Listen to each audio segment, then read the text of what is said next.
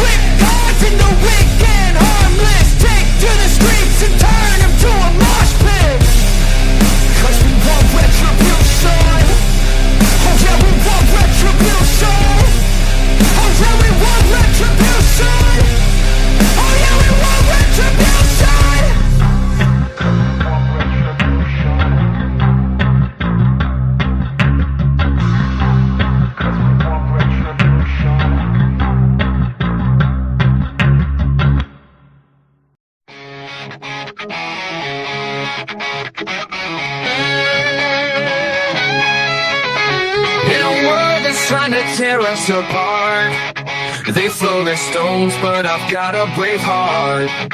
I'm proud of my roots, I won't be ashamed. With fire in my soul, I'll never be tamed. They want us silent, but I'll raise my voice. With every ounce of strength, I'll make my choice. No more shadows, I'll step into the light. With pride in my blood, I'll stand and fight. No white guilt, I'll carry the flame. In this fight for our honor, I'll stake my claim. With every heartbeat, I'll stand my ground. In a world of chaos, my voice will resound. They try to erase us, rewrite the past, but the strength of our heritage is built to last. I'll shout it from the rooftops, let the truth be known. With every step I take, I'm never alone. They can't take my spirit, they can't take my pride. With my brothers beside me, I'll never hide. Together we'll rise, we'll break through the night. With courage in our hearts, we'll win this fight. No white guilt, I'll carry the flame. In this fight for our honor, I'll stake my claim. With every heartbeat, I'll stand my ground. In a world of chaos, my voice will resound.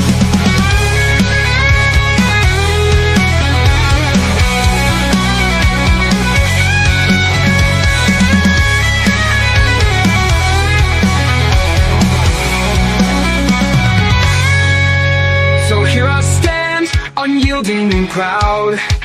In the face of the hate, I'll shout it loud.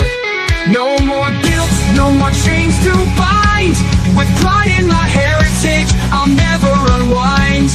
We'll carry the torch, we'll light up the night. In this battle for truth, we'll stand and fight. With strength in our hearts and pride in our soul, we'll rise together.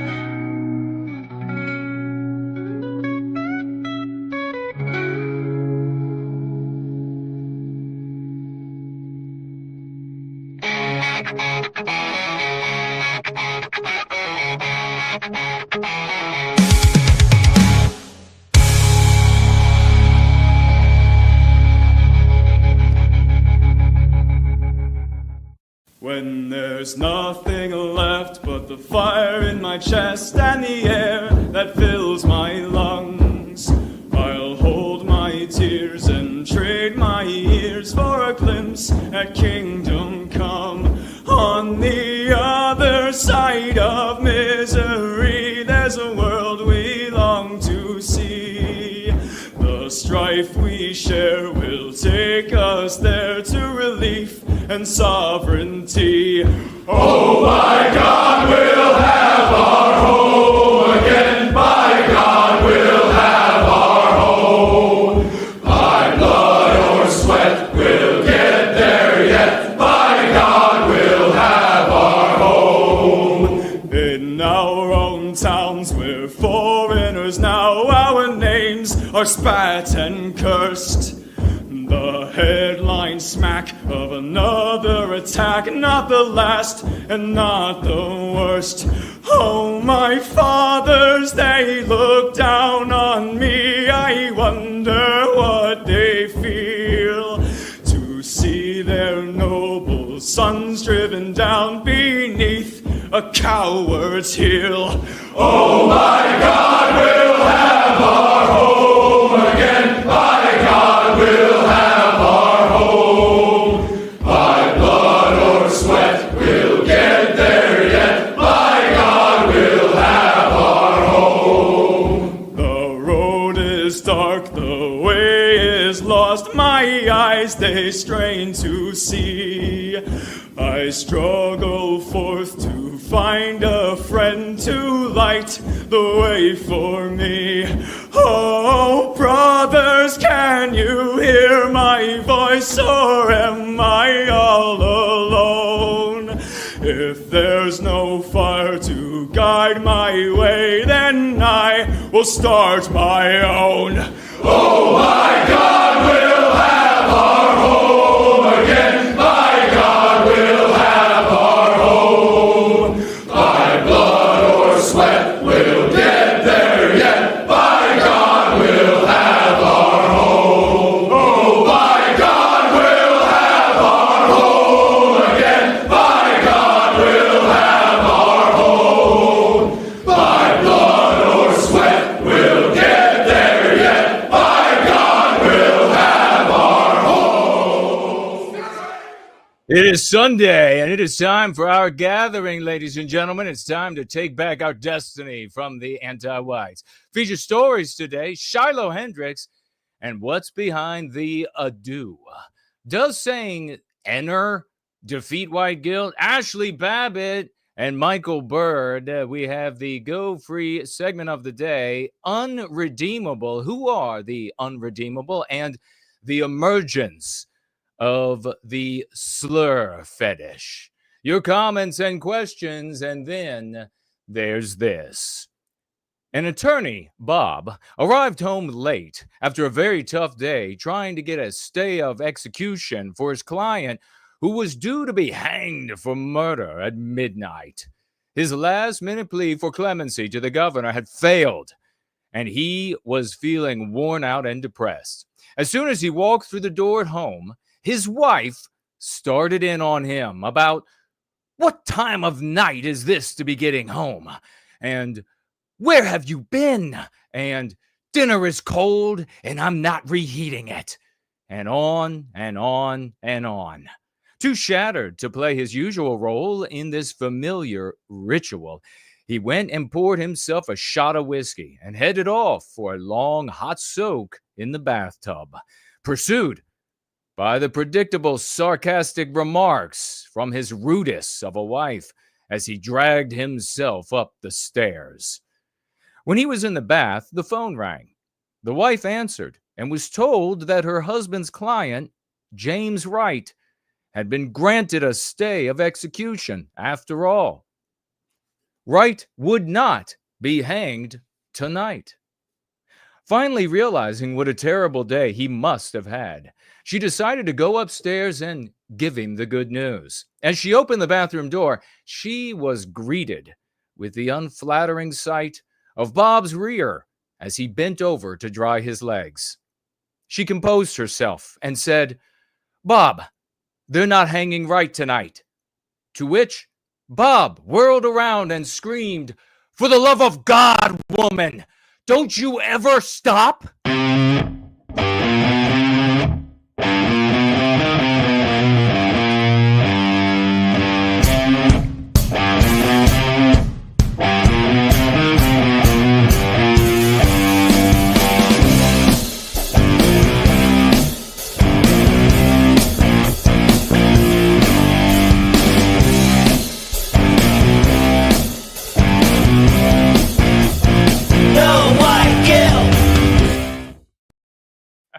We are going free, ladies and gentlemen. I see some folks are finally getting that one.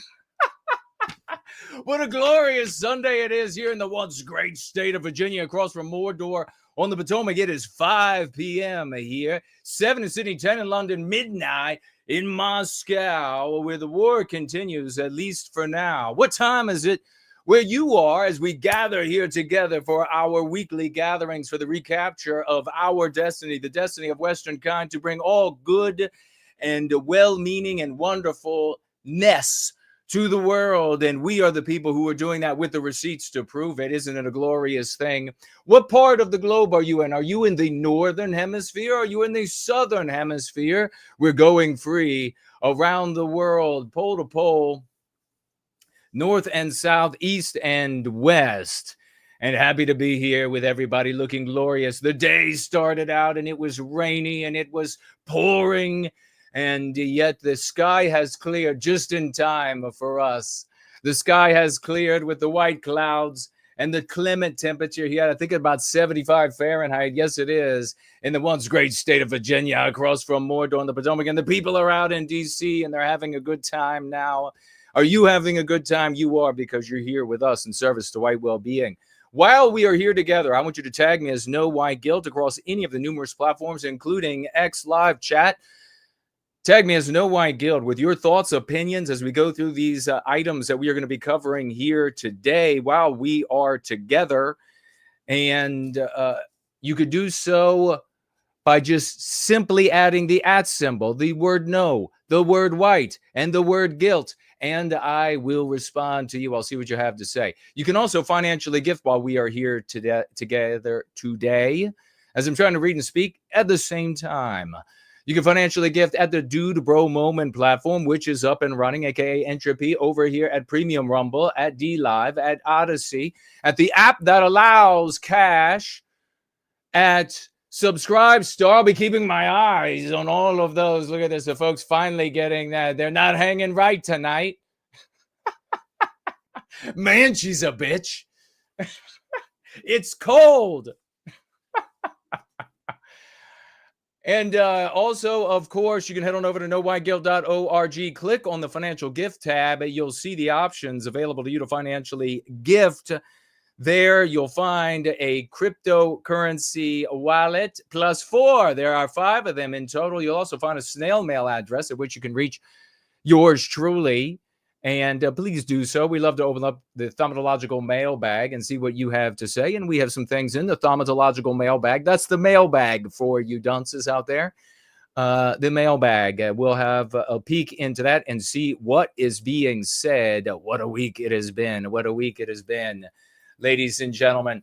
Does appear Entropy is up and running fine. Please take the opportunity to give a like on whatever platform you are on. Give a share, give a tweet, give a retweet, give a quote tweet, give a gab tweet, give a Facebook tweet, give a Minds tweet, give tweets across the board, whatever it is, so that we can bring in as many good people. I can say, you could see over the past week, there aren't many good people. There aren't many good people to bring in, so we have to find them so that we can be the leadership, so that you can join your hierarchy of Western kind with the apostles of the House of Swash. You can bring it all in, and we'll be addressing all of that shortly. You can also donate to the 501c3 foundation, the foundation for whitewellbeingoutreachteam, the only foundation on planet Earth with receipts for successes in the lives of white people all around the world. 501c3 here in these United States. You can donate there and make a big difference in the work that we are doing in service to white well-being, arresting anti-whiteism, successes in the courts, successes in police departments, successes with mainstream media, successes with unions, successes. We could go on and on and on. Successes everywhere, and we got the receipts to show for it. We don't have to celebrate victories that aren't ours because we got real victories here, things that we're doing with our own two hands, our blood, sweat, and toil and intelligence. The Foundation for White Wellbeing.org. Let's jump right into this. Look at our little cupcake. We love to have a look at our little cupcake and make fun of her, don't we? And let me see here. Okay, it's Nancy Mace, ladies and gentlemen. Just yesterday, I guess it was, she wanted to tweet. And she said, I want to tweet. Find me my 24-year-old girl that I hired.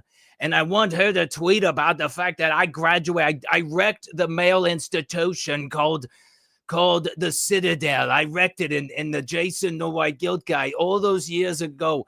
All those years he gave speeches on me when I wrecked my way into it. I drove into it like a harridan with on fire. And I drove in and I said, I'm going to destroy the male institution.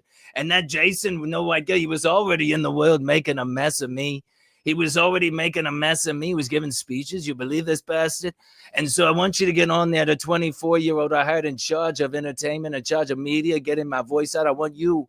I'll do some of De Niro eyes if you want me to as well. I'll do some De Niro eyes while we get together today, even though he's a loser now. His heyday has passed. We'll still do the De Niro eyes. And this no white guilt guy was making a mess of me. He was making a mess. So she did. She went into the Citadel, the all-male institution. And of course, the irony is not lost on us that here she is, and we talked about this last week, using the exact same anti-whiteisms, the exact same mean pathogens, the pathogenic ideas to prevent females with penises, from getting into girls' spaces that she used to wreck the males, and specifically the white males' space. I know there were already white guys had already said to some non-white guys out there, hey, we'll let you in too. This institution that we built, we invented, we created, we laid the cinder blocks on, we filled with all of the learning and intelligence and etc. We staff with our professors. We'll let you in, only to have these motherfuckers be the most ungrateful, entitled lot that has ever been born. And yet it was that way until Nancy Mace came along, this scumbag, Nancy Mace, anti-white on the right. But I want you to notice something else. After we're just going to move right along from little Nancy Mace. We're going to move right along. But what does she say here? It's a very interesting little post. It really is. It's a very interesting post from Nancy Menage a Trois Mace. Menage a Trois Mace. Isn't that right, Nancy? Fine with the Menage a Trois. Until the menage a trois. What is the plural in French? Menage. I guess I can anglicize it, can I? The menage a trois. The menage a trois. Until she found out that her hubby was out there looking for something younger and firmer, not so skinny and muscleless and flabby like you, menage a trois, Mace. Not so skinny and flabby. But look at what she says here. 26 years ago. So you were wondering. When I told you, I was like, I gave speeches about this broad going into the Citadel and wrecking it, going into it. She graduated from it 26 years ago. Have I been in the fight for a while? Have I been in the fight for a while? Can I get an amen? Can I get a hallelujah? Can I get a hallelujah from the pews in the house? 26 years ago, this high school dropout became the first woman to graduate from the Citadel. Yeah, you heard that right. That was what she wrote. Not only did she displace some white guy who deserved to be there, and more than one, but specifically we can speak metaphorically to the one. But obviously, there were more white guys, who knows how many more, that deserve to be at the Citadel before this little anti-white cupcake, before this unctuous little cretin wormed her way, forced her way with anti-white malice aforethought, and by the will of anti-whites into the male space, the white male space of the Citadel. Not only did she displace these white guys and whatever happened to them in the lives that they deserve, they had the genetic talent to be there. They had paid their dues to be there. They studied. Instead of going out and partying, instead of going out and drinking, they were working out, they were studying, they were being disciplined. Instead of huffing off a gas can like so many of these sewer simp wig gnats that we'll mention a little bit later. These guys were studying and busting their backs and busting their balls to be able to get into what ended up happening to them, I wonder. What kind of lives did they end up? Nobody ever thinks about them except for this community here. Nobody ever talks about them except for this community here. Those poor lost souls are the children that were never born from them, the successes that they never achieved. We could talk about them and we could do so, and we often do so for a long time. We're just not going to be able to do it at the moment because we're moving right along here. Not only did she displace these people and ruin their lives, this bitch didn't even graduate high school. So while these white young men were busting their balls and busting their back and working their asses off and paying their dues and studying and going to meet the right people and stand the right way and talk the right way and shave the right way, this bitch dropped out of high school and they were like, yeah, we're going to bust up this white male institution. So what was it about all along? Was it about an exceptional female? Was it about somebody who was so extraordinary that she should be afforded one of these opportunities that white males created, built with our own blood, sweat, and tears, staffed, etc.? Everything I said earlier about allowing the non-white guys in, everything I said, we built it for us. We deserve to inherit it just like we have a right to pass it down to other white males. Is that not the case? Can I get an amen? Is that not the case? So the argument, of course, is what if there's a female who's so exceptional? It is nothing. She outperforms all of the males. She is not only in intelligence outperforming them, but physically. She's taller. She's stronger. She's more mentally tough. She doesn't break down and cry like every female you've ever known in your life. No, she's exceptional. What about that female? Shouldn't she be allowed to bust her way into this space? Of course, the fair argument would be she should go start her own goddamn thing, right? But no, that's the argument. And then what's the reality? Nancy Mace, this hound right here. Talk about a hound. Look at this fucking hound. Who let the dogs out? Oh, oh, oh, oh. This dog right here, drop out of high school, displaced who knows how many exceptional white guys. So revealing what it's all about. Should we be angry about females getting their way?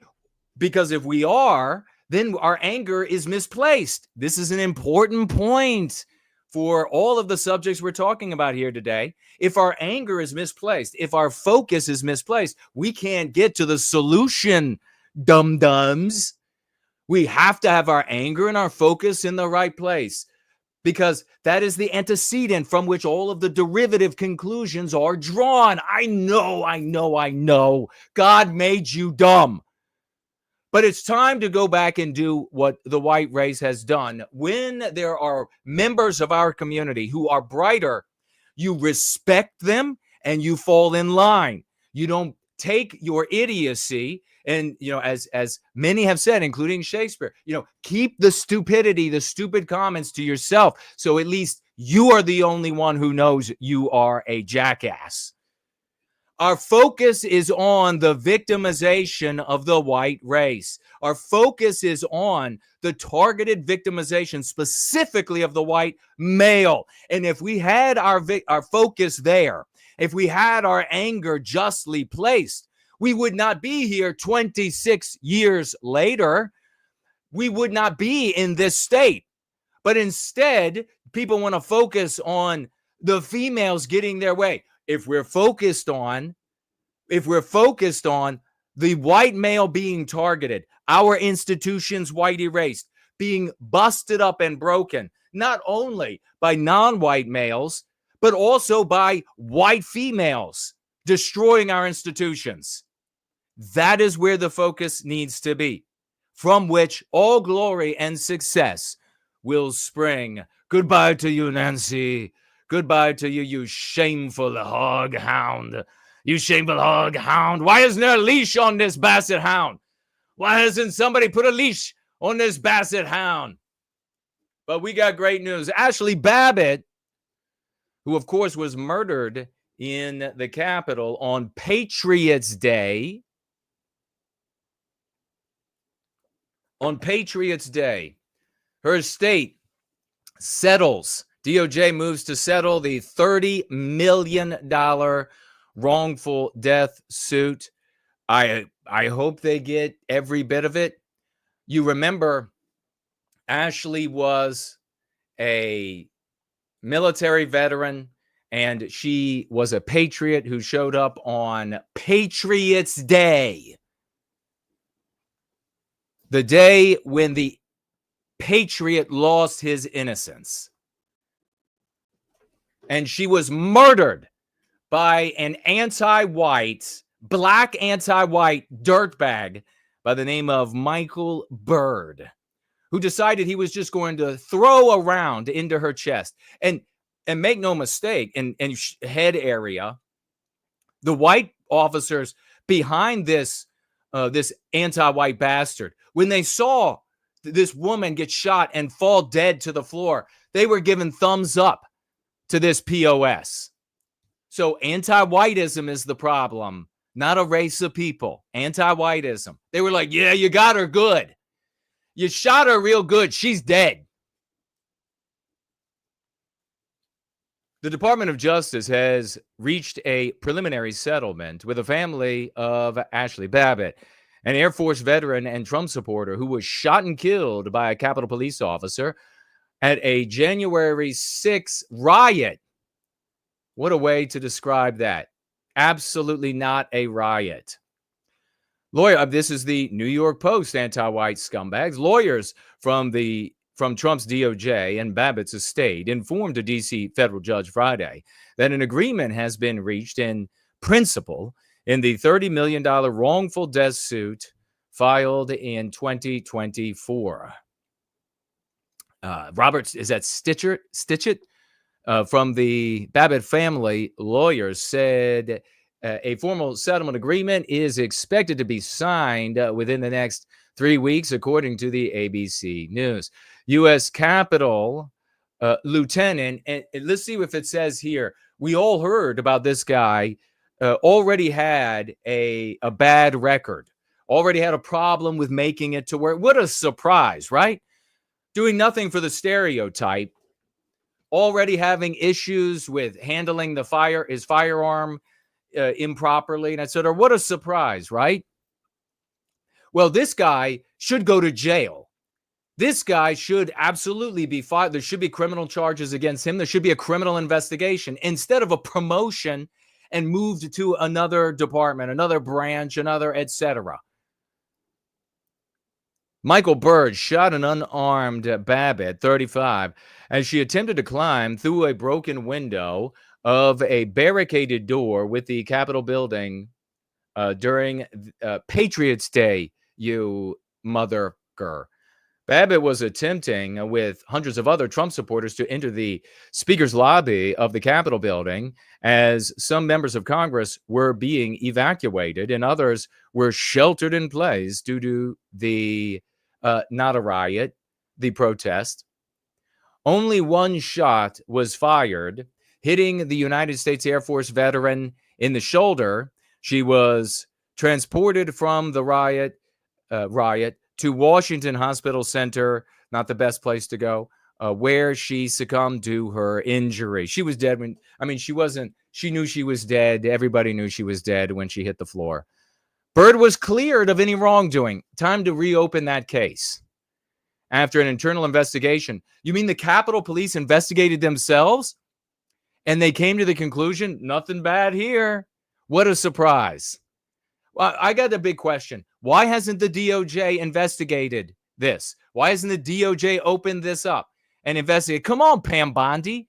Don't just look like in this position like you're perfect for bending over a desk. Why don't you actually get to work? Why don't you actually do something?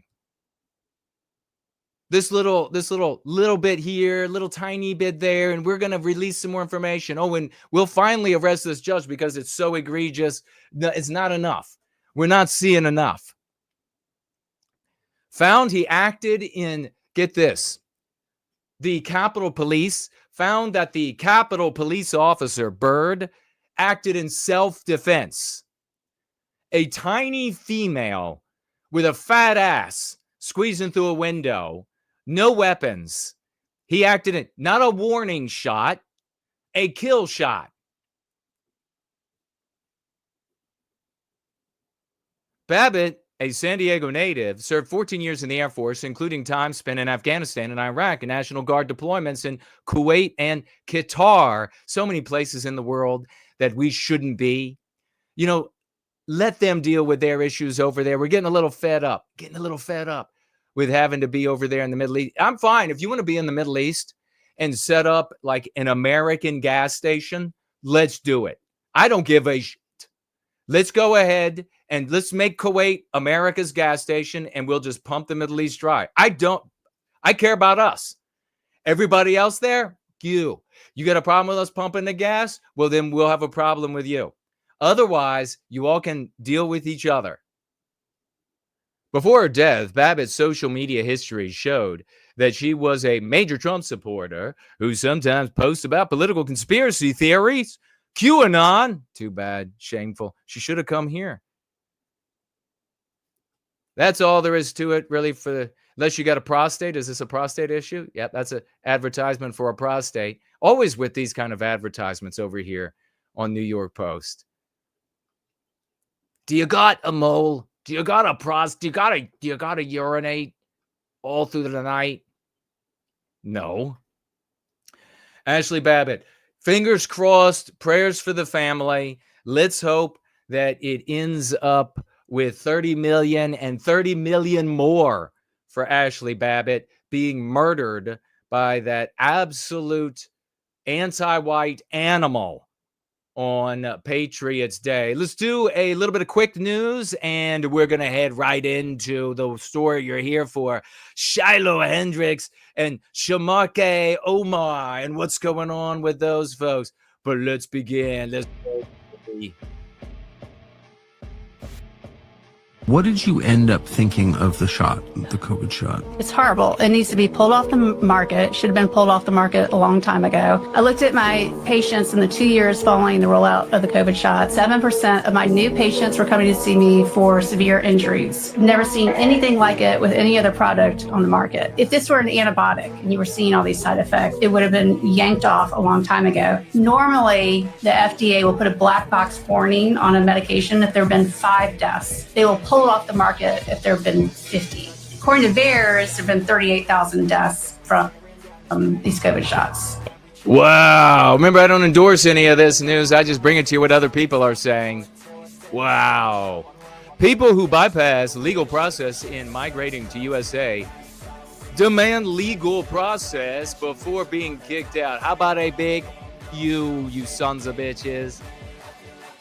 It's in our Southport, best friend. this black kid hacked to death 3 little white girls. There were racial riots, and Keir came out and said, I'm utterly heartbroken for the senseless loss of these 3 police cars. Give it up for Nicholas DeSanto. White people must stop looting, rioting, stealing. Is cultural appropriation. How about this? Transgender swimmer says she wins 5 races at national championship event. Real life South Park episode. She's unstoppable. Hey folks, this is you and I and all of us You just got to keep fighting. Coming from both sides, baby. We'll take it all on. Boys will be boys. The difference between boys and girls. Yeah. Wow. Don't forget. Thank you. You're welcome. Pretty girl. Oh, got you. That's shit. That's shit. The reliable car चाहिए in stock Saddi को 2025 Honda Civic Sports है.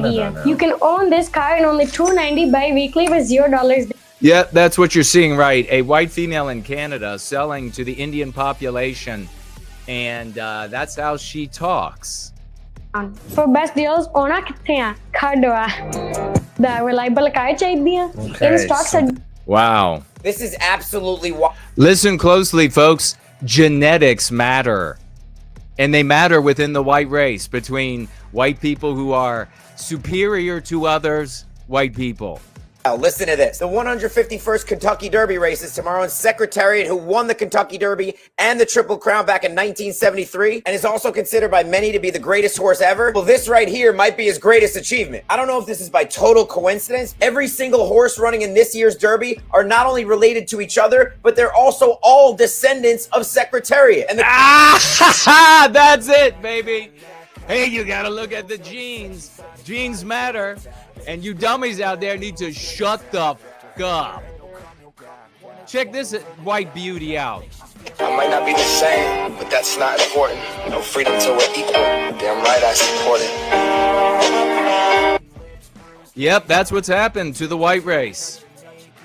Exclusive. Sicko charged with raping corpse on New York City subway is illegal immigrant who crossed the border at least 5 times, according to ICE reports. The New York Post. Yeah, we need some more of these people. Bring them back. Bring them back. Ship them back, Trump. They'll be shipping them back soon as Trump's gone, folks. Don't doubt it whatsoever. We need to defeat anti-whiteism. That's the only way. When your coworker finally snaps and kills your boss right in front of you. I feel like this with some of these vegetables in the white sympathetic sphere as well.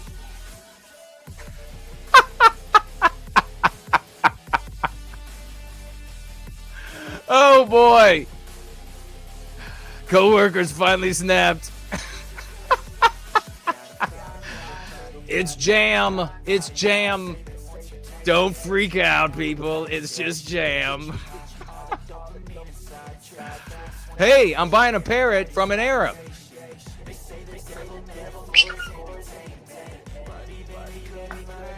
Allahu Akbar. Oh my God, let's roll.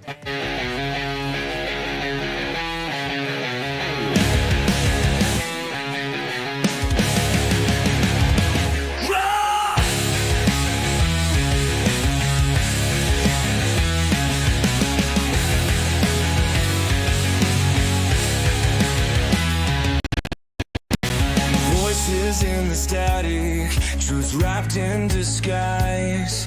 We're drowning in the noise beneath indifferent skies. Taught to hate our essence, history turned to shame. But in this war of silence, I found my name. I'll be the echo in the hollow, the screaming getting out. Cure the sickness in their marrow, break free from what they bought.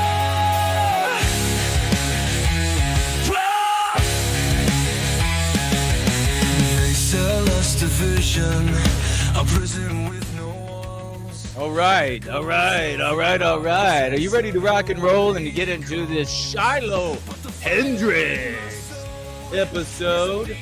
We got the financial gifts coming in. People are loving what they're saying. A big hello. Let me know that you can hear me all right. A big hello to everybody who is new here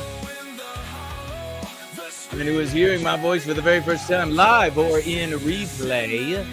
Let me know what you think. Let me know if you have any tips, any thoughts on how we run the recapture of our destiny here. Going to be talking about Shiloh, a bunch of different angles. We're going to be looking at Mark Dice. We're going to be looking at Mark Dice and his videos on this and what he thinks. And what these people think who've been coming after yours truly. What are we doing here? Does saying enter defeat white guilt? We'll talk about it. And we'll talk about the distillation. What is really this about for some folks? What is it about for some others? Are there productive ways for supporting or productive reasons for supporting Shiloh Hendrix? Are there destructive reasons for supporting Shiloh Hendrix? The answer is yes to both. We're going to be digging into it. Great to see everybody who is here.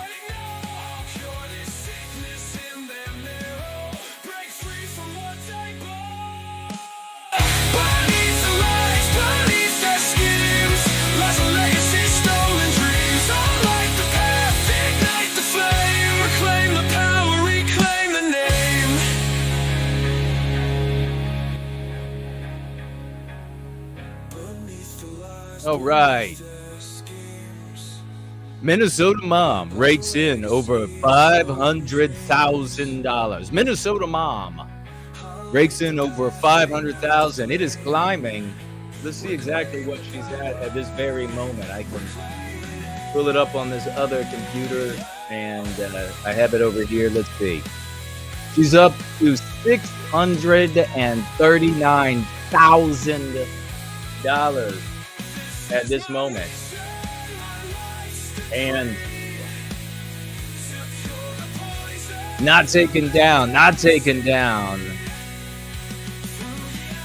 Says here on the post, Minnesota mom rakes in over $500,000 after calling boy with autism the N-word. I think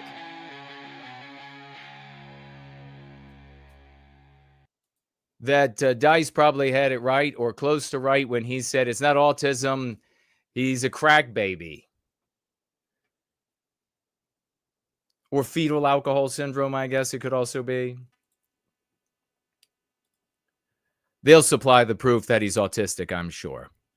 A Minnesota woman caught on a viral video calling an autistic child the N-word is painting herself as the victim, and she has raked in more than $500,000 in an online fundraiser after declaring her personal information had been leaked because of the incident. Shiloh Hendrix identified herself as the mother caught on camera this week hurling the vile slur at a 5-year-old boy she allegedly caught rifling through her bag at a playground in Rochester, about 90 minutes south of Minneapolis. Craig the Man is here. Good to see you. Hendrix can then be seen in the clip turning her ire and profanity on the black man who confronted her and filmed the incident. It's always when they talk about black guys in media, in news, entertainment media, news media, it's always a black man, although they didn't capitalize it here. It's always a man. It's always when something good, it's always a man. White guys, though, are called guys. They're not called men. Interesting little anti-whiteism, isn't it? When Shamarke Omar asked Hendrix if she flung the vile slur at the child, she told him, yeah. He took my son's stuff, she declared. Omar, 30, pressed the blonde woman who was carrying a child on her hip and asked if digging through her belongings would justify using a racial slur on the child. Quote, if that's what he's going to act like, she said. I'm just reading that for the first time. I did hear that, though, in the clip. And this, maybe I'll get into it. Maybe I'll get into that element as we work into it. But that's another wrinkle to the use of enter that I've seen. Maybe I'll just go ahead and say it now. I've seen white people. There are, and we're going to speak more broadly on this, there are a lot of white people who use, and it's usually socioeconomically the much lower, who will use that slur and other slurs as descriptors, and then they cravenly attempt to defend themselves. And now that I say it, you're all going to say, oh yeah, I've heard that. They will cravenly try to defend themselves by saying, well, not every black person is an N-er, and white people can be N-ers, and Hispanics can be N-ers. And it's this really craven retreating. It doesn't apply just to them. And I'm sure you've seen it as well over the years. But that's, if he's going to act like that, sounds like that's where that's coming from. She said before repeating the slur several times at Omar while he recorded. Thousands of people online condemned Hendrix. Of course, thousands are supporting her. And as I said, as we were rocking out to Anglo-Saxon NWG music, big salutes there for that champ. As we were rocking out, as I said, or I posed the question, are there constructive reasons for supporting Shiloh Hendrix? 100%. Are there destructive reasons for supporting Shiloh Hendrix? 100%. So we'll be talking about those. I know there are a lot of low IQ people out there that are acting like this is support or of their interpretation of support, or you are, and then fill in the blank with every slander imaginable. Of course, I'm going to be showing you one of these critics, an image that he shared on his own media. It is beneficial when you're going to have people slandering you from mostly anonymity. Some of them are 100% anonymous. It's beneficial to show them. Also have some audio so you can actually hear one of them talking. Again, posted on their own media, and you'll be able to see what kind of intelligence these kind of people have, what kind of morality the ones that are attacking that they have. It's going to be a doozy. But let's continue with this. She then hurled the slur several more times at Omar while he recorded. Thousands of people online condemned her, and I add, thousands more support her. The boy is autistic, Omar told NBC News. I don't know I haven't heard, what does a pedophile sound like? Because it isn't Omar, there was a charge, according to my reading, and if it's wrong, then let subsequent reporting demonstrate, but that he and another anti-white black guy raped, sexually assaulted a minor, a child, pedophilia, and then in the interest of justice, that's going to be how they wash away what's done to you and your family at the legal level in the West, as is happening. But it will be everywhere. That's how they'll just wash it away. That's how they'll just wipe it away, whatever gets done to you. If we don't defeat the morality, the social morality of the West, it'll be in the interest of justice. Oh, your wife, your child, or was raped or was maimed. Well, in the interest of justice, we're going to drop the charges. So, I mean, if I heard this guy, then I would attempt to imitate what he sounds like, and I would probably sound better at him than he sounds at him.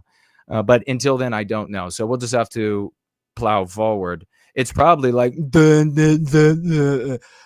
boy was upset. Omar, who also has Somalian heritage, but is not related to the boy, told the outlet during the confrontation. Hendrix, I guess we could play the video, but he's kind of yelling. His voice is kind of raised there.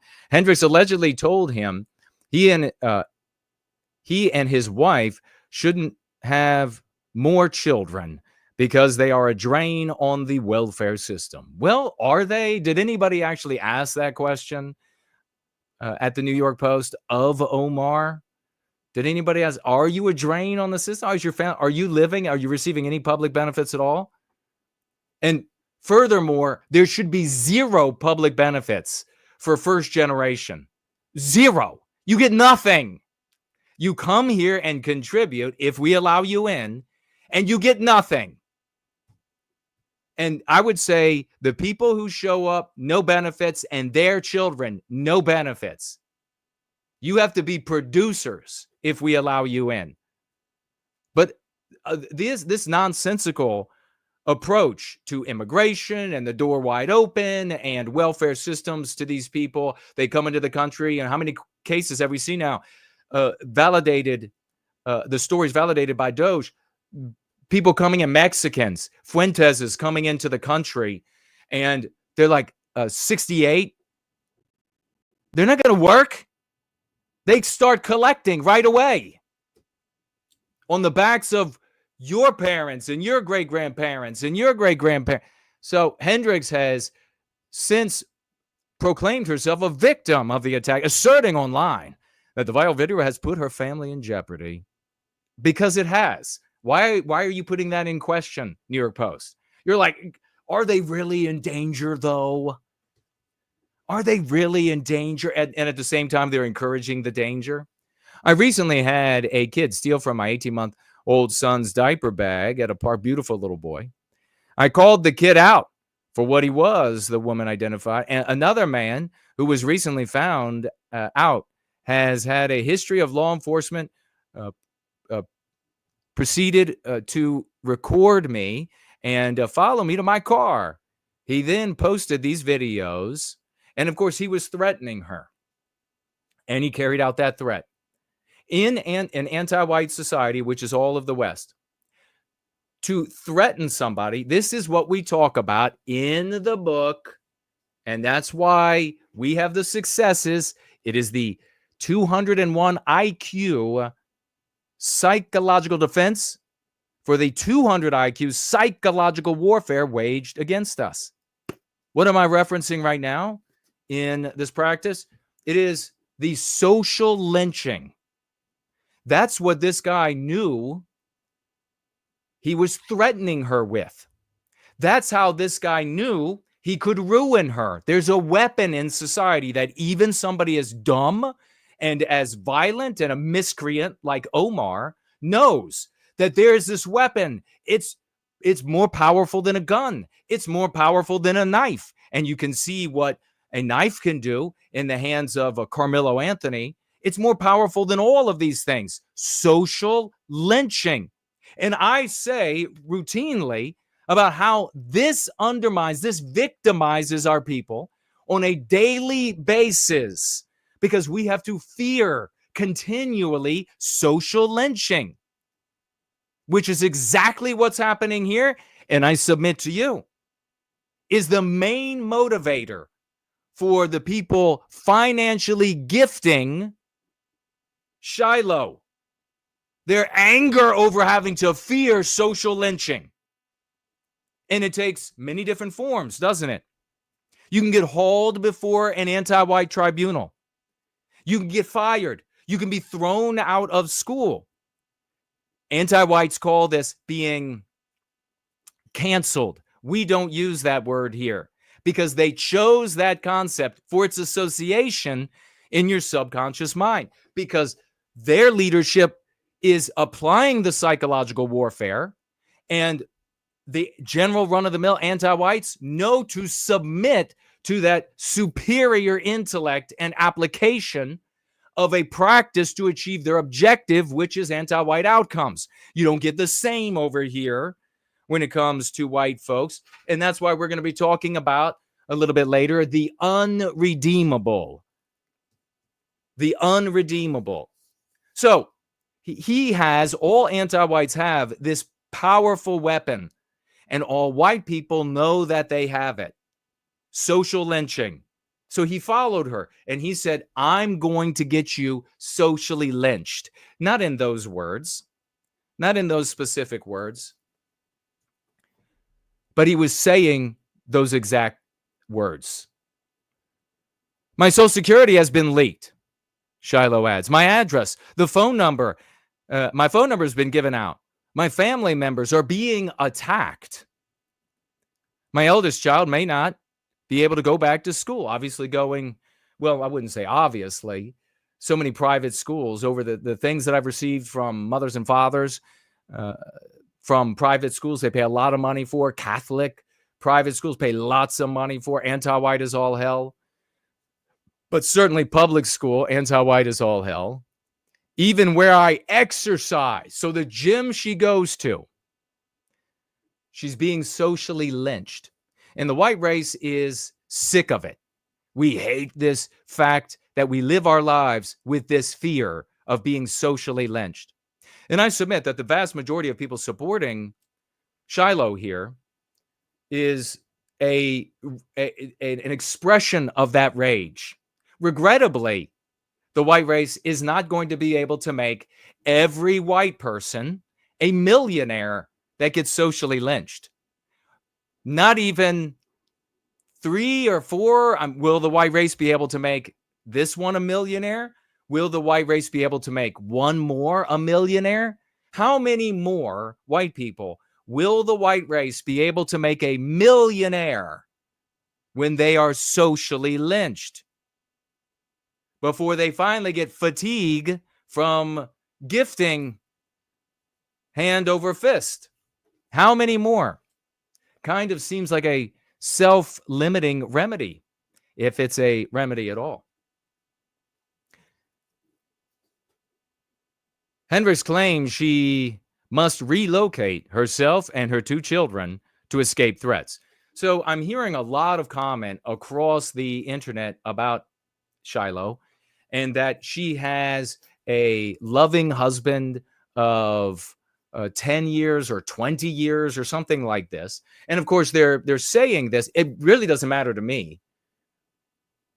It really doesn't matter to me whether she has a loving husband of 10 or 20 years or not, per the issue, for the reason these people are claiming that she does, which is that she's a better person than she appears to be.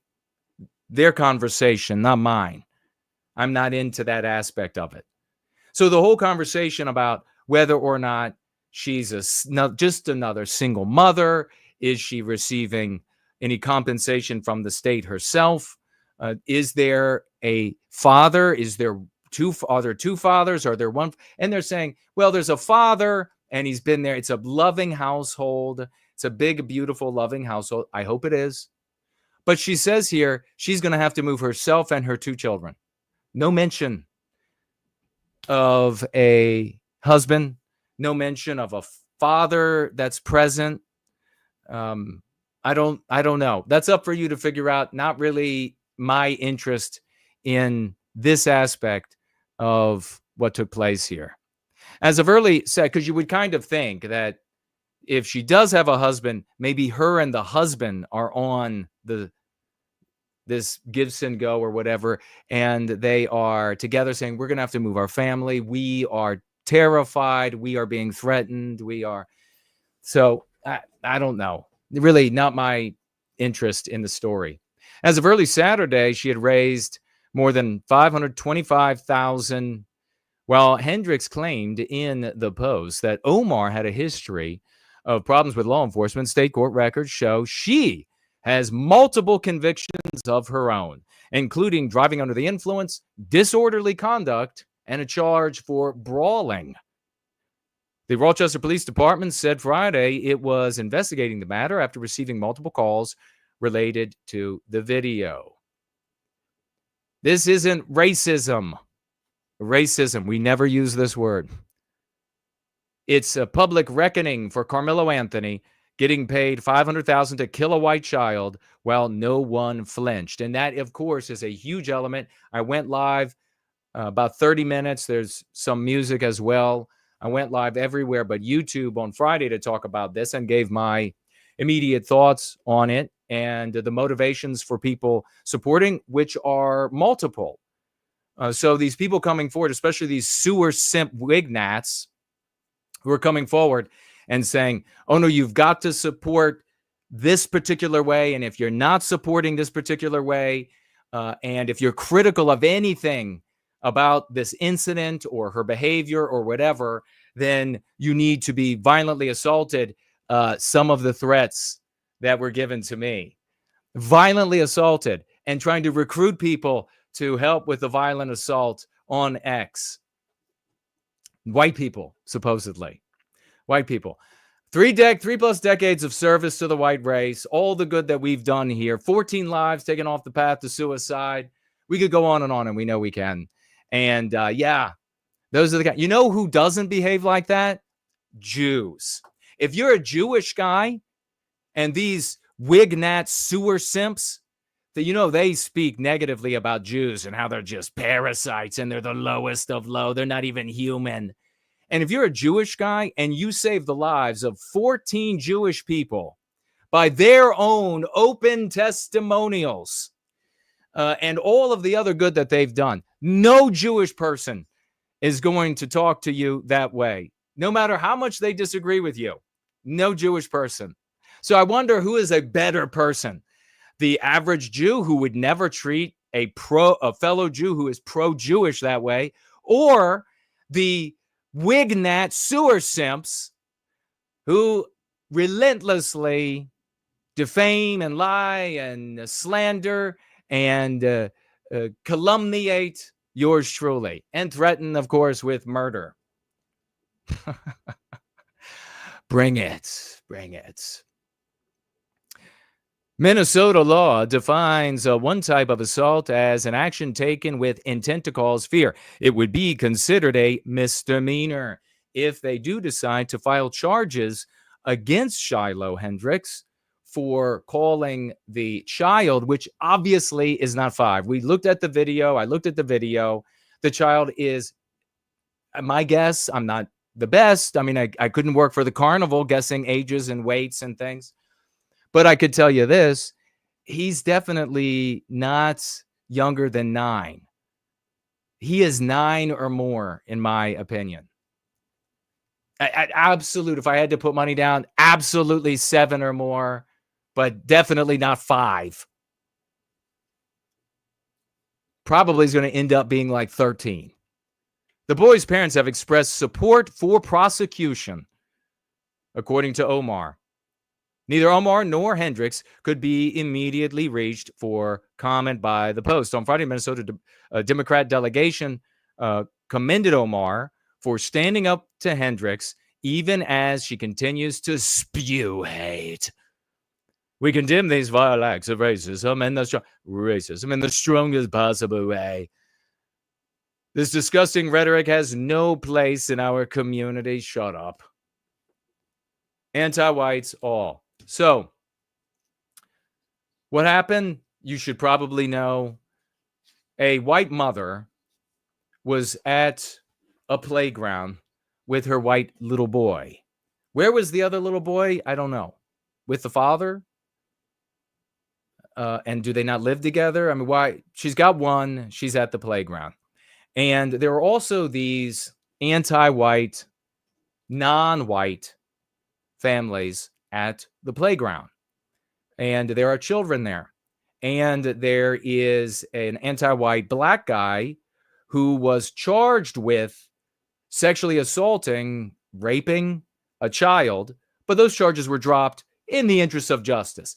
For some reason, he is at the playground, and not a lot of people are asking, why is this guy who was charged with doing this to a child around a bunch of children if he's not there with a child? And I was just wondering, and nobody has answered. It really doesn't matter. But is he like an uncle? Is he like a cousin of the kids? I mean, or was he just there looking for some satisfaction? And that's what's become of the West.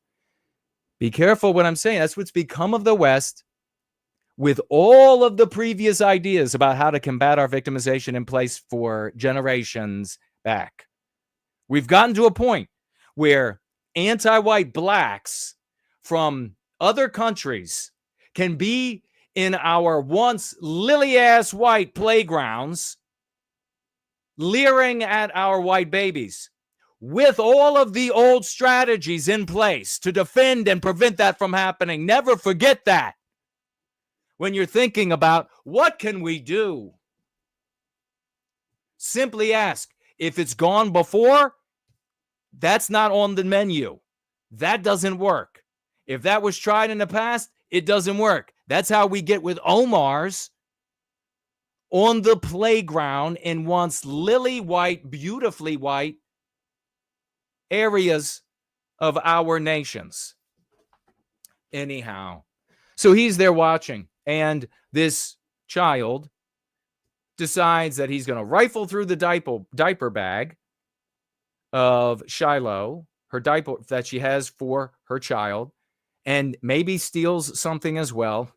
She runs after him, calls him a racial slur, and retrieves the item perhaps. Omar approaches and uses the atomic weapon of social lynching that we teach you about. We teach you how to overcome it in your workplace. We teach you how to overcome it in your family circle, in your friends' circle. And we have massive successes doing this in the lives of real white people, sharing their testimonials. End of conversation about what works, right? He whips out the atomic weapon, which is really good for Shiloh Hendrix and her beautiful little baby boy. Because this was the behavior that I said, that I criticized, is extremely reckless, and it is. You don't know, she does not know whether or not Omar is a Carmelo. My criticism of that recklessness is a benefit to her, a benefit to others who will hear and potentially heed the advice, the admonition by way of the criticism. Who but a psycho, and these are the people that I addressed in my tweet, where some folks lost their minds over it. Who but a psycho would get off with this new fetish, this new sexual fetish on a woman jeopardizing her life and the life of her baby white boy? Who but a sicko would get off on that? Who but a sicko would applaud the reckless behavior? Those people, I point out, would not have given a damn if Shiloh had just said, "Get the fuck away from me, you piece of shit. I'm taking my son and I'm leaving." This little, if she had called the kid a piece of shit, none of these people would be caring right now. Now, I'm talking about the Wignats. There are plenty other people who would be interested in a white woman being threatened, in a white woman and her little boy not being able to be at the park, in a white woman and her little boy being stalked, in a white woman and her little boy suffering from a anti-white social lynching. Plenty of good people. The good people are not the ones steering this conversation into a slur fetish, which is what it's become. The most deranged thing for them. And this generalized conversation. Interestingly enough, you know who agrees with the Wignat sewer simps? The anti-whites writing all these articles. Both the Wignats and the anti-whites writing the articles are saying it's all about saying enter. It's all about, and that breaks white guilt. That destroys the white guilt. It's all about saying enter. So let's talk about then what I had to say with this in my tweet, which got quite a bit of attention, and my follow-up tweet as well. And I'll just read a segment of it to you all so that you can understand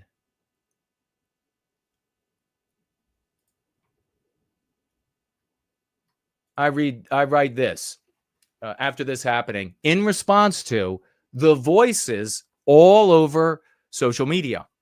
I was not reading white people talking about, or their messages were few and far between relative to these Wignats, talking about just a mother having to flee from this predator, a mother now being hunted by anti-whites and needing to relocate.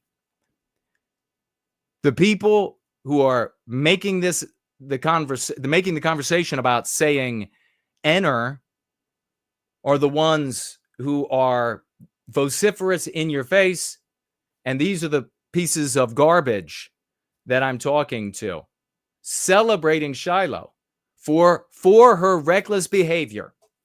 Let me read the beginning again. And this is so important because so many of the people who are threatening my life, who are slandering me, who are spreading falsehoods and misrepresentations about my position, they're saying of this tweet that I said X, Y, or Z that has nothing to do with this tweet, that I am countering, that Jason is countering Shiloh Hendrix, that Jason is slandering Shiloh, that Jason is trying to shut down Shiloh, that Jason wants to prevent Shiloh from getting any money, that Jason is all of this garbage.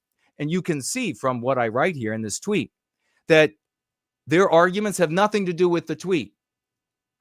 Those are lies, and this an opportunity to slander someone that they are intensely jealous of because they are intensely inferior to. That's what it's born out of. That's where all the slander comes from. That's the deep jealousy and hatred. This is the tall poppy syndrome in the white race. Because what does Jason actually write? The white people celebrating Shiloh for her reckless behavior don't care about her. That is a fact. Would you tell your daughter,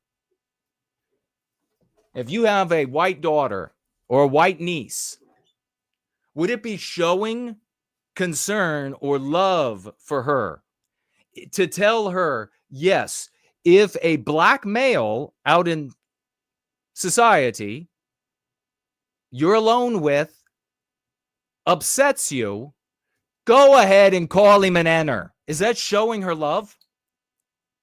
We all witness every day these videos. It's seemingly without end of black people, anti-white black people, black males, black females, killing and maiming and beating the ever-living life out of white people. And they don't even have to call them N-ers to get that kind of a response. You could just look at them wrong. You could just look at them wrong and be white, and they'll kill you for that. You can just say, this isn't your team's tent. You're not going to flex on us, the rival team to your team. Get out of here, and they'll kill you for that. So are you showing love for Shiloh Hendrix and all of the other Shiloh Hendrixes out there by celebrating the behavior that that would absolutely get white people killed, that would get her killed, that would get her beautiful little white boy killed? Fuck every one of you pieces of low-life shit, wignat, sewer simp garbage attacking me because I actually care about our people. Because if I had Shiloh Hendrix's ear, I would say, never do that. I realize that you have this fortuitous moment where Carmelo just got all of this money for killing a white person, and white people are angry about that, and there's blowback. And white people are angry about having to suffer on a daily basis this fear of social lynching. Or near daily basis, the fear of social lynching. We see it everywhere. We think of it. And you had a fortuitous moment. That is awesome for you. Take the money and run. But in the future, I would tell Shiloh Hendrix, never do that again. Because as a white sister, I know people are claiming that she's Jewish and whatever, but let's just assume she is white. As a white sister, I don't want her to be murdered. I don't want her to be maimed.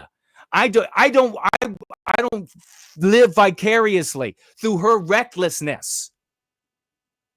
I don't live vicariously through her recklessness that could have gotten not only herself killed, but her little white innocent baby boy killed.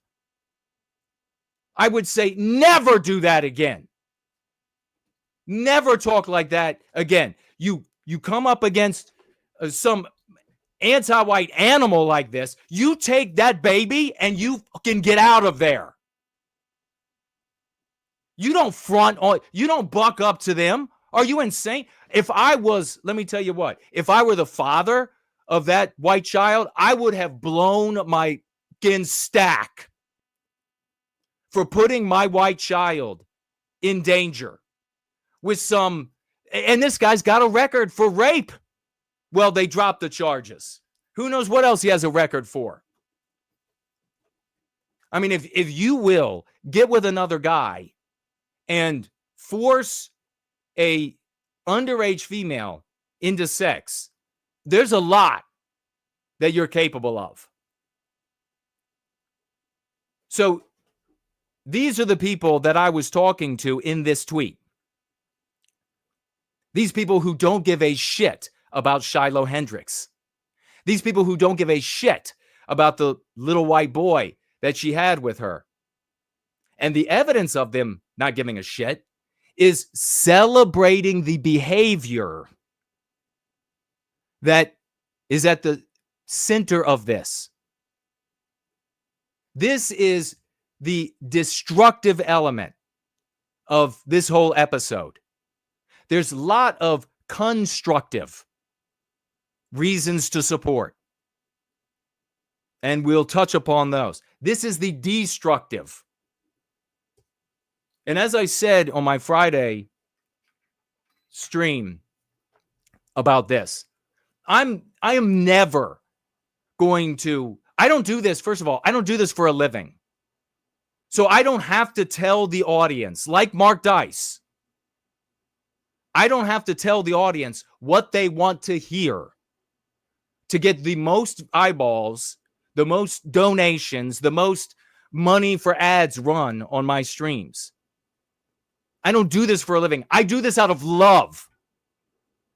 I do this year after year, enduring the threats on my life from absolute garbage, white shitbags, wignat scum, out of love for our people. That's why I do this. Get money. And I don't blame people who, like Mark Dice, who are, and that's what they do for a living. And we're going to be watching some clips from Mark Dice. And so they have to speak to this. But I mean, it's got to be made clear. What are your motivations?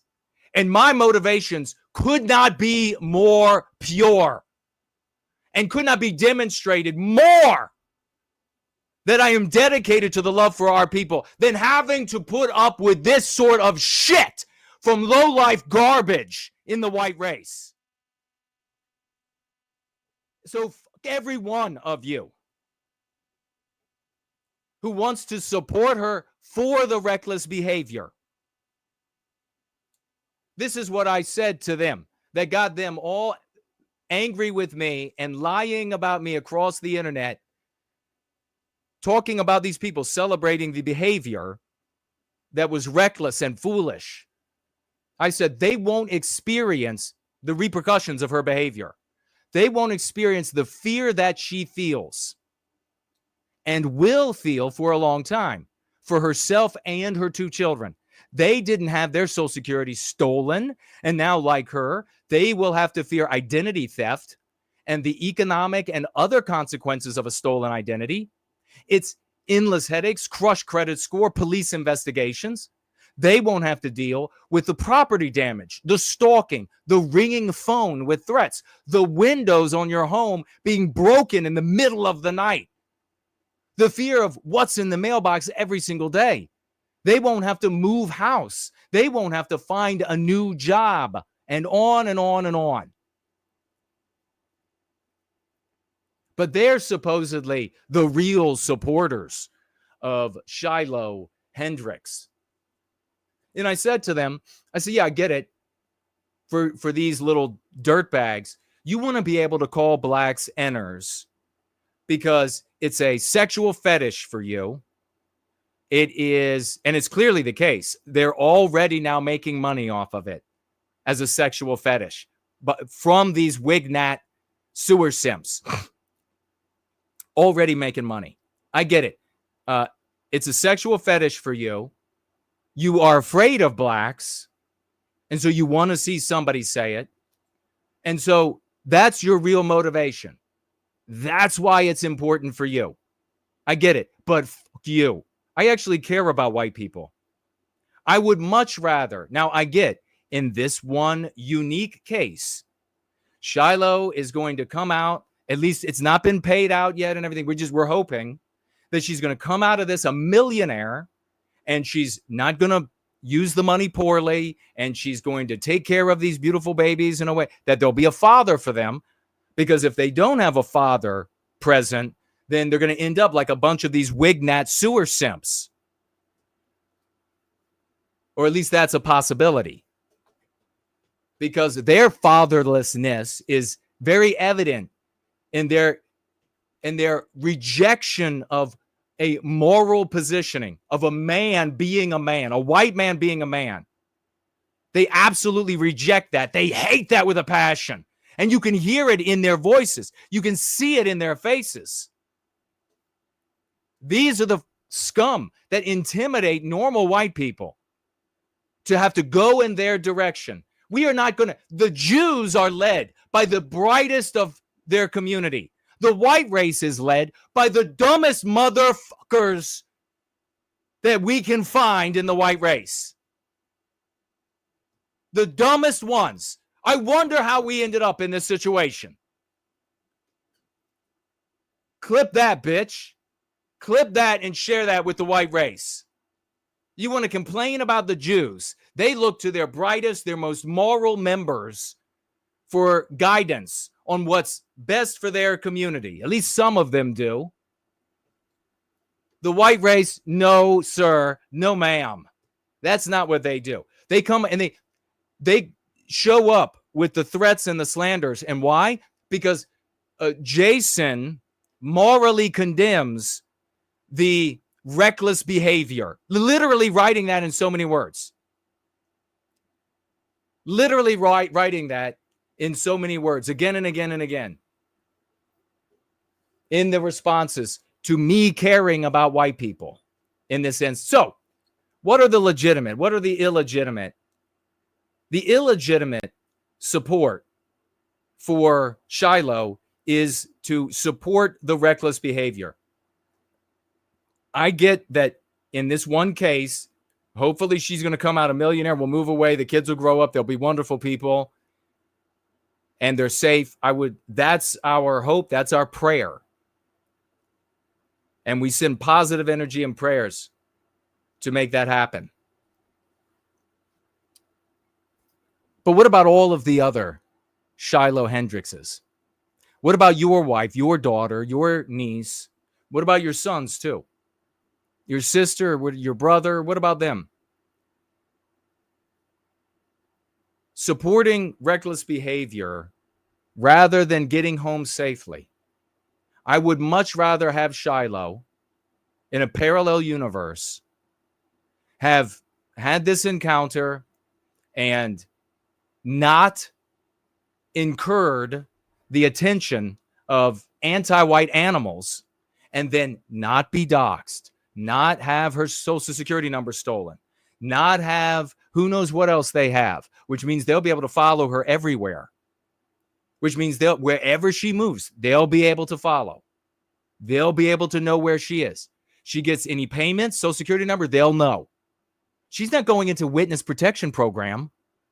The federal government's not going to help her. I would much rather have her, if we really have our druthers, to be in an environment where none of these anti-white predators are located.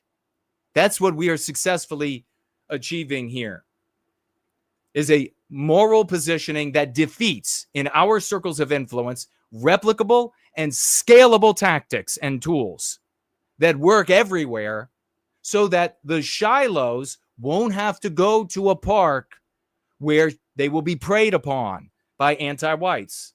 That is what I'm working on. That is what the House of Swash and all of these champions who had to also endure the slanders and the insults from the garbage Wignats. That's what we're actually actively and successfully working on. Until we are there, I don't want the Shilohs, this Shiloh and any other Shiloh out there, to get doxxed, to be stabbed in the heart at the playground, to have the little boy kicked in the face by the adult anti-white who then suffers a brain bleed and dies. What are you going to do for them, Wignat? What are you going to do for them? Nothing. You're going to show up and you're going to say, look at this filthy enter anonymously online. Meanwhile, the child's life is gone. Meanwhile, the white woman is gang raped. You are the filthiest pieces of shit. I can't imagine that there is this sort of resistance in any other race. I'd be willing to talk to people of other races who advocate for their people and see if there's this kind of scum that would lead their people, especially their women and children, into those sorts of outcomes for their own sexual gratification. So, as I said, there are healthy and constructive ways to support this incident. We talked about the destructive way. What are the constructive ways that white people can and are supporting and endorsing this episode with Shiloh Hendrix? Well, I think the biggest manifests its way in the incessant fear that white people, the recurring fear that white people have to live with of being socially lynched. We hate living under anti-whiteism. We hate having to constantly be deferential. We hate having to pretend like we have it better than everybody else, when in reality, we and everybody can see that we have it worse. We hate having to pretend that we have all of these, we get preferential treatment when we see that everyone else, especially when it comes to white males, everyone else, including white females, gets preferential treatment at our expense. We hate having to worry about being hauled before anti-white tribunals at our work, in our family circles, with our friend groups, at our universities, at our high schools, intermediate high schools, where we are going to be browbeaten, lambasted, scoured and scourged and ruined by anti-whites. We hate that. We hate living with that lifelong of fear. We teach you here that that's called white noir. It inflicts this white noir throughout our system. It diminishes us physically, mentally, and spiritually. So the fact that white people, seeing this happen to Shiloh, are saying, fuck that, and are coming forward and are saying, no, I'm going to sue because I hate being doxxed. I hate the fear. And that's where the doxing comes from, is right out of this social lynching phenomenon in the West, this anti-white social lynching. I hate it so much. And now I've got an opportunity to anonymously push back against it. So I'm going to do it. That's a big positive. You know what is a negative? Is no one coming to the people who have demonstrated the successes to find out the explanation of what's going on for the white race.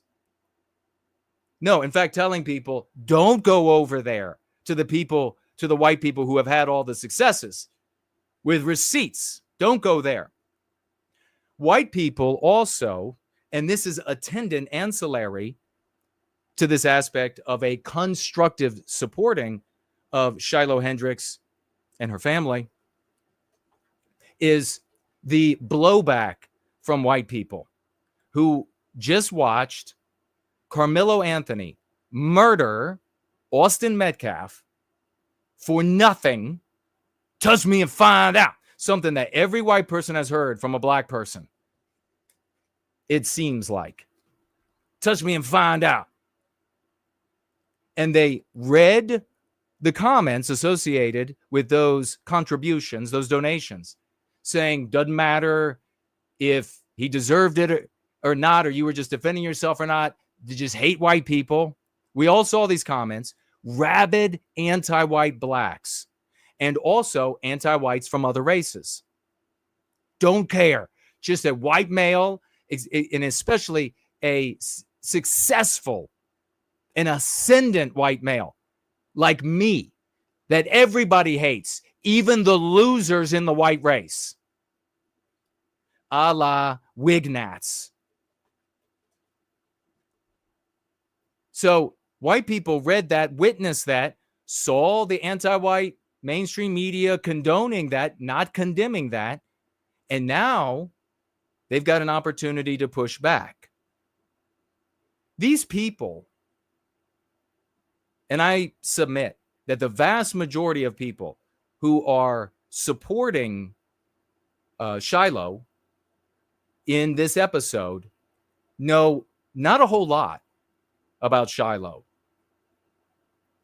but they are motivated by what I just articulated. They hate their own fear that they have to live with, the fear that they have learned by way of entertainment media and witnessing it in reality when it comes to the fruition of actual victimization of our people in punishment for deviating from anti-whiteism. That's why you feel that fear. You see how important the white race, how important it is for the white race, for white people to hear this explanation? Because this empowers white people. But nope, they're not being directed to something that will empower them. The majority of these people supporting this episode, and Shiloh Hendrix as a consequence, in blowback, it's something that is, again, this sickness, this anger that you're not allowed to express over anti-whiteism and what it does to ourselves and our lives. These people also don't know or don't have to know much about Shiloh Hendrix. It's a pretty white woman with a white baby who is being intimidated by an anti-white black guy at a playground, and he's threatening to dox her and did, and the media's piling on. And so, nope, I'm with Shiloh. And that's a constructive way to support her. And that is actually both of those elements we could talk about for a big, great opportunity to dive into what's happening within the psyche of the white race, individually, in small groups, and collectively. What about at different economic strata? What about, and we could go on and on, exploring that if we had a healthy race. And I could be exploring that to your benefit. I could be using, like Secretariat, the horse, the genetics that were bequeathed to me and the powers of intelligence that were bequeathed to me, that I have chosen with my will to put at the service of my race for our well-being. We could be doing that, but we can't, because the white race doesn't act as collectively as well as some blacks, as some Jews, as some Hispanics, as some Arabs. No, it's tall poppy. Tall poppy. Cut it down. Slander it out of existence. There's another group of people, and of course, like any Kamala Venn diagram, there's some overlaps, that are supporting Shiloh just out of their concern for a white mother. And that also is a constructive way to support Shiloh Hendrix. If you're feeling any of these that I'm naming now that are the constructive for Shiloh, or if you've supported her and her family for those reasons, good on you. Those are healthy. Those are moral. If you felt what was being referred to by some as a reflexive support for her, that's good. If the reflexive, because that in and of itself begs the question, what is the reflexive support based on? If you're a Wignat, the reflexive support is because she acted recklessly at a playground with a black male. But if you reflexively supported her because she's a white mother, if you reflexively supported her because you're fed up with the financing of black murderers against white people, those were the reasons for your reflexive support, then good on you. That's a constructive way to support Shiloh and what took place in this episode. Solidarity, white solidarity. You got a lot of people saying this is a great sea change, white solidarity. Well, is solidarity a victory? It is, but it begs the question, what is the solidarity based on? Is it based on the well-being of white people? Is it based on protecting us from anti-whiteism? Or, as is the case with the Wignats, is there solidarity on the use of the word enter? And for many, as you'll see, there's much solidarity on the basis of her using the word enter. In fact, the focus, per the sickness of the white race, once again, is not falling on us, but the black race. The focus is falling on the black race, and people are talking about black fatigue, which is not unique to white people, which means it's interracial. Do we want this scenario to become like when it comes to Jew spurging, being anti-Jew, to be a multiracial event? Or do we want to be focused on our well-being and make this episode into something healthy for all white people? Well, as you can see, as I can see, people all over are chiming in. Non-whites of other races. I'm with you. Call them Enners. I'm with you. They scare me too. I've seen half a dozen. And you now have white people in the, and I'll show you these, in the multiracial anti-Jew movement, indeed, immediately making this a multiracial anti-black focus, which is not going to benefit white people. I know that I could get a lot more eyeballs and I could get a lot more agreement and I could have a lot more people saying, oh, you got to go follow the No White Guilt guy, if I were to join in with, let's just all the races gather together and condemn the violence of blacks. I don't care for everybody else. I care about us. I care about ending our victimization. And it isn't going to be ended by a multiracial, anti-black, let's have everybody say, enter. It's not getting there that way. It never has. So the solidarity matters. What it's based on matters. That's the thing that we need to be talking about for this episode to be healthy for the white race. For this episode to actually transmute instead of transmogrify into something that benefits us, into something that protects our Shilohs of the future, into something that protects, that cleans up our playgrounds so that we don't have these episodes. Instead, this episode is being transmogrified. It's become a slur fetish, a multiracial slur fetish. where they're all going to chime in. OnlyFans girls now already instantly using, and I got videos for you. And you can see the comments of the guys totally getting off on the use of racial slurs the exact same way they get off on the girl playing with her feet or anything else. We got a sick population. We should be able to come together and talk about what does solidarity mean in this case. You could have a 5-hour show, a 5-hour gathering on that, and break that down. And how can that be useful and beneficial to us? What are the perspectives that are constructive? What are the pitfalls? What are the destructive aspects of this and perspectives to look out for?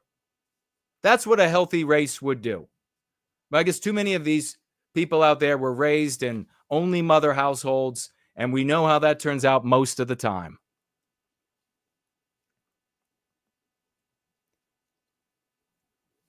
And I'm going to show you some videos now, and we're going to look at Mark Dice. Did saying enter, did this episode here cure white guilt? Like so many of these people, Wignats are saying, and hangers on orbiters of those circles. People also intimidated by the Wignat sewer simps. They see their hostile language show up in threads, and then they go, oh, I'll accord what I say, what I tweet, so that they won't come after me, and that maybe they'll celebrate me. We're going to find out that a lot of these accounts, China's behind, Israel is behind, Russia is behind, down the list. Because it's all destructive. None of it's beneficial to Western kind. So you got these people out there saying that white guilt ended the day she said enter. I just can't even tell you how much contempt. I thought I had my deepest contempt for anti-whites, but I have deeper contempt for these people who are saying this destructive asininity. The problem is for these people is, it's at different levels. The problem is that when you are not in the Go Free community, using our tools and our arguments and having the victories that we have here, when you are not in that community, you don't have victories. And so what you have to do is you have to counterfeit victories. You have to say that something Trump does, something his administration does are your victories. You have to say something that the Republicans do in general, or some elected Republican here or conservative politician there. You have to counterfeit and co-opt their victories as your own. You have to do that to keep your sanity. And that is what's happening here as well. All these other circles out there who talk about endlessly our victimization, no victories to keep what's left of their sanity. And so they have to co-opt what some woman at a playground stupidly says as a great victory, and declare that this behemoth of white guilt is over. That is so puerile. That is so infantile that it is not only condemnable, contemptible, but it boggles the mind. It really boggles the mind. That is Pollyannish, wishful thinking at the level of psychosis. No one is taught not to say And instead of telling people, by the way, let's go talk to the professional on this, the no white guilt guy. Let's go hear what he has to say. He and that community are getting everything right. No, instead, they are just more vociferous. They are more voluble about themselves being right, about that being, they've achieved some colossal victory by living vicariously through Shiloh, turning her into, by way of this so-called defeat of white guilt, turning her into the queen of the white race. I mean, talk about sewer simps. This makes you actually want to join in the Fuentes community with their contempt of these simps. I would rather be in a community where they irrationally hate all women than they irrationally simp. Pathetic. You and I were not taught to not say enter because the white race is uniquely evil, because the white race has enslaved the world, because the white race has exploited the world, stolen the world's wealth. And here I'm talking about non-white world, of course.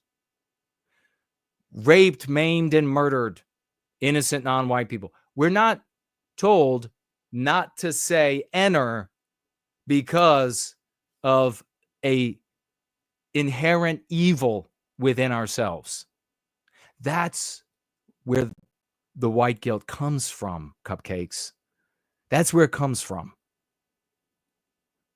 So we were taught not to say enter because we were told it is socially immoral to say it.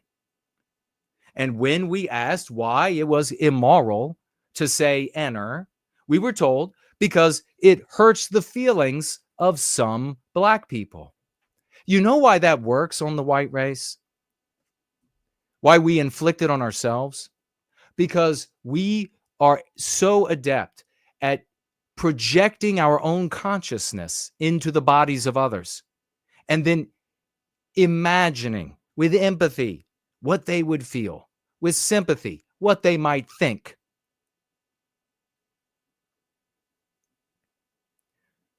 Thank you. We got some tags for me, and I'll take a look at the tags for me and questions in just a moment. So keep your questions if they scroll off for me so that you can put them back.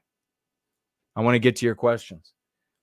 We were told that some black people will have hurt feelings because the word means lowly, the word means ugly, the word means nasty things about you.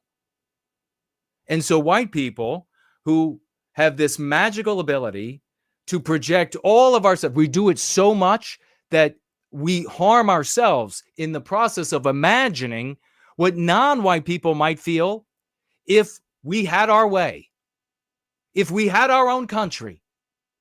So if you don't understand white people, shut your mouth. If you're too goddamn stupid to understand, shut your goddamn mouths. That is what motivates us, not to say enter. That's what we're taught. And we inflict it on ourselves as well as anti-whites because we don't want to have to, with our mirror neurons in our brains, experience the pain that we might inflict on others. You have no fucking clue. You have no clue. Slander me some more. Attack me some more. You're better. That's where it comes from. There's also another place it comes from. A self-serving one, one that you might think a little bit more immediately about, and that is that some blacks will maim and kill you for using it. You don't learn that, though, in the formative years of life when you're a child, and the people who are innocent, people who are good, you innately, because most white people are innately good, innately innocent, we identify with. No, you find that out later. And then it's a nice little cherry on the top to not say enter all day long. Now, because it is socially immoral to say enter, there is an ancillary and tertiary, maybe at this point in the counting, reason why we don't say enter just everywhere we go. And of course, that reason is that since it's socially immoral, there are negative repercussions for using it. You'll be condemned. The condemnation could extend itself through people at your work wanting to talk to you about using it. People at school, your educational establishment, wanting to talk with you about using it.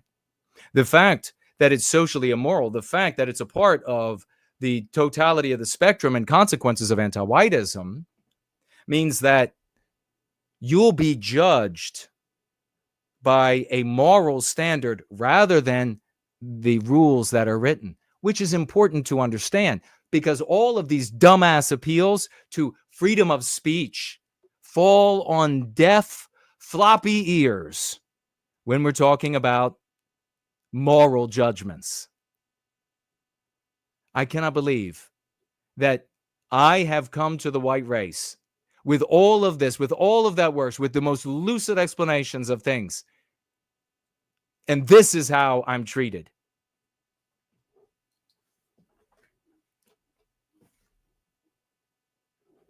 That's why we don't say enter.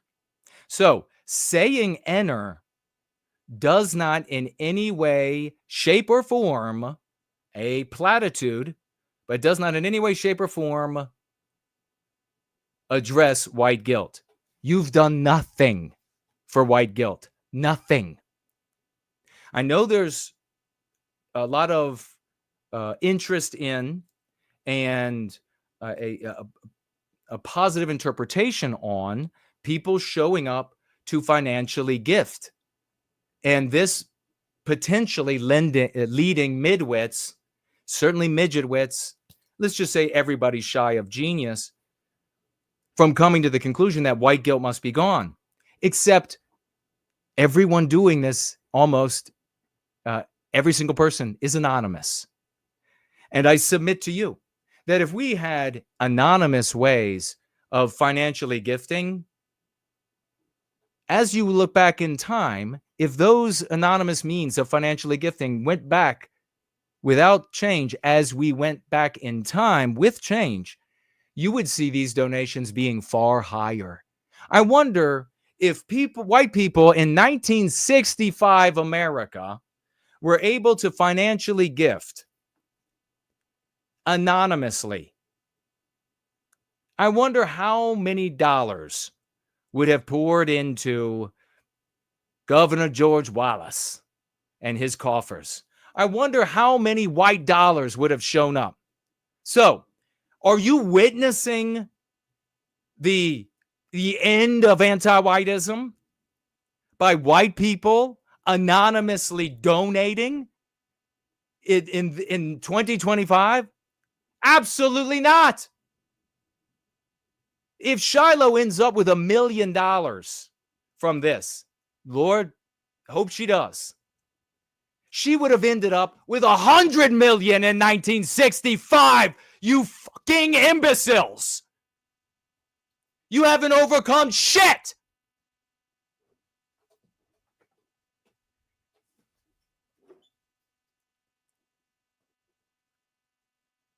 So, let's take a look at, we're going to be taking a look at some of your questions and comments. I see there's one specifically from James Dean as well. These people, I'll say, as we look at these other clips and Mark Dice, these people, they hate me and they hate the practice of Go Free because we invalidate what they've invested in. This is the sunk cost fallacy.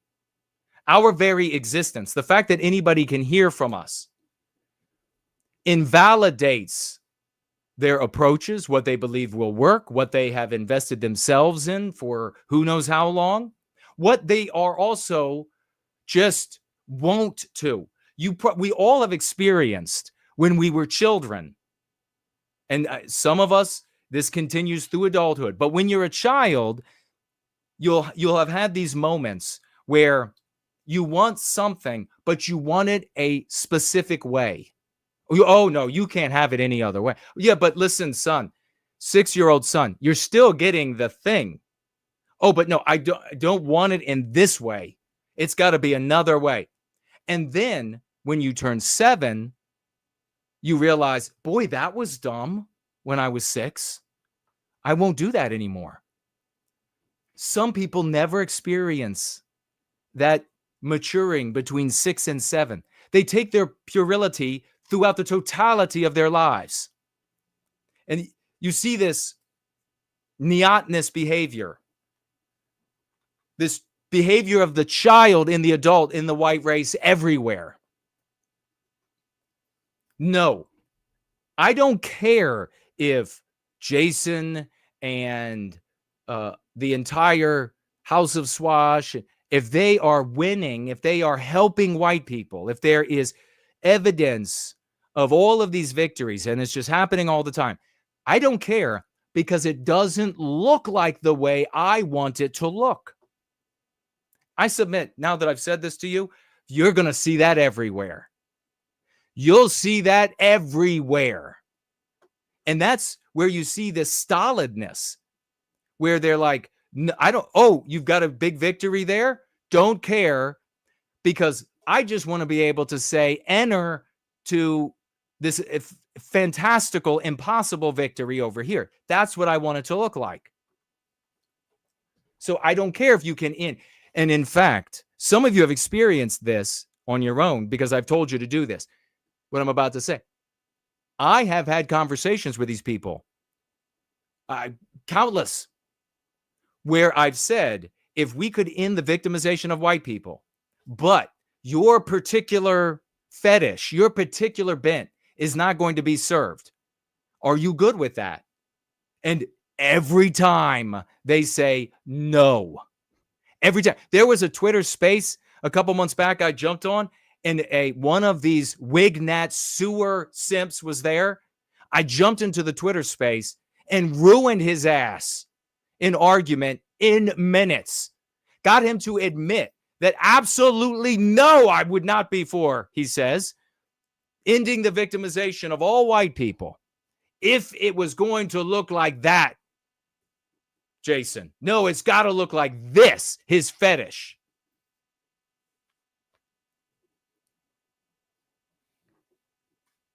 Let's have a look at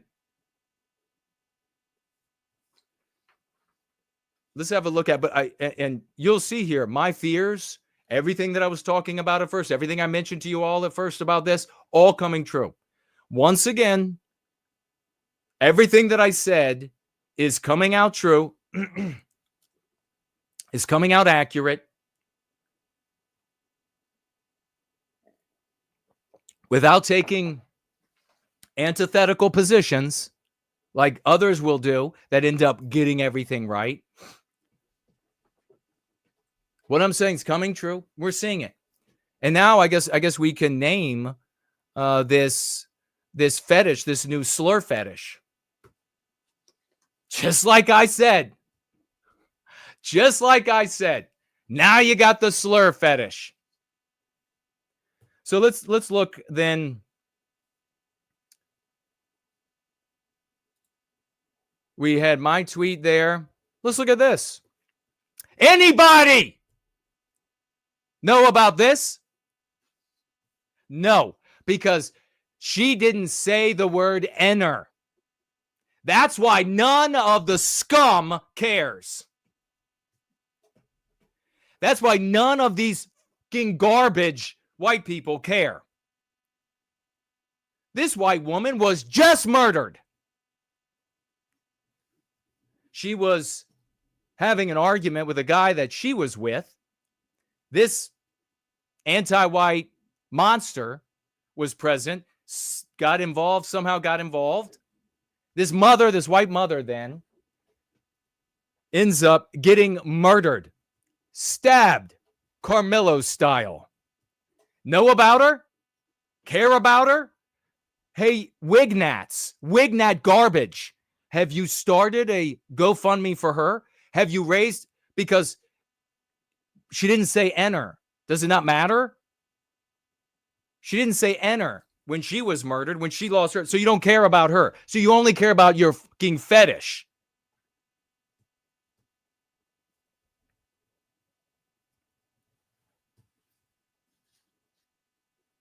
Chicago, this just happened.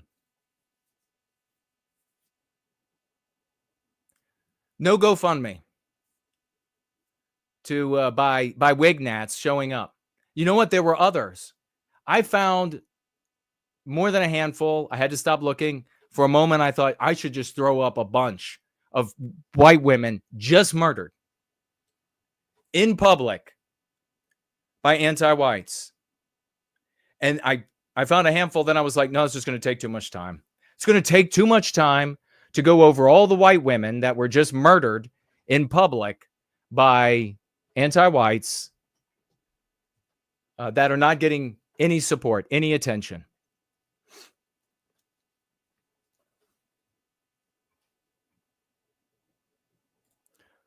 How about this? Sam, the Fuentes following Parker, he's out there, and this is what they're now doing with the focus of what happened to Shiloh. It's become who says enter best. A competition among these non-white, two different race non-white women and Shiloh. It's all about the blacks. Did I tell you about the focus? Did I tell you? This is what they're making it. 360,000 views. Of course, he's pushed because he's a Fuentes follower. This is what they want you to believe is the resistance to our victimization, a focus in this case on being anti-black. So everybody come together. Who says it better? Who says enter better? Is that going to help white people? Of course not. How about this? Did you know that before you were alive, not terribly long before you were alive, but all white people in America referred to black people as enters? Did you know that? Your grandmom said it. Your great-grandmom. If you were alive in America back just a couple generations ago, every white person said it. Your little sister with the retainer who's learning to play the piano, she called them enters. Everyone called them enters in a 90+% white America. And yet, by some twist of fate, calling black people enters didn't protect us. I wonder why. I wonder how we got to this point when every one of us called them enters. Everyone. It was just another word for them. Every single one. And yet, somehow we reached the point where Shiloh Hendrix is taking her white little boy to the playground that is no longer safe because it's white erased. And there is a predator who had the pedophilic rape charges dropped in the interest of justice there at the playground, maybe without a child of his own under his tutelage or guidance or safekeeping. Somehow we've reached this point with everybody saying enter. I have nothing but the deepest contempt for all white people out there claiming that, well, just get them all saying enter. We'll fix the problem. Did you know that white people have been getting caught saying enter every year in the news, talking about it everywhere? Some of them even pinky in the airish, sort of well-to-do-ish people. Like this woman from over 6 years ago. Nobody seemed to care, though. And for some reason, it didn't recapture our destiny. I'm not going to say I'm sorry to them because they kept pushing at it. So, and that's all I'd really like to say. What about your use of the N-word? I used that word because they forced me into it. Do you see how that's incredibly offensive? Yes, I do. That's why I said it. So white people, this is over 6 years ago, using, this is not new, white people using the word enter with obviously relation to blacks is not new. It's said by whites of different classes when they get angry enough with the behavior. This is not new. This is not suddenly the end. I mean, if it was going to be, let me ask you, if it was going to be the end of white guilt or our victimization, or it was going to be the kickoff of white solidarity, it was going to be the start of it. I got something to say about that. It would have happened with her. Shit. She's beautifully, well-spoken, a beautiful Southern accent. Yes, I did. And that's why I said it. It was offensive to them.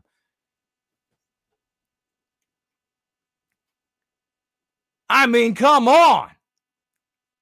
And yet we have people, and it's most shameful that in this community, all of the debt, all of the service that I paid to the white race, and we had people who are sort of orbiters, they're not really in the community. I've got to mention this because fuck them.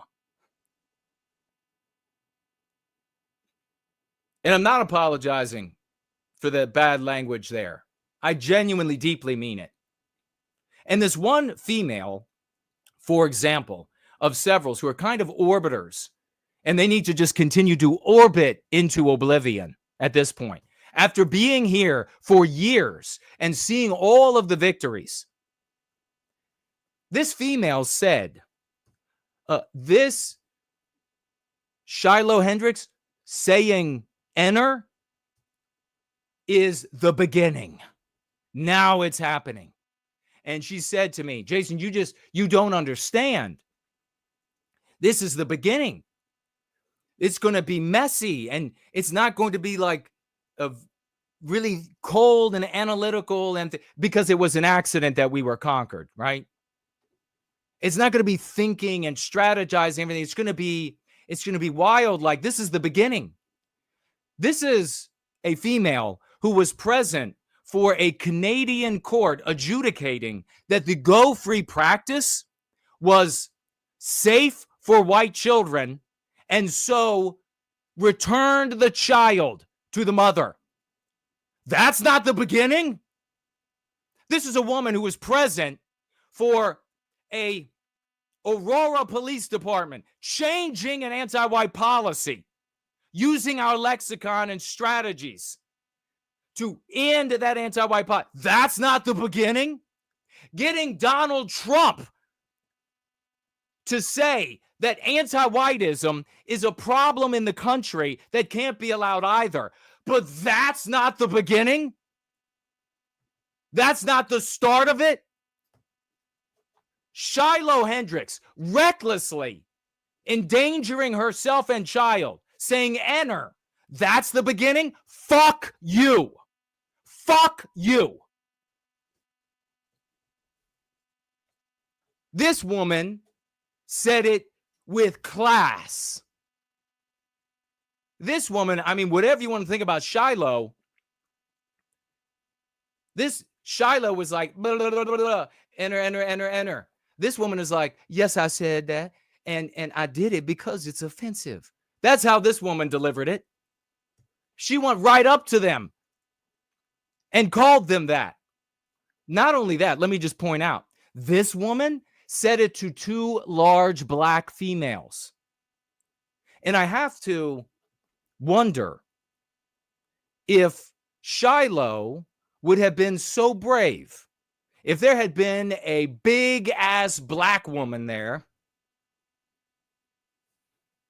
that would have absolutely been inclined to throw down on another female. Maybe she wouldn't have used that word. Maybe if there had been some gigantic she there and it was her kid, maybe Shiloh wouldn't have said it. I don't know. Maybe she would have. I mean, she's been arrested for brawling and I guess convicted of that. This woman went right up to the 2 black women and said it. Why? Because they were being too loud. Because they were just ruining our white space, our white environment. Shut the fuck up. Saying what every white person thinks when they are just screaming and cackling and ruining the placidity of the way that we like our environments. Shut the fuck up. We don't want to hear you yelling and cackling. And this white woman went right up to them and called them that. And she said, and that's why I said it, because it is offensive. That's why I said it. No revolution. But guess what? The nerve center of the Republican Party used this word in conversation in the 80s. Revolution? I think not. Lee Atwater's infamous 81 interview on the Southern strategy. We can't play the interview. We can't play the conversation because this fella uses the word enter over and over, and he is the brains of the Republican Party at the time. He's talking about getting votes and how they have to talk to the population and how the way they talk to the population has changed. He's like, you can't say enter anymore. 20 years ago, you used to be able to go to the public and say enter, enter, enter, enter. He literally says this. The thinking, the nerve center of the Republican Party. How did we get to where we are today, where Shiloh Hendrix has to deal with this, with her little white baby at the playground? When people were using this word everywhere.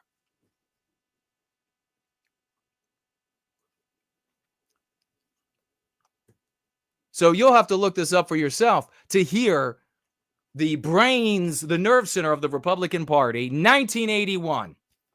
And this guy's just rolling.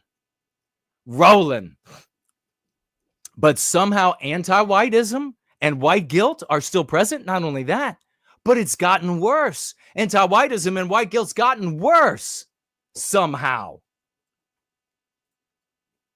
What else do we have here? Well, I started off talking about how vociferous the Wignat sewer simps are, and how even though I believe the vast majority of people are supporting Shiloh Hendrix because she is a white mother, she was threatened, she's suffering that exact same social lynching that the people who are supporting her experience. I believe the vast majority of the people supporting are of this good mind, are of this positive bent. It's too bad that they can't hear from me and us because of all the scum. Too bad. Because the scum is doing this. This is one of the Fuentes accounts that gets massive views and is pushed on Twitter because they want you to believe that's the resistance. And they are building what they call N towers, where each donor will add a new letter to the word enter because it's so original and fresh, because it's so young and hip and hard and with it. We just heard from Atwater. We just heard from the old lady, the old white lady using it. It's so raw and real and with it. And only those who are truly on the edge are going to say it. 1981, Atwater. Old lady over 6 years ago. That's how raw and real and original it is. So building N towers over there. Just a tiny speck of the voluminous evidence of the conversation about Shiloh Hendrix in that episode turned into a focus on the aggressive, bad behavior of Black people and a multiracial condemnation of that, and the notion that by saying enter, you defeat white guilt, you defeat anti-whiteism, and it all is interesting how that focuses us once again into an avenue that will bear no fruit for us. We are having all these victories, personal victories for people over here, communal victories.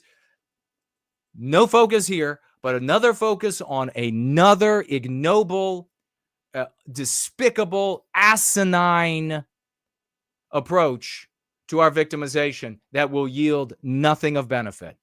N towers. He's like, yeah, we got 12,000 total in N towers this time. The biggest N tower, they just wrote enter over and over and over again. What power, man. I got to also say this before the next clip, and we're watching Dice. I got to say this. I hope I have the OnlyFans type woman. Oh, I think we do. I think that's next. If you have some sort of issue with yourself and the word enter, that it brings you like some sort of release, you're fucked up. And I'm not talking about this word as like saying something immoral.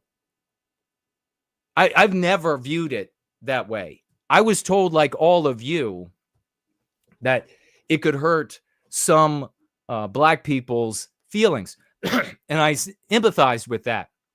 But I thought, that's on them for their interpretation. That was just, whether that was fortuitous, whatever it was. That was my thought when I was a child. That's on them. They shouldn't interpret it as being hurtful. Like, I wasn't thinking about races. I wasn't thinking about the fight for white well-being. It wasn't a thought process like that at all. It was like, my thought process was, if somebody calls me a name I don't like, then the pain is with my interpretation, not in them. That was just my thinking when I was taught this about the word enter. So I never had like this moral blanketing around this word, and immoral if you use it. And it amazes me that there are all of these sewer simps that are out there in some sort of ejaculatory glow over the use of this ugly word. And by the way, it is an ugly word. If I would never say the word for just how unlovely it is, how ugly it is. For that, if that was the word existed, it was out there, and it could mean anything else. It could mean the temperature in the swamp. I would say, oh, I'm never using that word for it. It's just an ugly word. And obviously that's why it's applied to this group. And it is this group of people behaving in a ugly way. Not what you'll see. And I guarantee you, so many of these wignats, if they were put on the spot by their moms or by their employer at McDonald's, and they said, hey, did you say enter? They would say, oh, well, any race can be an enter. It's about behavior, because they're cowards.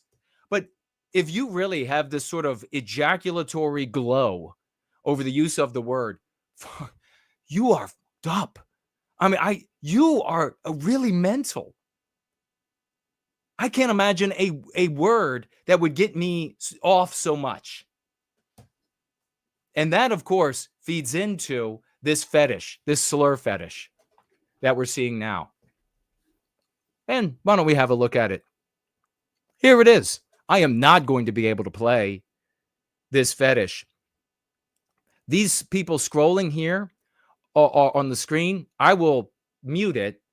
And so you can see, and the people are all like based, real, and you know they've got their pants off. And already they're talking about, was it right here? Look at this. First comment underneath of this. And this is a white female. And this is purported to be following Shiloh. And this episode that she had with this Omar. And this is a white female saying, wow, you can make $1 million off this. I will do it one better. So another grift is born. And of course, who is the biggest in recent memory? Lily Gaddis, who said she was going to raise her child Sig Heiling Adolf Hitler. I'm sure that will go good for his future. I can guarantee you he's going to be another one of the offspring of these people who turn on their parents. Mark my words. It's far more than half of the children of these people become anti-white and hardcore anti-white. But I want you to look at this. And I'm talking about like the interracial, multiracial aspect of it. Look at this guy. He says, the following is a concern for my wife and I. This is not directly tied to the video above, but concern regarding grifters. Unfortunately, women within our sphere, writes Tomo with a Japanese last name. Within our sphere. Is that the anti-Jew, anti-black sphere? Unfortunately, women within our sphere are advising OnlyFans prostitutes to exploit our movement for profit. Can you believe it? Women now, or people, are advising the managers who manage dozens and dozens apiece of whore content creators on sex sites, not just OnlyFans, but other ones, are saying, hey, head on over to the anti-black, anti-Jew, multiracial groups and say all the slurs they want and get them off and make all the money you can.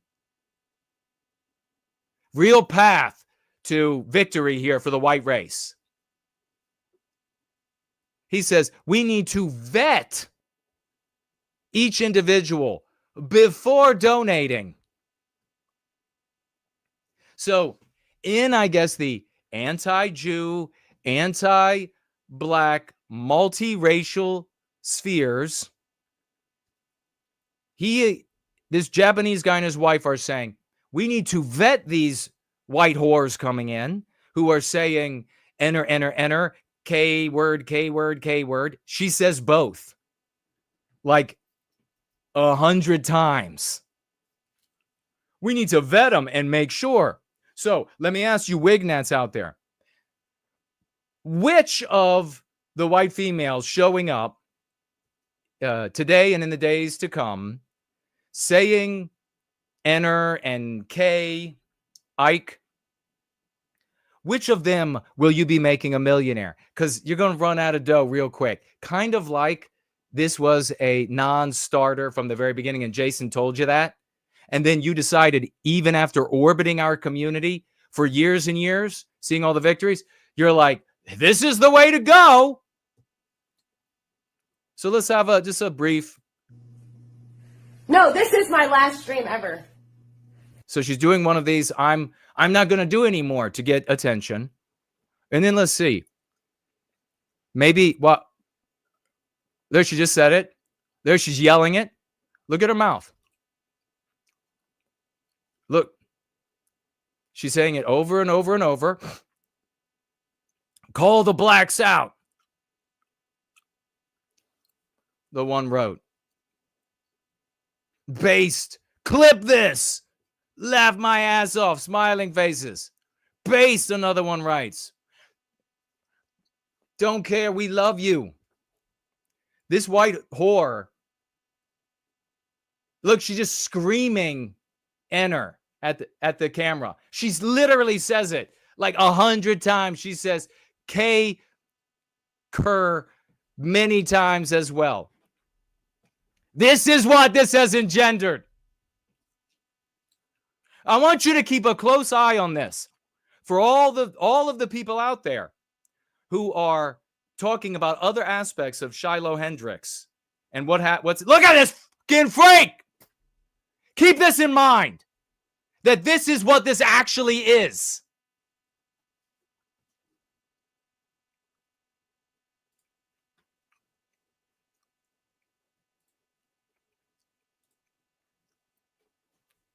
I'm going to take a quick look at the screen, see if there's any immediate questions, and then we're going to roll with Mark Dice video.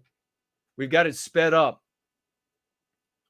Steve Jackson, Wing of Production, Peter, Sivan, Linda, Hyperborean Dream, Spartan, Bane, Nameless One, Ivan Zaharaba, Jay Bishop, Bryce, Mr. White, Gnostic Truth. Looking for anybody tagging me. Tag me right now. Tag me quick. Tag me often. So that we can get into these. Let me also show you, because I've been talking a lot while I wait for you to tag me, and I will be looking at everybody's financial gifts as well. I'll look at all the financial gifts as is customary on these Sunday gatherings. After we have a short music break, you can go to the bathroom, you come back. We have a short celebration for those in this community who are leaders, and they are swashing and they are promulgating the concepts and the arguments. And then we look at your financial gifts and any comments that I might have missed. And we also get into the lesson of the day, which of course is focused on two things: this new slur fetish showing up on the sex sites, and which is not a surprise. When you see the other things that guys will pay enormous, do you think that Indians in India will pay? Oh, they're going to pay. Will pay to hear blacks slandered with that? Oh, they're going to pay. And this will morph and make white women rich. This will morph into slandering other groups of people. And you'll find out that there'll be blacks showing up to pay to be slandered like this. Oh, you didn't know? These kinds of fetishes already exist. This verbal abuse already exists as a sexual fetish. So your white power movement is really going to be strong with blacks and Indians and Hispanics and Jews all in it, all paying for and pleasuring themselves to the slurs of the day. White females are going to be out there on sex sites specializing in slurring different groups. So let me show you one of the guys, and these are, I looked at two. I didn't go, the vast majority is the reason I didn't go looking at these people, as they are totally anonymous. The vast majority of the Wignat sewer simps slandering me, telling folks, saying the most revolting lies imaginable. Things like one of the ones I just read was, don't listen to No White Guilt, and then writing Jason Cohen, and this person not showing their identity. Who knows what their identity is? Not showing their identity. Don't listen to him because he's a coke addict, and he wrote, may be a pedophile, but I don't have a way to confirm that yet. Like, you can confirm coke addict. These are the kind of repulsive shits slandering the lucidity of what I just shared with you. Full focus and love on the white race. Here's one of them, shared his face on his media, so I'll share so you can see what they look like. That's what that piece of shit looks like. I'm not going to tell you his name. He's sharing his images on his own social media. So this is not doxing. Nobody try to find him. to get back at him. Leave him alone. I'm not going to give you any information to find him, but this is one of them. Take a good look at the kind of people that are slandering the good work that we are doing here. Looks like a real upright citizen, doesn't it? How about this audio? I'm not going to play the whole audio for you, but this is audio that one of these guys trying to get others to listen to on a social media platform tagged me in so that I could hear it. Listen to this piece of shit. It's pretty hilarious that this Jewish Jason Cohen piece of shit runs around calling himself No White Guilt. Listen to the sound of this upstanding character spreading endless lies to get people not to heed, whites not to heed the medicine for our victimization. This guy, Jason Cohen, calls himself No White Guilt. I mean, you just can tell. Big time education. Upstanding moral citizen. Jews aren't white, you faggot. Now, these are his words, and they're not mine. I reject this guy completely. His use of these slurs that he just used. Second of all his cult ever does on... Okay, now, pay close attention, because this is the type of person, this is the mentality of people that are calling you a cult. Remember, you have to speak with the Wignat language. You have to show the Wignat imagery, and you cannot deviate, or you are in a cult. This is the kind of low-life shit, loser, uneducated, low-life loser that is calling you a cult. So every time they show up on social media and they're like, you're just in a cult, it's this guy. His behalf is trying guilt white people. Try to guilt white people into supporting him instead of this beautiful Hendrix mother. This beautiful Hendrix mother. I did not alter this one iota. I don't have to. This is how dumb this guy is. But listen to this. You're going to like this. Back it up just a notch. Beautiful Hendrix mother. I have no idea how to pronounce that first name. It's Shiloh, you dumb motherfucker. It's Shiloh, you uneducated, inbred dumb motherfucker. Because I've only read it, I haven't heard anybody say it. This is the kind of shitbag that's out there chugging 7-Up. And then when you ask him, hey, what's that that you're drinking there? And he's like, he looks at the can and he's like, I don't know exactly how to say it because I've only ever read it. I haven't heard anybody say it. Has a strange first letter to it.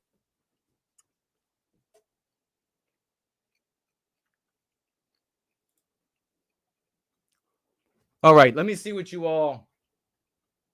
See if we got any tags. Biospirit of the West. Some folks liking that. Now, 7-Up. He would get 7-Up wrong. What are you drinking there? I don't know. I've only ever read it. I've not heard somebody say it. That's the same thing, you dumb...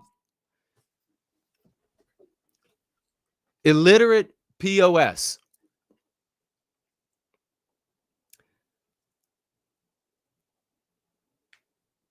The Tree Godfather's here. He says, if she had used anti-white instead of enter, we wouldn't have heard another word about this. 100% true. He says, tell me I'm wrong. Anybody tell the Tree Godfather how he's wrong about that. None of these people would have given a shit. None of these Wignat sewer simps would be threatening my welfare. If this woman had said they wouldn't have given a shit about her. I mean, they didn't give a shit about all of these other white women in the news getting murdered or saying enter, and they weren't in this guise as Shiloh Hendrix. No, nobody cares. No, if she said anti-white, focusing on the opposition, on not being, or on being rather anti-us, they don't care. The Wignats, they get off What they're concerned with, and this is why focus is so important, what they're concerned with is hating Jews, hating black people. The anti-whites are right about them in that. That's all they care about. You get the president to say there's a problem in the country with anti-whiteism, crickets. Some woman nobody knows that has no power says enter, and they got their pants off in 2 seconds.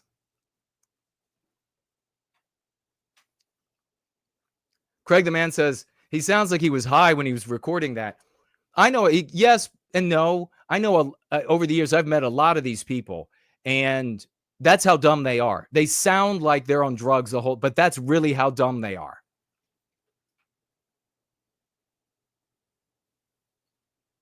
So true, Godfather, Tree Godfather.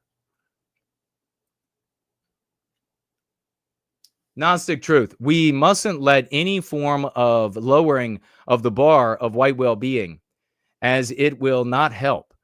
We should be pure as possible. Precisely. We have to stick with the tools that work. I guess the question from James Dean is not going to be posted again. If anybody knows what that question was, let me know so I can speak to it. Revolutionary Frog is here. Tor Hund is here. Eva is here. Cool Papa J Magic. Now that's a powerhouse. All right, let me look over here. We got a bunch of comments. I'm not going to be able to speak to all of them right now on the live chat because we got to keep this moving. But let's see over here.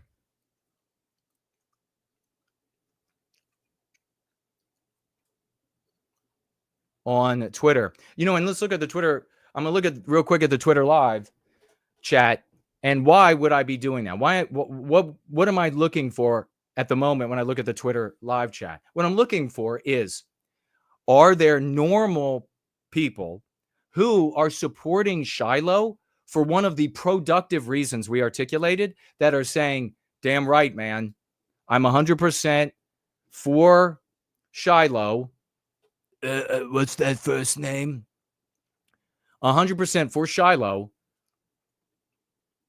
because of one of those productive reasons you gave? Or are we going to be seeing rank criticism by Wignat sewer simps with their pants around their ankles and their midget sticks hanging out, condemning me for not supporting her, for saying enter? Could you imagine that where we are today, where you can support Shiloh Hendrix for productive reasons and be absolutely slandered and threatened for not supporting her for saying enter, the most reckless thing she could do and endanger herself and child?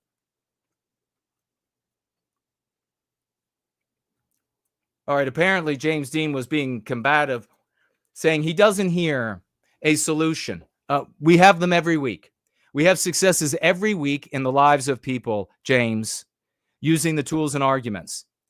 All of those tools and arguments are replicable and scalable. Are you able to compute that? Are you able to, if they can do it in their lives and others can do it in their lives, and we can, do you know what scalable means? Do you know what replicable means? That means everybody, and it's working in Norway, in Sweden, in the UK, in Australia. It's worked in New Zealand. It's worked in white populations in Central and South America. It's working all over the United States and in Canada.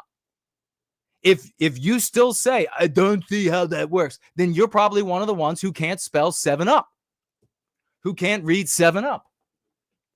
I can't make this simpler for the absolute vegetables out there.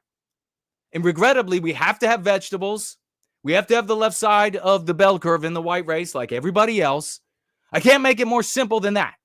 That's as simple as it gets. So, James, if you were being combative and you were being an ass and you were just trying to concern troll, then that's my response for you. If, on the other hand, you're brand new and you're like, how does this work? Rather than, I can't see how this works.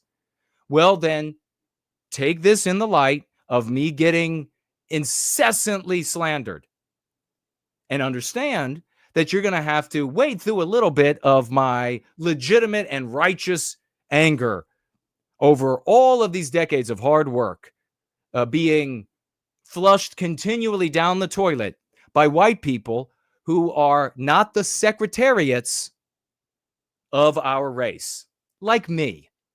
And you might say, boy, that's really arrogant. Well, then, fuck you. It's the truth. This is working. What am I supposed? Am I supposed to be like Edison and be like, no, actually, I don't want to have any of this patented because might make some people out there feel like they aren't as intelligent as me, as efficient, as creative, as industrious, as tenacious. My whole team here that I have here, we have a team here of brilliant people. Edison had a team of brilliant people all contributing. We're not going to patent this and put it out on the market because tards out there might think we're arrogant. The white population was much healthier back then. And they were all like, wow, that guy's amazing. That team is amazing. But let's see, Princess Noodles is over here. Noodly victories for white well-being. Good to see you. Daughter of Eve is back. Good to see you. She says, you have good advice, Jason. To say the least. Auden Party is over here. A lot of people don't know. There's a red nose on the Canadian flag, hidden by the leaf. Well, I didn't know that either. To mean that it's clown world?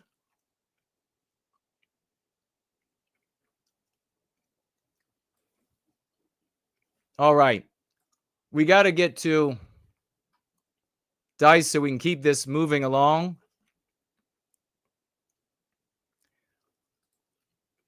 There's the Ardent Party. He's a brilliant guy, too. You should check his work out. Let's see what Dice had to say.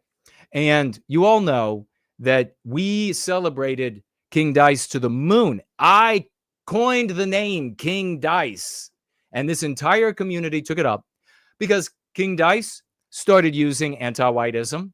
And that encouraged so many who looked to him and his popularity to use anti-whiteism. And we are forever grateful. But some people who are orbiters of this community thought that they were going to throw Dice in my face because I criticized the reckless endangerment of herself and White Baby and criticized the people who were celebrating that reckless endangerment. And they threw Mark Dice in my face and they said, see how wrong you are? King Dice thinks this way. What's wrong with you? In so many words. I won't forget you for that. So let's take a look. I want to tell you as we start off here that Mark Dice, just like our other brother that we love so much and we champion, Nicholas DeSanto, are entertainers. Now, I think DeSanto also has income. So he doesn't do comedy for his job to live and pay for his family. But if he did, it would be even more understandable. But for both of these gentlemen, bringing in income for themselves and their families, they need to be able to speak to the largest number of folks. The more eyeballs, the more money from the adverts that run on their videos. The more eyeballs, the more chance there are to find financiers that will finance them to continue making their content. And I have never, you all have heard me forever, I've never held it against anyone to make a living. That would be totally immoral to do.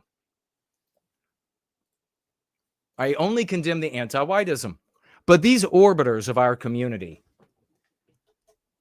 who thought that they would throw dice in my face, who thought that they would grab a bunch of links from from Dice and others and then throw them up at me. Like, look how wrong you are.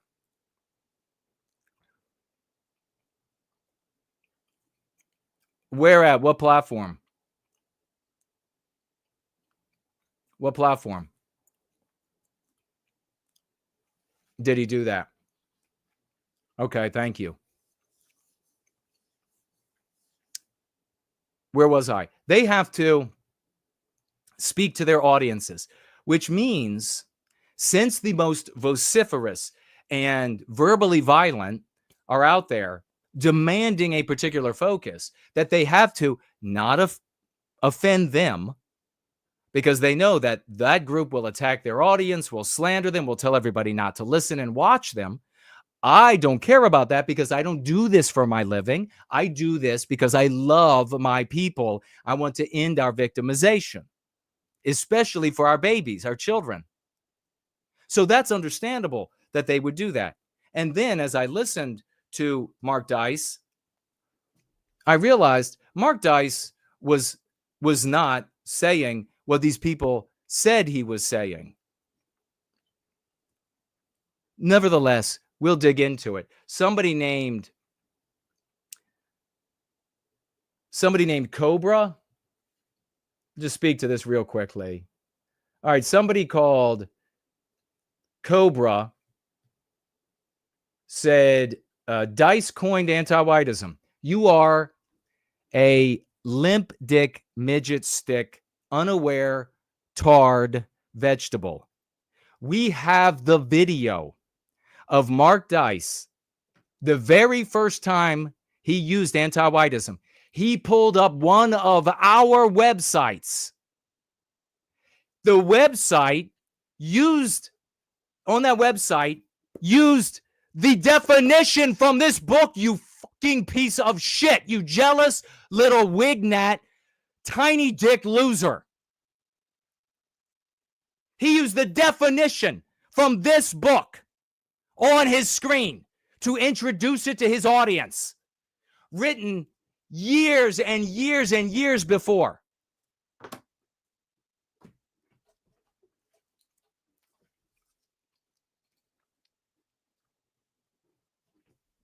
Look, you jealous loser bitch. This is what it is, folks. You're seeing it once again. So this wignat loser, totally ignorant, is saying that, comes in and makes an assertion with no proof just to try to defame me and this community. That's what he was doing. He's got no proof. He didn't look in.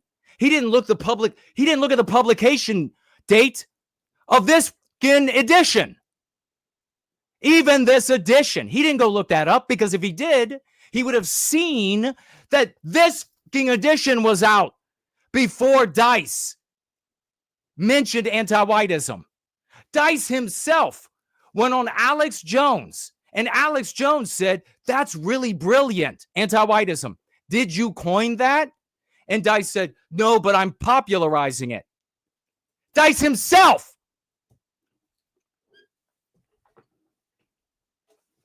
So this is how they operate. Don't listen to the no white guilt guy. Don't listen to the guy who does this for love for our people. Don't listen to the guy who's created the tools that free us from the prison of anti-whiteism. And what excuse can I come up with to get people to not heed this guy that I'm so jealous of? Start yourself, motherfucker. Start yourself to the end of time. What excuse can I give? Oh, I'll say that Jason stole this. I almost said purloined, but this fucking tard would not know what that word meant. Jason stole. He didn't make up anything. He just stole it all. He stole it from Dice. That's the excuse he's going to use to go out and speak with these other wignat sewer simps. These people need to be held responsible for the harm that they're doing to our people by getting in the way of these tools reaching our people. Fuck you, you piece of shit. You are the lowest form of life. Fuck you. Absolutely. You and your mother and your father and anybody who ever cared about you, because they don't care about you anymore, fuck all them too. Your wife, your children, fuck all them too. What are you going to do now?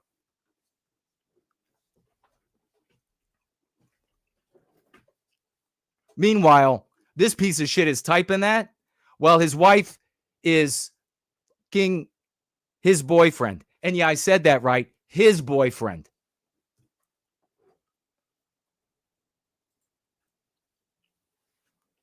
And then, after slandering me yet again, then he gets called out, and then he's like, all you do is insult. You just fucking insulted me. You crankish little bitch. Go watch your boyfriend fucking your wife better than you can. You're wanted. She's calling you in the room. You're wanted. Get off the computer. Get off your phone. Get back in there and watch your boyfriend do her better than you.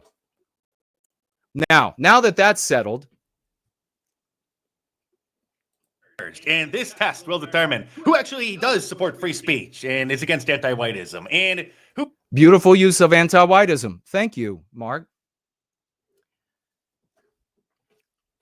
Not only that, but here comes in the absolutely defeatable for many generations abstraction. Now, of course, Mark has to use this, whether he wants to or not. And that abstraction, free speech. Free speech has been used for the totality of our ruination and collapse. We should be able to say free speech. Remember, we talked about that earlier. What's written doesn't matter because all things are evaluated from the moral perspective. Now, why does Mark have to use free speech, this abstraction, whether he agrees with it or not? Because the vast majority of Mark's audience, the people who will pay, the people who will show up to drive up his ad money, which is a good thing. I want him to make lots of money. They are there to hear that it's a free speech issue. That's what his audience wants to hear. It's like when DeSanto has to tell a joke. He's got to speak in the language that the audience knows. He couldn't be a good vessel for introducing a lot of the lexicon. He has to use so much of what everybody else is doing. He could sew in anti-white here or there, as he has, but otherwise has to speak in the language that they speak. Who is a neocon, conservative Inc., establishment media coward? This woman, Shiloh Hendrix, was captured on video, purportedly in a park in Minnesota, using the little N-word, which we all know hurts a lot of black people's feelings, and oftentimes doesn't really hurt their feelings. They just pretend it does. They use that as leverage to try to gain power over white people because of their black fragility. And every time this happens, you know. Again, this is something that black fragility he's come up with, and we in this community don't use it because it puts the focus in the wrong place. Their misbehavior toward us is not their fragility. That's focusing on them. It's an understandable error because that derivative thought would come from the antecedent thought, which is that whites are fragile. And this is an inversion within the anti-white narrative. Mark Dice is an entertainer. I am a revolutionary. So there's obviously going to be some differences of opinion, and that's fine. What the twits on TikTok do, they spend their entire day and week trying to identify the individual and then dox them, publish their personal information, call their employer, harass them, and then get them fired, and try in every way possible to ruin That is anti-white lynching. Their life. But not this time. White people are fighting back, along with many assimilated non-white people who view themselves as Americans, not hyphenated Americans, and don't see everything through a racial lens, because she set up this gives multiracial and go page, assuming that this is actually her. And these sites are very good about making sure that the money actually goes to the person who it's supposed to go to, so there's not fraud being committed, because there's a lot of money involved in these crowdsourcing. By the way, as we're moving through this quickly, I sped him up just a tiny bit. As we're moving through this quickly, and I think he might mention it in the other, a little bit of the other video we're going to watch. I didn't really have time to pay attention. I was very busy. I cut a tree down yesterday. I'm still sick, but here I am for white well-being. But to mention that Give Sin Go is probably done. Everybody is saying now that the credit card processor and the prospective processors don't want anything more to do with this. So this giant fundraiser might be the end of being able to fundraise this way for white people who are suffering social lynching. Is it worth it? Wouldn't it have been nice if she had said, "You anti-white piece of shit," and then got paid $1 million? Wouldn't it have been nice? Just like you can say at work, I can say at work, you can say at school that you object to anti-white things. But yeah, let's destroy Give, Send, Go so that it can't be a part of financing white people who are socially lynched in the future. That's awesome. Why is it, by the way, that Give, Send, Go is now facing the reality of having to shutter the business? Well, because the comments are not filled with, we stand against this anti-white lynch mob. We are opposed to people being doxxed. We want to protect this woman and her white babies. We want to get her to someplace safe, away from the threats. No, that's not what's in the comments. What's in the comments are celebration and uses of the word enter. And the processor put pressure on Give, Send, Go. And so they had to take down the comments, I believe. Let's proceed, though. I mean, yeah, it's worth it, right?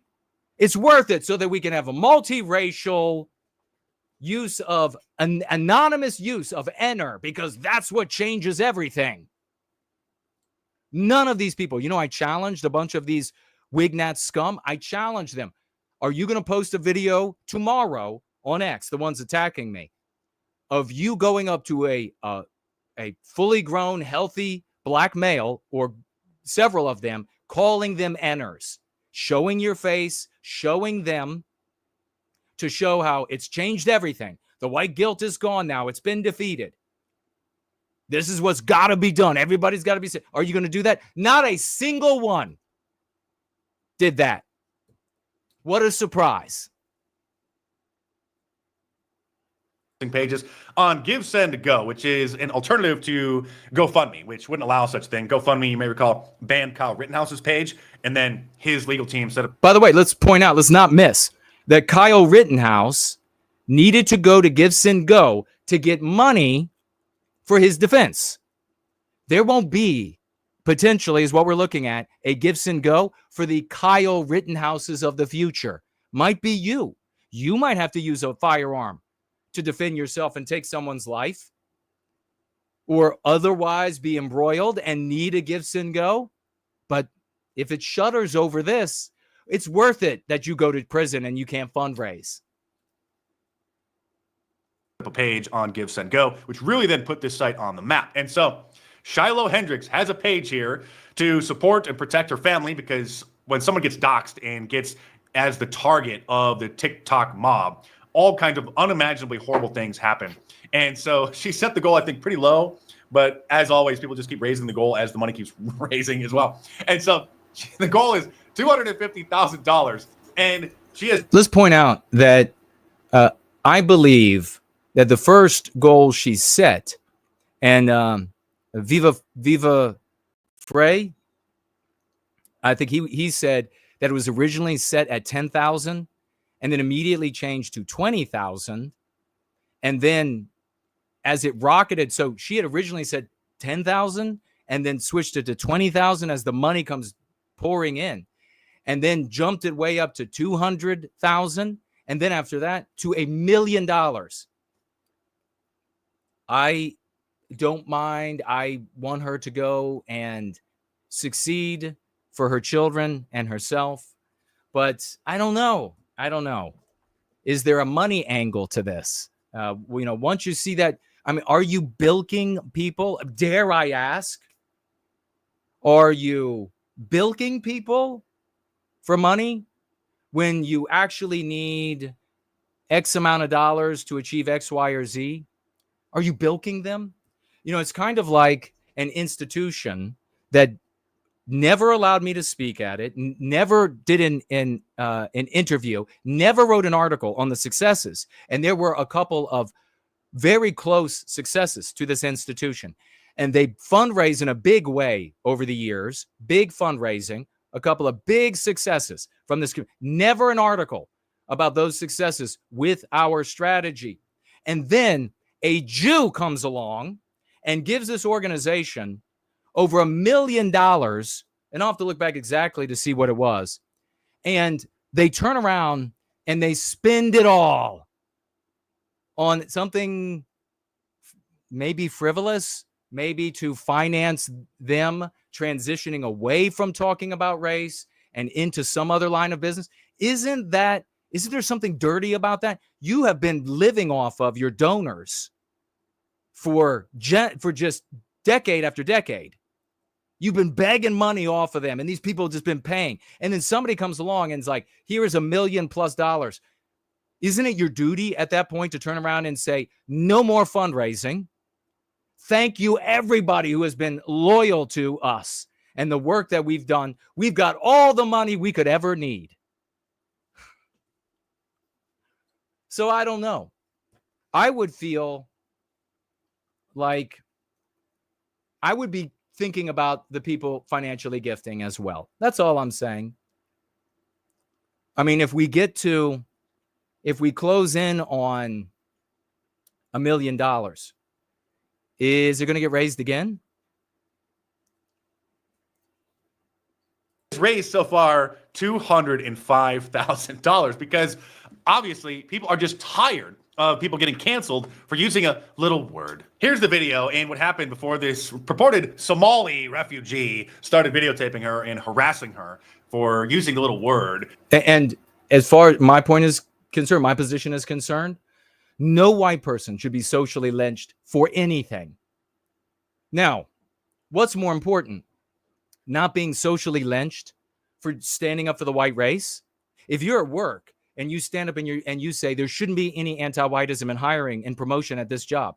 I'm working my ass off. I've got a wife and so many kids at home I'm trying to pay for. And every time I turn around, you are not hiring me or not promoting me because I'm a white male. So is that more important than and being socially lynched for that versus socially lynched for saying enter? I don't think there's any comparison. But in my opinion, no white person should be socially lynched for deviating from anti-whiteism in any fashion. She's in the park with her child, and another child came over and allegedly stole something out of her bag. And so she called the child a little word that hurts a lot of people's feelings. You call him a child? Did you call the child a word? It is my business. You call him a Okay, why don't you have the boss to say it right now again?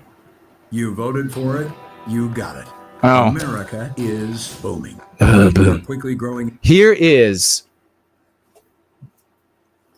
why Mark Dice, and nothing wrong with this, but here it is. The more people that watch this video, the more money Mark makes off of this commercial. And good for him. I want him to become a millionaire. I really like the guy. I really would be very happy for him. He always talks about being a guy in his kitchen on his computer.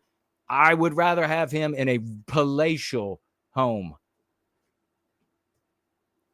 But you can't forget that entertainers are going to have to take a different line than a revolutionary like myself. Energy demand with an all-of-the-above approach will make good on President Trump's promise to restore American... Okay.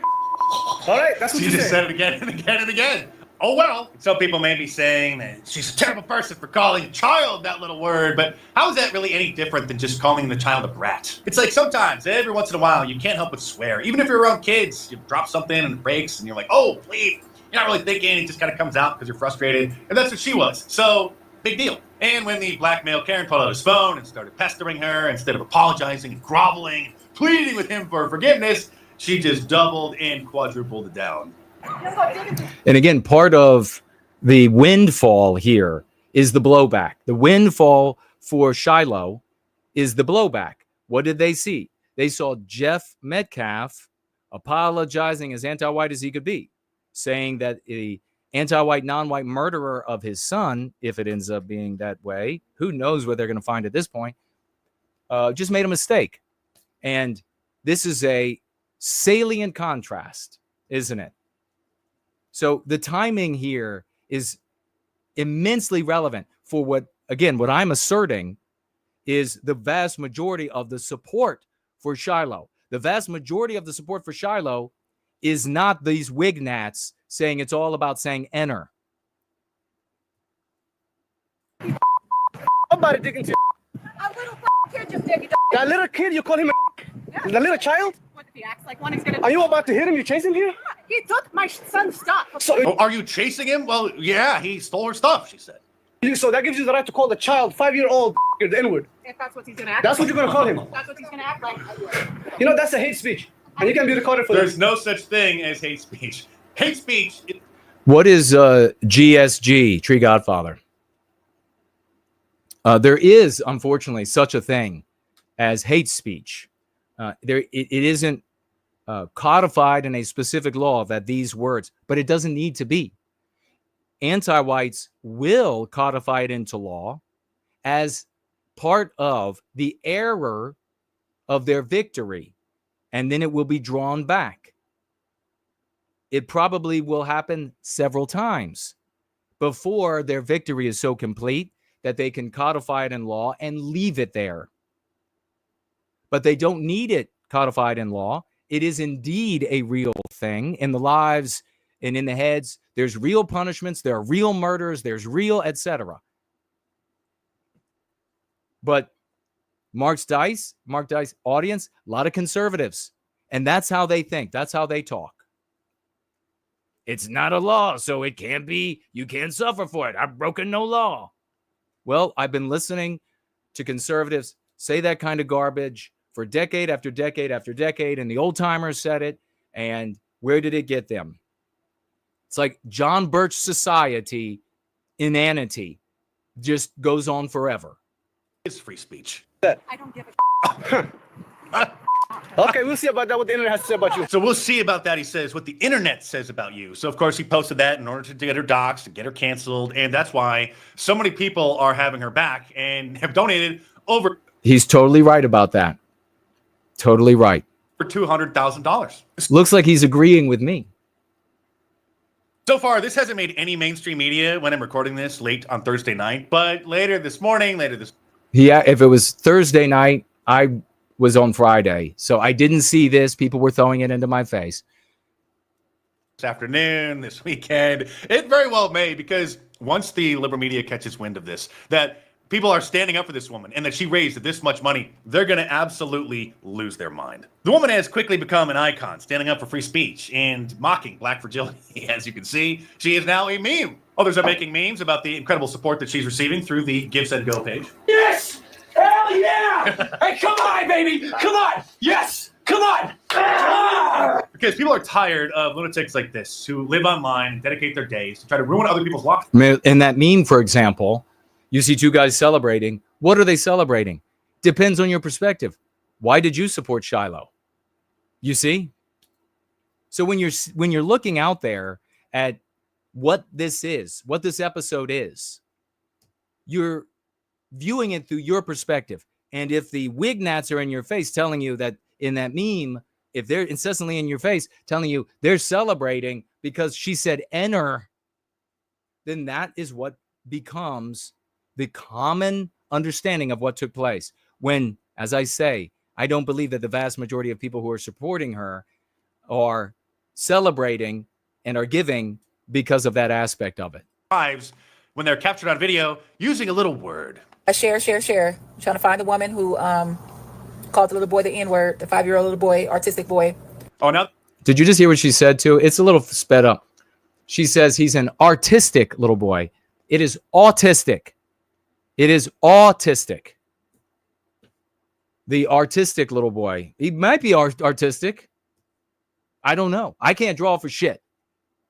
They're saying that he's autistic, which may or may not be true. Most likely, it's like the game of telephone. It just starts morphing into a bigger and more fake story. So now he's an autistic boy. She needs to be found and locked up. Oh, now she needs to be arrested and thrown in jail. She says, imagine. By the way, remember, we started this with the article, and they are talking about the kind of charge that she can have applied to her as a consequence of this. More suffering she will experience that all of these Wignat sewer simps are not going to experience as they celebrate and encourage more of the behavior. So who actually cares about Shiloh? Once again, not these fucking shitbags that'll say, if you're not supporting her, then you're not a real pro-white advocate. It's actually me who cares about her and all of the other Shilohs out there.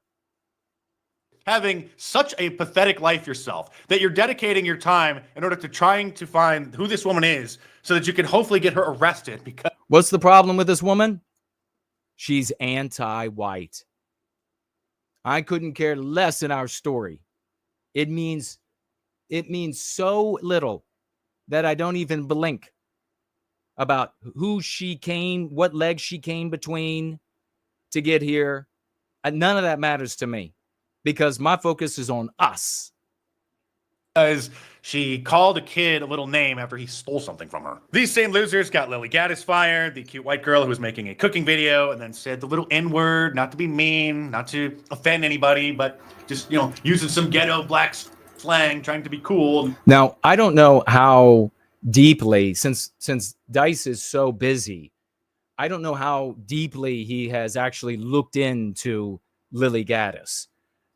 His contact with awareness of her might just be, hey, some mid-attractive female was baking a cake and said that all of their boyfriends are poor or broke ass. And that's all Dice knows about her. And then she got fired and then etc. But we know that she is a grifter who has changed positions and followed the money with that big nose of hers, even into circles where they hate women and they hate her. She's out there like worshiping as much as she can the Fuentes and the others in the panoply of that circle, that sphere, to try to get a few dollars out of it. And it wasn't accidental. She was making other videos before this, trying to get attention for herself and everything. And then she hit upon the grift. As you can see, lots are hit. She was an early starter. By the way, she probably is deep down, wouldn't say it, but probably really angry that she got 15 minutes of fame, a lot of hatred, simp armies surrounding her that support her, and not a lot of money. And she's watching Shiloh rake in $1 million. There's probably some jealousy there. This is not a champion of the white race, okay? This is a female grifter, a dilettante, repeating what others say, showing her breasts off, although she barely has any bread. They're not very nice at all. But showing off her wares to try to make $1.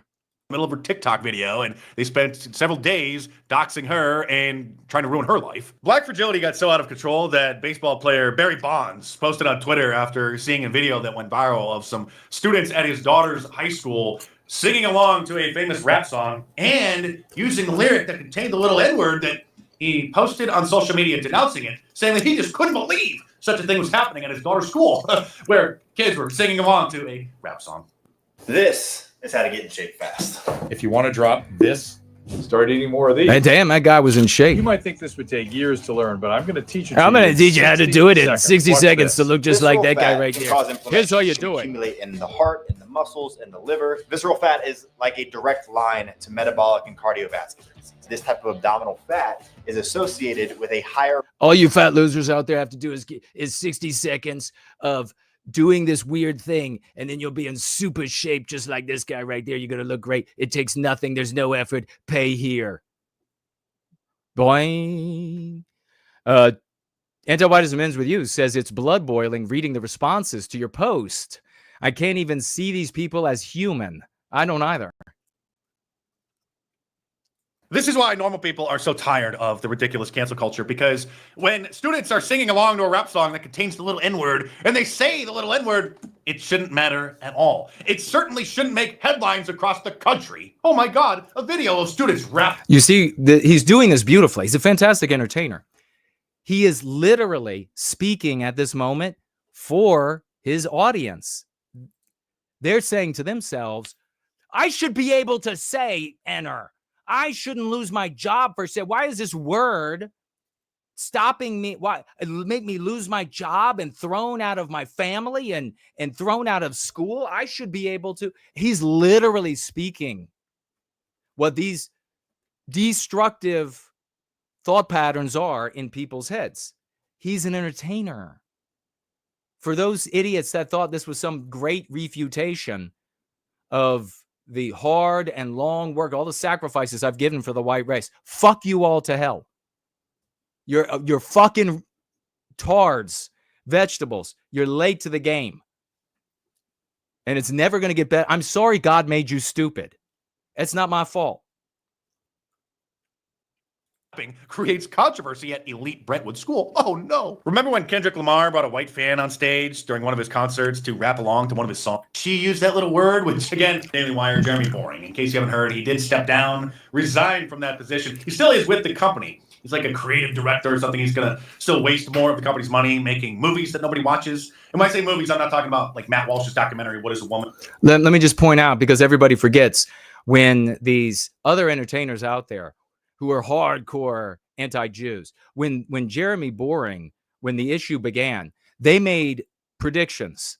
Some of the most popular all made the prediction that Boring would be out by the end of the week. There would be no more. He would be thrust out of that entire Daily Wire. Benny Shapiro was getting rid of him. It was over for him. Don't ever forget that they make these predictions. They aver them, and then they don't happen. They are routinely, regularly 100% wrong. I know that the week after that, they then made a contradictory argument. It doesn't change. That Jeremy Boring is still there. Or the other one about racism, which I haven't seen, but What is a Woman is fantastic. Jeremy has always wanted to be a Hollywood director, and so he is wasting countless millions of dollars of the Daily Wire making, these kind of low-budget Hollywood B movies. That's all their story. But here he is talking about what would finally end the bizarre double standard regarding the little N-word once and for all. Here's the problem.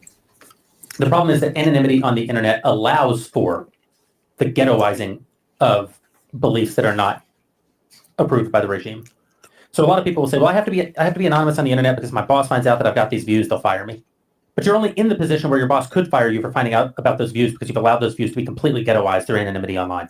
No, sir, because there are certain views and certain common sense observations that if people were to make them out loud, you can lose your job and get your life ruined because it's at variance, along with many other things, with anti-whiteism. If you want to defeat this, you focus on anti-whiteism and that social morality, that is the anti-white immoral imperative, which we teach you how to defeat. If you want to keep fucking around with your little peckers, you're going to keep talking about the N-word is the problem. I wouldn't be surprised. How can I phrase this? It would be nice to see how nothing comes of the N-word being permitted again, although I don't see that happening. But it would be nice to watch as these people are suddenly they're like, I want to shout N-word, enter. And then they're like, all right, bitch, go ahead. Now what? So that's what I have to say to all of you Wignats and those of you who are intimidated or moved by the Wignat scum out there, and they want to jump on the bandwagon of Wignat acrimony and stupidity. I want to ask you, what now? What now? What do you do with this now?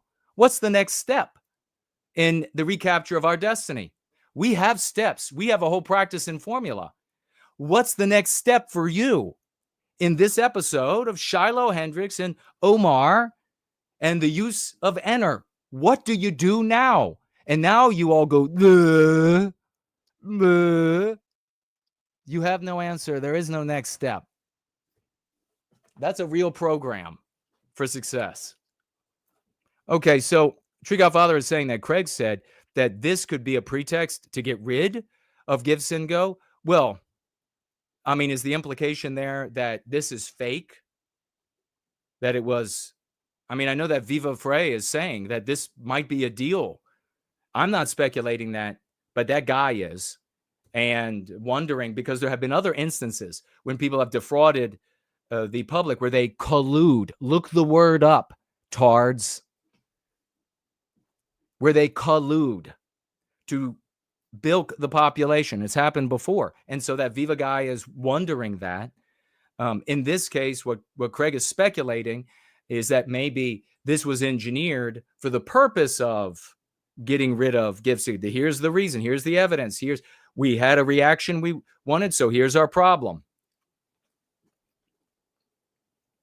Loud on social media, especially at work, they would be fired because clowns that are supposedly on the forefront of the culture war, like the Daily Wire, are cowards and gatekeepers. If 5 million people came out today and said the N-word, I'm not recommending it, but no one would ever get fired for saying the N-word again. Like, they wouldn't be able to. You wouldn't be able to. You would have brought that to a conclusion. So there is the thinking in the laboratory. This is just if in this hypothetical, it can't happen, right? But what if it did? What does it do for us? What does it do for the white race? If you can call blacks Enners, what does it do? Nothing for us. Nothing. White people will still move away from black neighborhoods, and you'll be left there. White people will say, I'm not going to live around the Enners. So long. And they'll leave you there, and they won't care about you.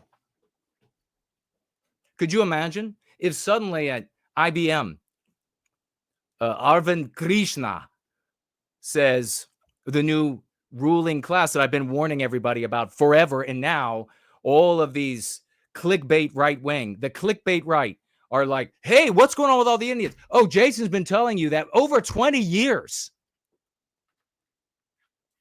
What if Arvind Krishna says, all right, everybody here can say enter. We're still not going to hire white guys. So what does it do for you?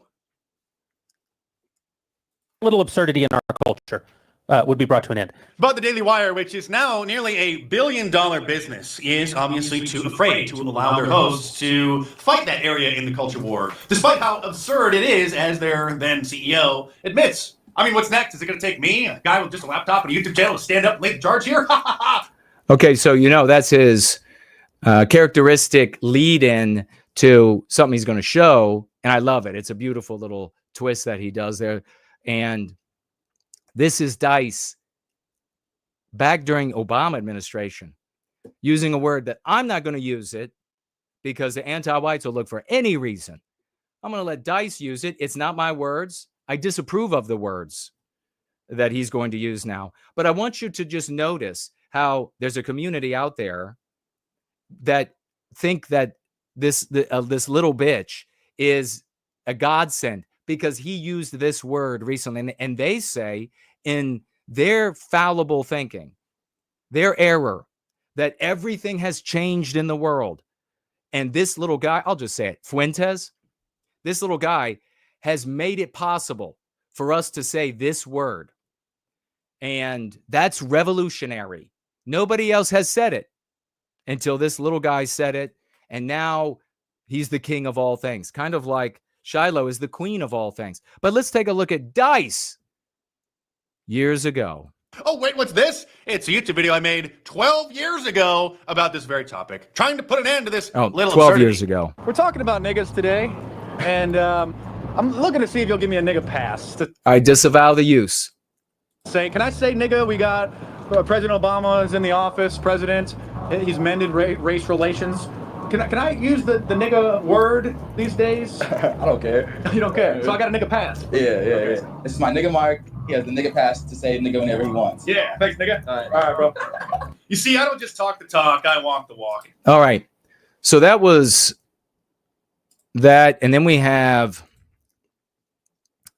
a little bit of this one. The Minnesota mother who used a bad word to describe a black kid who stole something out of her bag at the park and then went viral on TikTok for all the twits, literally tried to ruin her life, has become a major cultural figure. And this story is getting bigger by the day. And coming this next week, Monday, Tuesday, you may finally start to see some of the conservative Inc. hosts weigh in on the situation. They've been afraid to say anything about it because they don't want to be accused of being racist by defending this woman for what she said, but I certainly will. And the mainstream media has been reluctant to cover this story because the more attention it gets, the more support the woman gets, and the more money is raised on the crowdfunding platform Give, Send, Go for her. And it's not about getting her hundreds of thousands of dollars to try to give restitution to what is essentially her life being destroyed by the people on TikTok. They've done this to numerous other people.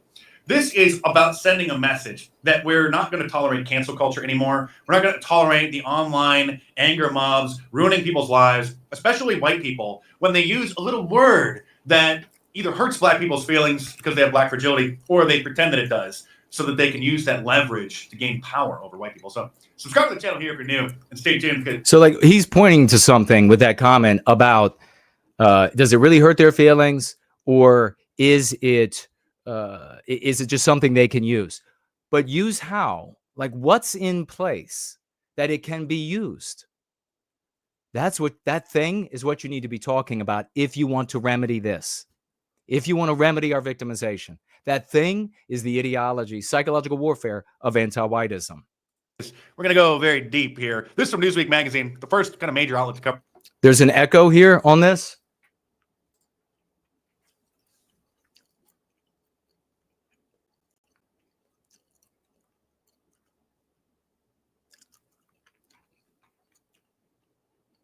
I can try to fix that really quickly here. Let's see if we can fix that echo. And keep rolling along. An excellent gathering here today. If you're hearing this, it's because you are one of the revolutionaries that want to change the world.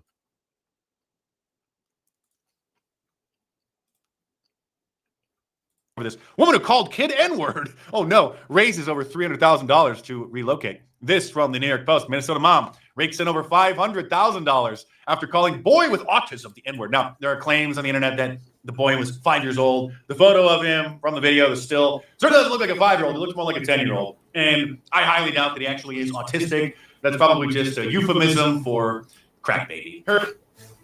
Germans have figured out a way to increase water pressure by 15 times without using any energy. This new $80 jet. How many times do we have to hear about Germans, i.e. white people, inventing things?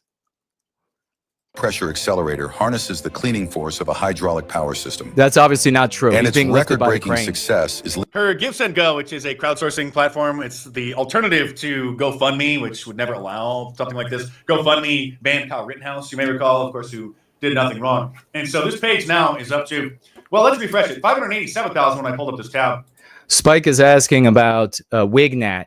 It is a white, and then the word that everybody is using here, and nationalist. So it takes that part of it out of it, just makes it wig and nat. That's what it is. For this video, $593,000. By the way, I will leave a link to this down in the description below if you want to help push this to 1 million. And again, it's not about making this woman a millionaire, giving her hundreds of thousands of dollars. It's about sending a message. Because we're not going to allow white people's lives to be ruined if they utter a little word that offends certain black people. If that really is the point, is to be able to say enter, then it's a non-starter. It's not going to accomplish anything. It's been said by the entire population when it was 90+% white in the U.S., said in other Western countries. Raymond Foster pointing out also that hate speech is codified in law in Australia. Yeah, there are other Western countries where anti-whiteism is more advanced than the United States in this particular area because of the lack of what we have here in the United States, both the First and Second Amendment, the right to self-defense. But as you can see, they have undermined that First Amendment right. They did it a long time ago because they know what's on paper doesn't really matter. But thanks for the point. James asking to me, have you ever considered going on these platforms to promote the cause? That would be interesting to see. What platform? Tag me again as No White Guilt. I'm streaming right now to numerous platforms. I give an infinite amount of time of my life for something that I don't do as a living because I love our people. I take endless abuse from supposedly white, some of them are white, but endless abuse for doing the right thing that produces receipts of victories.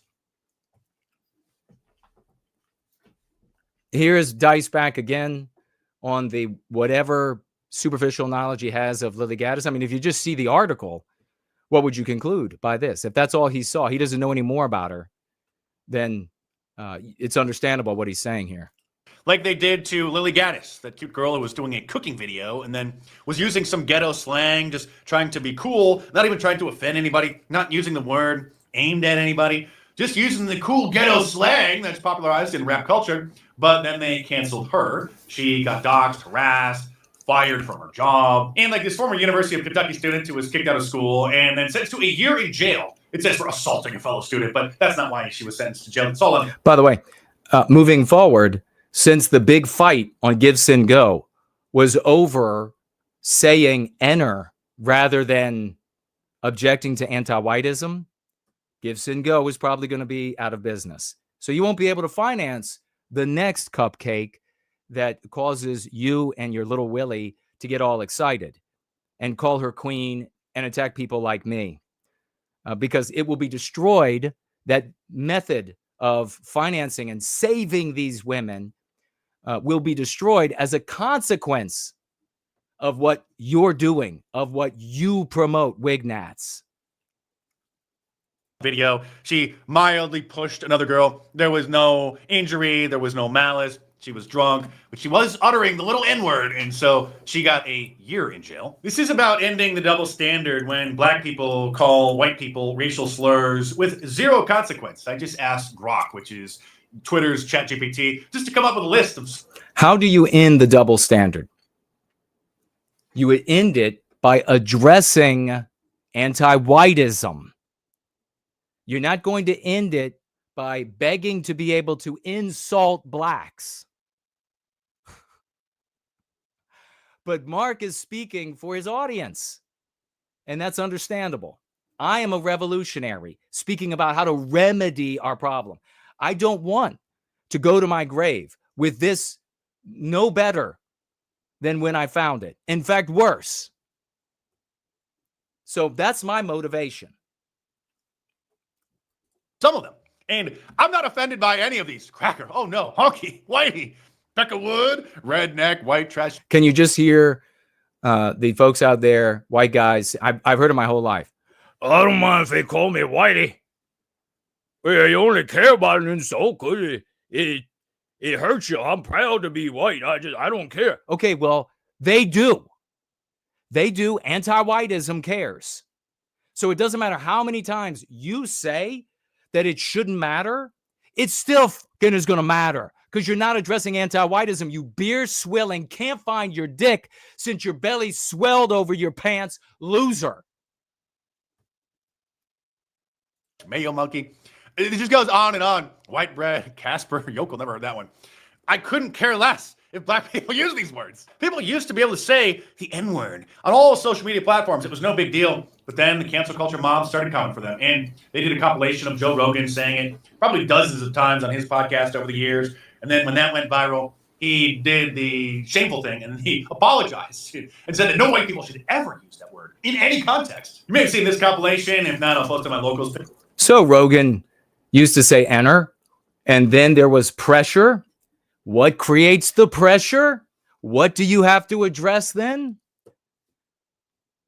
I mean, this is tiresome. If these people are this dumb in the white race that they can't get this.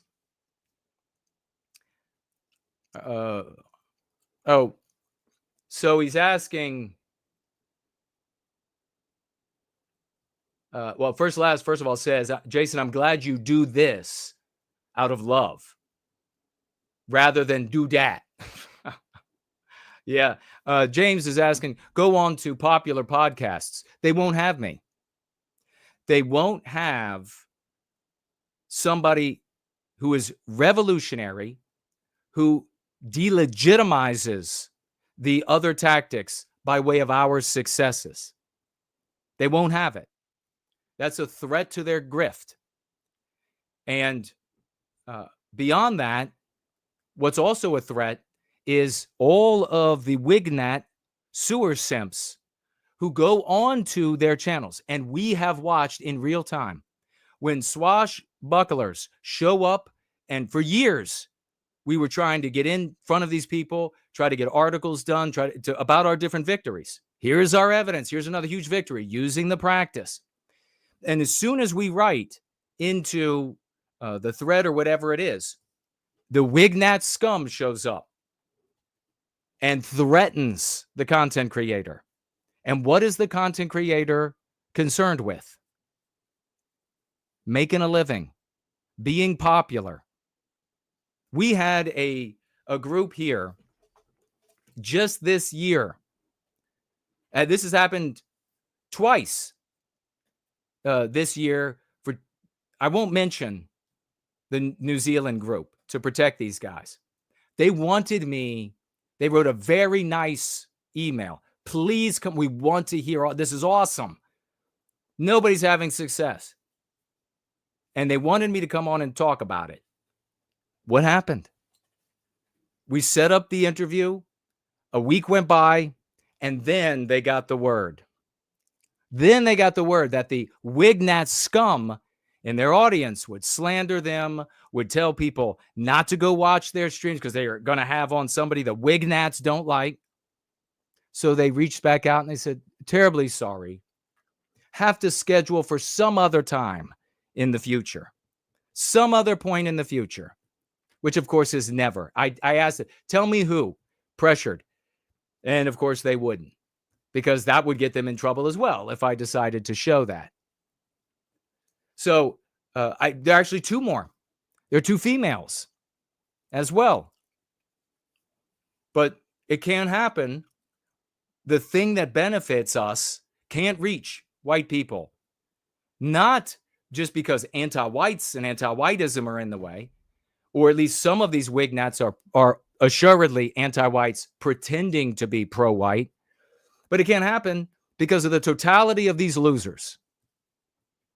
So, for years, we have slogged through abject anonymity inflicted by so-called white, pro-white people. And this is, by the way, anti-whites are looking at this. Anti-whites. That article that was done on us by Al Jazeera, they mentioned this. They mentioned the fact that all of these Wignats and the rest, that they slander and do everything they can to prevent channels from having anything to do with us, prevent content creators. And now to make matters worse, the evidence abounds with there being networks behind so many content creators, where studios go up, where people are flown across the country and even country to country to interview in some guy who was just a nothing, had no show, all of a sudden can barely string a sentence together. All of a sudden, beautiful, high-paid studio, people flown in for in-person interviews. There are networks with agents. We just had Sarah Stock reveal that she was on a casting list to get on to that show Jubilee by way of a friend with the agent. Who are these agents? Who is the network making these people money that want nothing to do with white well-being? Casting list. Terminology taken right out of Hollywood. Page. I shouldn't show it here, otherwise YouTube will probably take my video down for supposed hate speech. But there's a compilation here of the Young Jerks, Chunk Uger, and Hendrix and others using the word over and over and over again. Hard R in the past, before society got soft and before we bowed down to. Is it that society got soft? Anti-whiteism is achieving greater and greater victories. That's what it is. To black supremacy. Worst breakfast for your waistline. Oatmeal's healthy, right? And unfortunately there, he said, bow down. Because of this viral video to and the massive fund. Black supremacy. That's not why. People are not bowing to black. So I disagree with Mark, and that's okay. People are not bowing down to black supremacy. They are capitulating to the increasing victory of the psychological warfare that is anti-whiteism. And then here we go with the phrase that's now being used over what this Shiloh Hendrix event is all about. It's all about black people. But I thought it was all about white people. That have been raised and all the support that people have, stunning those on the left that anybody would dare defend a white person using the little word.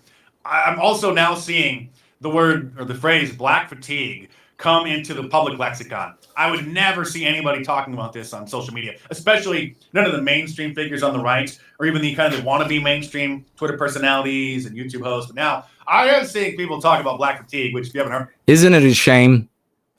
These mainstream conservative people should be talking about anti-whiteism. But it's perfectly in keeping with being trapped in the anti-white narrative that they're going to end up talking about black fatigue. Why not just white race just all take strychnine? About it describes the mental exhaustion from being forced to care about black people and their actions 24/7. Nobody has been more exhausted over that than me. I've given massive rants over having to concern myself since I was in kindergarten with black males, the black race in general, but principally black males, how they're doing, what they're thinking, what's on their minds, why are they hurting, what can we do for them? But I wanted to fix this problem. So I'm not taking it out on blacks. I'm fixing the white race. I'm going after the ideology that has trapped us. And among the things that injure us is this hyper concern with how well blacks are doing and what are they thinking and how can we help them. 7. And now the NAACP, which stands for the National Association of Colored People. But again, you're not even supposed to say that anymore as a white person. But obviously, I couldn't care less. The Rochester branch of the NAACP has now created a Give, Send, Go page for the child that was called the little word. And they raised $341,000. So the black child who supposedly, and we're told by Shiloh, no reason to not believe, stole items from the diaper bag, has a Give, Send, Go himself, and the money is rocketing.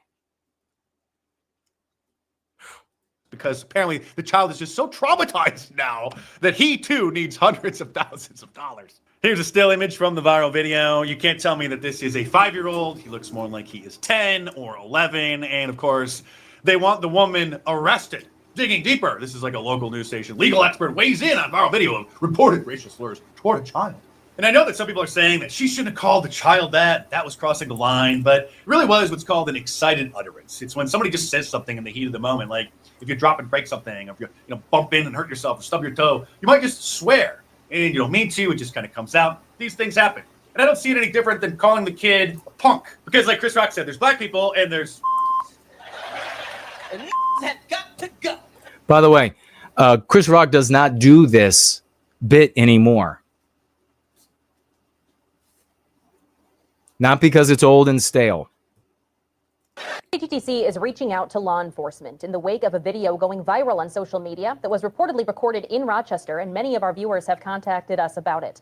They're reaching out to law enforcement. They're tattling on this woman to the police because so many people want her arrested. We can now confirm Rochester police have received multiple calls about the video and are actively looking into the matter. The Rochester branch of the NAACP released a statement today about the video, saying it is outraged and deeply disturbed by the incident, saying in part, quote, "We call on the City of Rochester Police Department, the City of Rochester's City Attorney's Office, and Olmsted County Attorney's Office to launch a full investigation and to file all appropriate charges," end quote. Well, do you care about Shiloh? Then you're going to criticize the reckless behavior for her and her family, because why? You can sympathize with her being injured this way. If you don't care about her, then you're going to attack me because I and what I do invalidates your sick little slur fetish of celebrating her saying enter. What charges? There's the First Amendment, freedom of speech. If you don't like it, go back to Africa. This is another reason why so many people are donating to her page, because the powers that be most likely will launch a vicious... Like, pay attention to Dice's comment right there. First Amendment, abstraction. If you don't like it, go back to Africa. Is that a statement of a revolutionary for this is how we recapture our destiny? Here are these steps work. Here are the successes out of those steps. Here are the testimonials. No, these are the words of an entertainer. That's hilarious that he just said. It's not going to do anything. So the people who sent me this and they're like, I set you straight there, didn't he? He set me straight. Fuck you. Lawfare campaign against her, investigating her with CPS, trying to take her kids away. Marie Curie is here, and she's in Germany and Deutschland. She's got to go to bed. It's very late there. Thank you for showing up, sister. We hope you're doing magnificently. Filing civil lawsuits against her, claiming defamation or claiming intentional infliction of emotional distress against the black kid. And so what about the lawsuits that might take all this money away from her? Has anybody thought about that? God, I swear to God, sometimes, you know, I get the urge to just, if the white race has turned its back on me, then fuck you all. So she's going to need a lot of money to defend against those. And this could very well be. So she's going to need more money. And then when she loses a civil suit, she's going to be, the child or whoever is going to be awarded a massive sum of all of this money that you all gave her. The end of Give, Send, Go. They may have to shut down because of this, because the credit card processors are most likely very soon going to stop doing business with them altogether. And to their credit, they didn't take the page down. They did turn the comments off, though, in order to try to appease the credit card processors who undoubtedly are reaching out to them and pressuring them to shut it down, saying that because people were posting, you know, mean things on not only Shiloh Hendrix' page, but also on Carmelo Anthony's page. The black people were posting a lot of anti-white stuff on Shiloh Hendrix' page. People were expressing their opinions that they're tired of the double standard, et cetera, et cetera. That's convenient for the processor to just say, oh, these folks too. It's all about what's being said by the Wignats. So if Give, Send, Go is taken down and we do not have a means to crowdfund like this, it will be because of the Wignats and because of the Fuentesians who are participating in this. It'll be their fault. Don't anybody forget it. It's what they are saying this is all about. It's what the Sam Parker is saying. Who's saying enter better? It's what they are driving that destroys the vectors of opportunity for the white race. Just remember that. Don't forget that. Etc. And so he posted something on Twitter, on X, explaining the reason for that. But Discover actually cut ties with Give, Send, Go because of the Kyle Rittenhouse defense, because it was so atrocious that they would allow fundraising for someone who obviously, and then ultimately, as the court decided, jury of his peers, didn't do anything wrong. And the platform is a Christian platform, and they took the principled stance to not only allow Kyle to fundraise, but also Carmelo Anthony. There were many on the right who were calling for that page to be taken down. He's the thug who killed the white kid at the track meet. that raised over $500,000 for his defense. But the CEO posted that they're taking the principled stance that they are going to allow anybody to fundraise on that page. And so, again, I think this is probably the end of Give, Send, Go, sadly. Introducing our cutting-edge This Smart might be Zoom it. reading glasses, co-developed by NASA engineers. No eye exam. And since a picture is worth 1,000 words, there are plenty of memes being created and going viral illustrating this situation, like this one, which, if you're not familiar with this original picture, it's called Free Speech. And it's a guy standing up and saying what others are afraid to say. And so the woman has been swapped out with his face, and she is a queen now.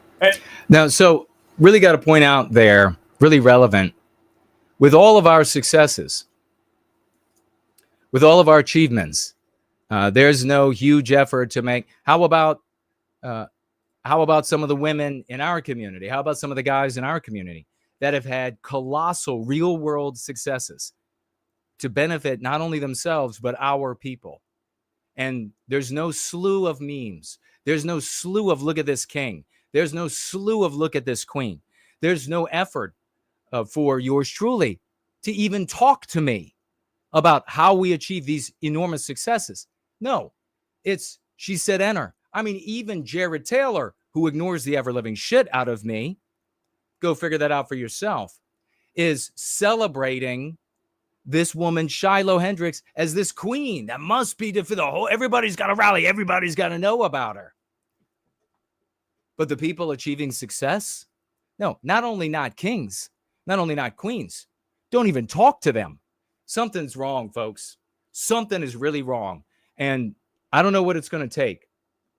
I don't know what it's going to take for the white race. I don't know what it's going to take to reach enough people. We just have to keep plowing ahead. But something is really wrong with white people. Something is really wrong with these white content creators that purport to care about our well-being and what's happening to us. This intentional, this willful ignoring of us, this willful ostracizing of what works. It's being driven, and it's being driven by deep jealousy.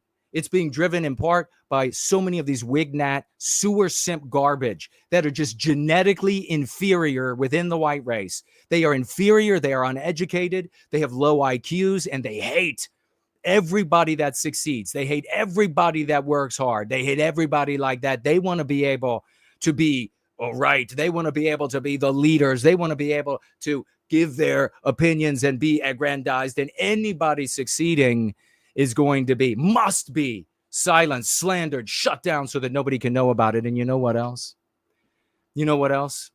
Some of this is probably being driven right out of anti-white hovels in Harvard, in Israel, in Berlin, in anti-white hellholes around the West. I wouldn't doubt it for a minute. A very brief break, and I'll be right back.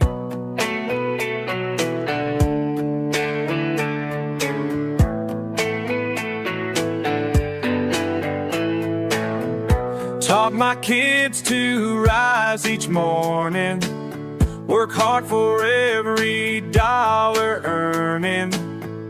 Pride in family, that's what we do.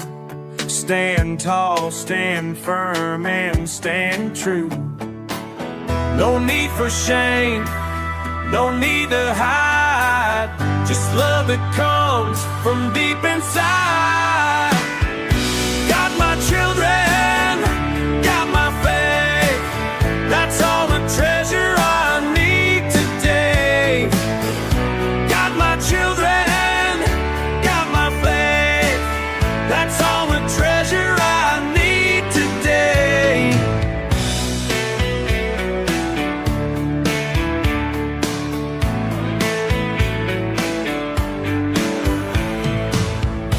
Daddy's hands were rough and steady, teaching values, keeping ready for a world that's quick to judge. But love and truth are all we need, that's enough. No need for shame, no need to hide. Just love that comes from deep inside. Got my children, got my faith. That's all the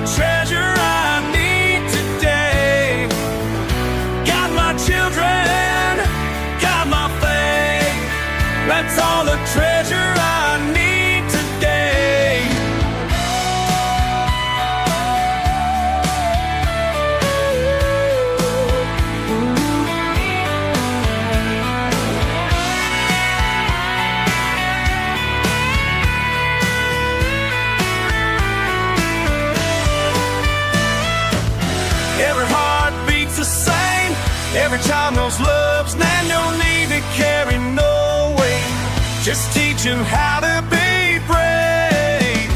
In my home we walk with honor. Drowning in the argument, the anti-white says, what exactly is anti-white?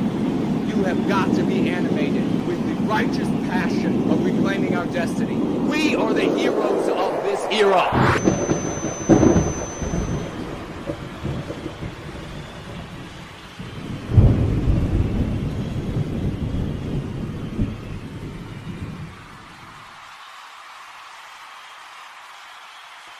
All right, let's celebrate real quickly here. We have run long tonight, haven't we?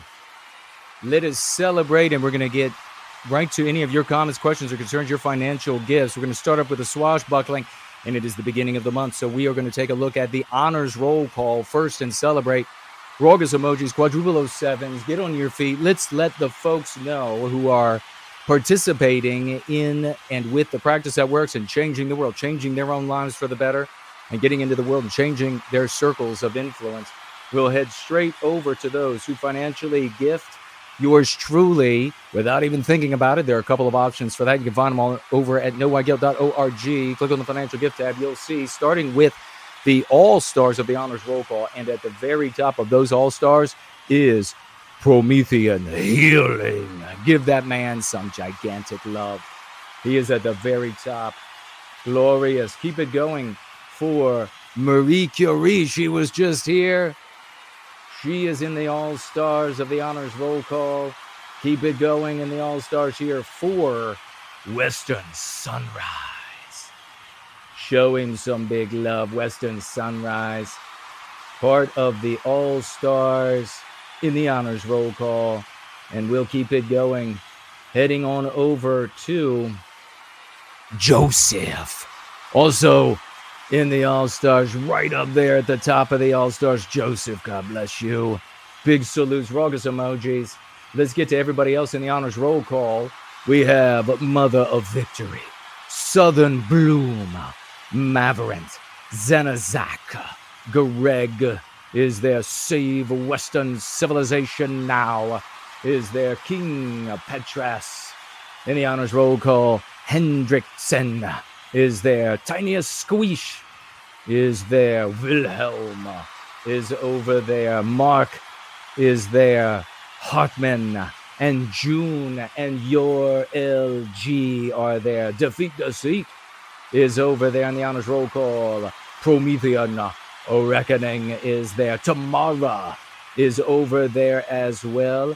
And over here on the other platform, we've got Scott is there, rounding out the totality of the honors roll call. Let's give these people on our feet crepitant emojis so that they can hear the crackling of the fireworks of our applause and love and appreciation. God bless every single one of them. Thank you so very much. We march forward. We march forward with our time. We march forward with our intelligence. We march forward with our ingenuity. We march forward with our dollars. Let's keep this going, and we'll get right to, let's celebrate the great Franklinator and all the hard work he does in service to white well-being, not the least of which is, of course, doing the timestamps. And thank you to everybody who drops any timestamps in the live chat. For white well-being sometimes does it as well.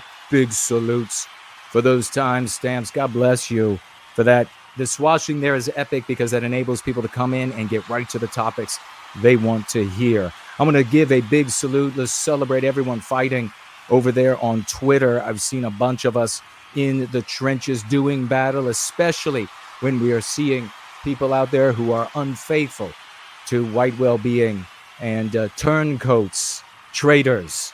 And so a big salute to everyone who is a real hero. I see you. I know who you are.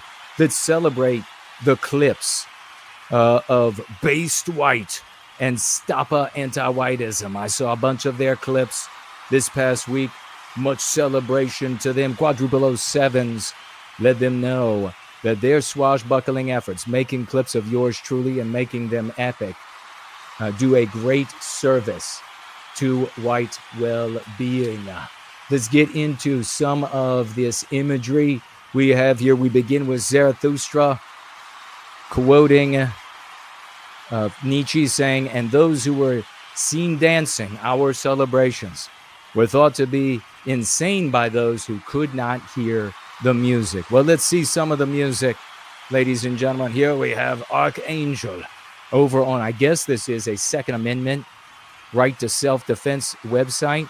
The question on the video was, what's the deadliest 9mm self-defense round? Archangel comes in and says, no white guilt. Totally epic. And it appears that the channel owner says agreed underneath. Epic. We want to get to our normal brothers and sisters out there. Folks, when you come across the Wignats, walk right by them. Give them the finger, walk right by, and head to normal white people. Big salutes for the swashbuckler Archangel. Anglo-Saxon NWG swashing here over on I Am Yes, You Are No. Almost 2,500 views of his audience. Hundreds of likes, retweets. Magnificently written. We'll read one of, I think he's got 3 long posts here. But you can pause when you look back. Read what this champion writes. It's totally brilliant. Every single post of his. God bless this hero. Really celebrate Anglo-Saxon NWG. And he made that song that we played a little bit earlier in the gathering. Here he is again, this time. Again on I Am Yes, You Are No. 11.2 thousand. These are I Am Yes, You Are No's audience that we are swashing on, sharing what weakens anti-whiteism and frees us from the chains that they wrap around us. He says here, while it's vital for whites to support each other financially in an increasingly anti-white world, encouraging the use of racial slurs against non-whites is a misguided distraction. Instead of falling into the trap of the anti-white narrative, which paints whites as villains, we must directly confront those who attack us by labeling them as anti-white. Totally brilliant. This reframes the narrative, centering whites as the heroes defending our people and legacy. Using slurs like the N-word only reinforces the anti-white script. Dividing whites and shifting focus from our unity and strength, calling out anti-white hostility head on is the path to reclaiming our destiny and building true solidarity. Man, quadruple 07s for everything. Anglo-Saxon is rocking out there. Totally brilliant statements, swashbuckling of a true swash general. Here he is again on I Am Yes, You Are No again. This one, 5,000 views, 5,000 people seeing the brilliance that he writes here. Go back and pause and read these for yourself so you can know. You can literally take these and say the exact same thing in your conversations. Give it up for Anglo-Saxon and WG. God bless you, man. We deeply appreciate you and your service. Here we have Hans the Skipper. I think he's got a couple as well over on I Am Yes, You Are No. He was tweeting quite a little bit about Shiloh. Hans, the great champion here. Do we not? Oh, we do have over 7,000 people of that audience seeing this. Seeing someone resisting the suffocating pressure in anti-white society to display obeisance to the angelized race feels good, but we need strategies that will actually win.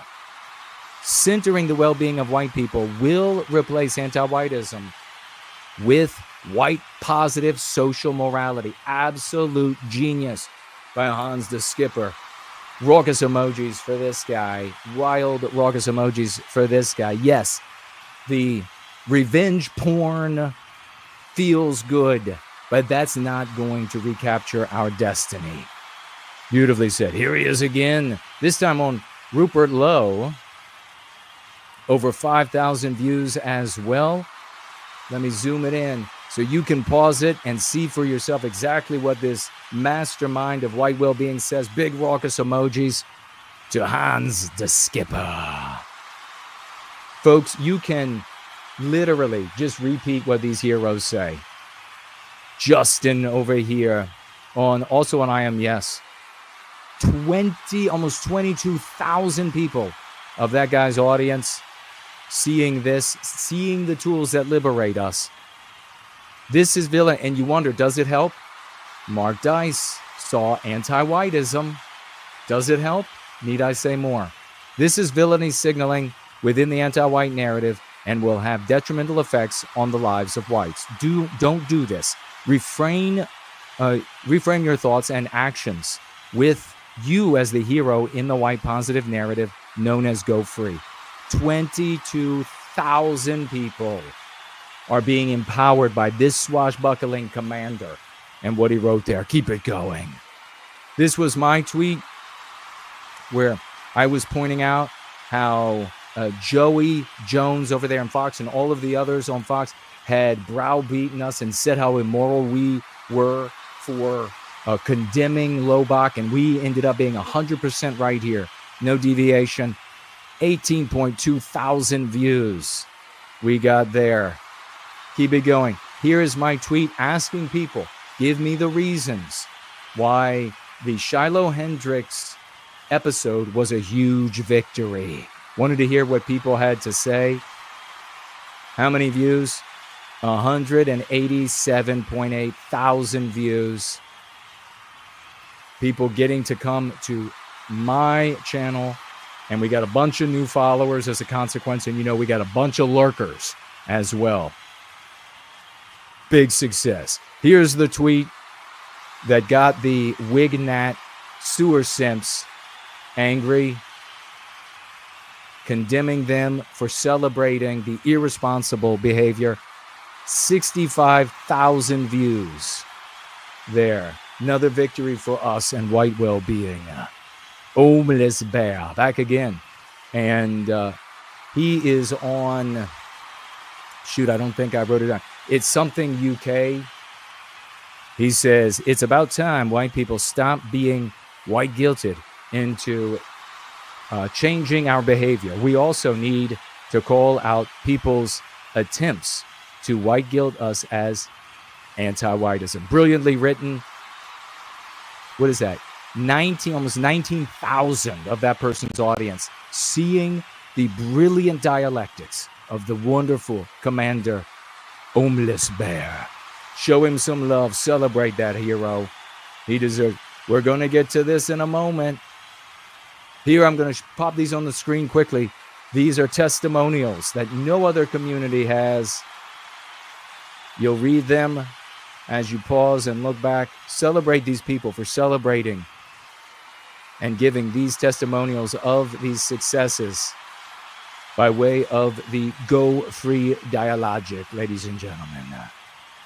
Here we have the Tree Godfather swashing over on Michael Schur's trial video. He says, it only ends when we make it end. No white guilt. We teach how. Pithy, powerful, genius there in that live chat. 700 plus people in that live chat. God bless the Tree Godfather. Everyone on your feet for that swashbuckling hero. Biospirit of the West himself, the leader of the OT. We're almost done here. 10.2 thousand views, hundreds of likes and retweets, swashing over on Dominic, Michael, Tippy. Says, not surprising, we live in an anti-white world where the anti-white moral imperative reigns supreme. The solution? Stop behaving like a villain in the anti-white narrative and instead take the moral high ground when dealing with anti-whites. That would have made all of the difference for this woman and prevented the anti-white outcome now unraveling all around her. Absolutely. To the level of his intelligence, his brilliance. Ladies and gentlemen, give it up for the great Biospirit of the West. As the audience takes a breath, we're just about there, ladies and gentlemen. Now, give it up for this short video.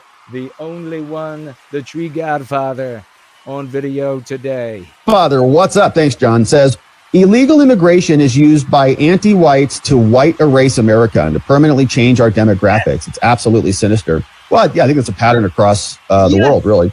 Massive immigration and massive societal division, and in the name of and sake of diversity, to really destroy the country. It's magnificent. He went in there, pithy, powerful, and this content creator immediately agreed with it. Give it up for the Tree Godfather, and we'll be right back.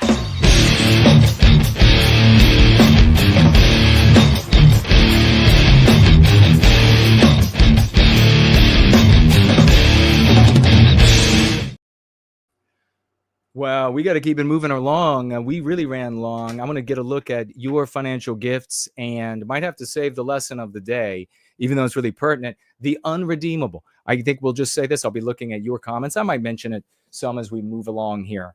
But the reality is that we're seeing in the world that there are actually, I'll get to that after we finish up our celebration with these financial gifts. Let's give it up for Anonymous, showing up today with 100 white well-being dollars. Everybody for Anonymous. Remember, every Anonymous is not the same Anonymous, but we're celebrating this Anonymous. $100 for white well-being, for the tools that work and the evidence, the receipts that they are working. Remember, no other community, no matter how much they say that whatever they think you need to hear, to not listen to me, to not listen to what we're doing here, to call us a cult, to turn people off to us. None of them have victories. None of them do. They have to counterfeit them. They have to co-opt what other things happen in society, just like you're having with Shiloh here. They have to co-opt those things. We have the victories here. $100 from Anonymous. And as I refresh here on the app that takes cash, I want to celebrate Stefan, $25 financial gift here at the end of this day's gathering, going free. The great Stefan, $25 for white well-being. Celebrate the man for all he writes, for all of the great work you continue doing. And you know what's great about that, right? That's so super honorable. He's obviously watching all of the slander, all of the attack, all of the smear, for taking the principled stances that better the lives of white people. Obviously seeing that and grateful for it. And I'm deeply grateful for your gratitude. Let's hop on up to Maki. $25 financial gift over here. And Maki is saying with those $25, he writes, the Shiloh, Hendrix, give, send, go. God bless Maki. $25 financial gift. Thank you so much. I deeply appreciate it. Champion. Let's celebrate. Keep those raucous emojis going. We have the cool. We have the Papa. We have the J. We have the magic. Cool Papa J Magic financially gifting today as well. $25. Another perfect example that all white people should be emulating. This man who is swashing with his family. His daughter knows identifying anti-whiteism even before he is in the entertainment media. He is out there swashing in the community. He is financially gifting. These are our genuine, our real heroes. These are the people who deserve to be called up and begged for interviews. If there was a just world, if there was a just God to intervene, then that would be exactly what happens. He writes, I admire your courage and dedication. God bless you for saying that, brother. I deeply appreciate it. I am with you shoulder to shoulder. First freaking last is coming in again. And he says, enough is enough. $100. $100 by this champion. He says with those 100 white well-being dollars, 3 tiers. What do you spell it out for us in the live chat, hero? Tag me as No White Guilt. 3 tiers. 3 tiers. Maybe he meant cheers. Give it up for the hero. First last, $100. God bless you, man. I really deeply appreciate that. We didn't miss anybody on Subscribe Star, it looks like. So we're going to move around to our platform, the Dude Bro Moment platform. And looks like we lost one of our financial gifts. I see nothing. I see the platform has failed. The platform has gone blank. I will repost and we will see if we can get it running again. I will also step into the background to see if people financially gifted on there. It should be up and running. So let's go to the dashboard and see. It was running when we got started, and it seems to have dropped. We have stumbling. We have what is for today. I've got to find for today, though. We have Spartan. Spartan is here for sure today. Spartan gifted $10 in celebration of white well-being. God bless you, Spartan. Fantastic. I deeply appreciate that. We also had, let's see. Oh, my goodness. Everybody on your feet. Everybody on your feet. A woman among women. It is the Mrs. Jess Horst, a woman who has empowered her children with the Go Free Dialogics so that they too can resist anti-whiteism.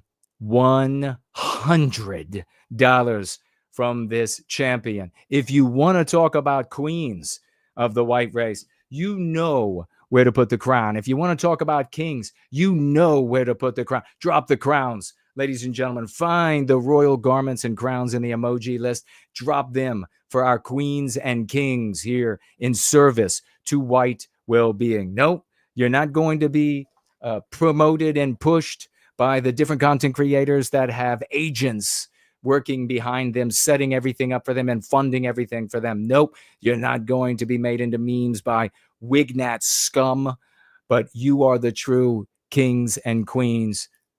Mrs. Jess Horst, $100. And you know who I'm going to say next. The hero of hero, the name that you know well, Dude Bro Moment, DB, 50. Financially gifting $50. Totally unstoppable, this gentleman. Hero, that man deserves a crown as well. $50. And he writes, as he is wont to do, with his every motivation, with the fibers of his being, for white well-being. God bless you, brother. Looks like it's up there running again. The stream is clear over there. And I can drop the other areas that for whatever reason, the stream was canceled or blocked or crashed or whatever it was. It's now gone. And I don't think there is anybody else here missing. If I missed you, then please tag me on YouTube preferably and let me know that you financially gifted on Entropy. I'll go back and look for it, give the amount. And if you had anything to say, I deeply appreciate you for that.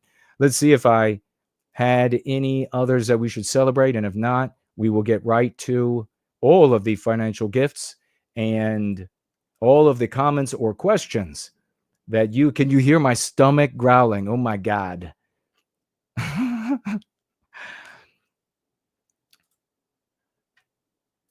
All right.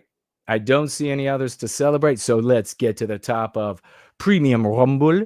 And we have financially gifting Ace of Spades. $5 over there at Premium Rumble. Thank you so very much. Ace of Spades. Is that Speds or Spades? Not sure if my gum road worked. So here's a bit from a Swedish nationalist, champion brother in our once great country of Sweden. Great to see you. Thank you so much. Applying we have had Go Free written about in Sweden, and the reporters, the anti-white reporters there, fell for our verbiage. They fell right into our trap, just like they do everywhere else. This hero over there. God bless you. Thank you so much. I don't see anything at Gumroad just yet, but I will keep an eye out for that. Thank you for your efforts. He also says, amen, brother. And some more comments, and we'll get back. He financially gifts again. Another $5. Ace of Speds, I think. Ace of $5 more. He says, tell it as it is and keep it real. Exactly. Thank you. Thank you so much. Big salutes to the white positive activists in our once great country of Sweden. There is no Sweden without white people. He's back again with another $5 over here on Premium Rumble. $5 more, bringing us up to $15 from this Swedish champion. He says, I agree. I love that she stood up, but talking about Shiloh, I agree. I love that she stood up, but just maybe should have said goth. instead. I would have really liked what would have been most powerful, and nobody else but this community would be talking about it, if she had said, "F off anti-white, fuck off anti-white." None of these people would care. Because why? The focus is on us, and they're not concerned. Wignats aren't concerned with us. Fuentes followers aren't concerned with us. Those are multiracial, non-white endeavors. The writing is all over the wall. Wow, he's back again, bringing it up to $20. 20 galloping bucks. Ace celebrated because he reached the $20 minimum for the celebration. Let's get out some swashbuckling flags, incorrectly named pirate flags, for this champion of Sweden. We will make you king. He says, with those $5, I need to hit the sack. Take care and keep on telling the truth. Listen, everybody, we need to let Ace of Spades on Premium Rumble. We need to let him know that we celebrated him this way. He's asleep because it's much late in Sweden this hour here. Riding right up onto 9:30 p.m. Eastern Standard, very late in Sweden. God bless this champion. We have heroes everywhere around planet Earth. And here is one you know very well, the Slotzian philosopher. $1 financial gift from the great Slots. Hollywood tells us it is white success to call another N-er. How could you disagree, Jason? Oh, so fucking true. Atomically true by the great Sloths. Yes, the anti-whites in Hollywood tell us that it's a big victory for white people to call. I mean, how many times have you seen it in movies or TV shows? Or it's white people are doing it when they call a black person an N-er. And so how could I disagree over here? How could the great Sloths, how could the House of Swash disagree? Brilliantly said. We got another $1 gift from the great Sloths. He says, with this one, thank you for your tireless work. Now, this is the very kind of meaningful. You out there that are seeing me get attacked relentlessly over doing the right thing for white people, really appreciate it. Thank you for your tireless work. I know historically it seems our voice can go nowhere, but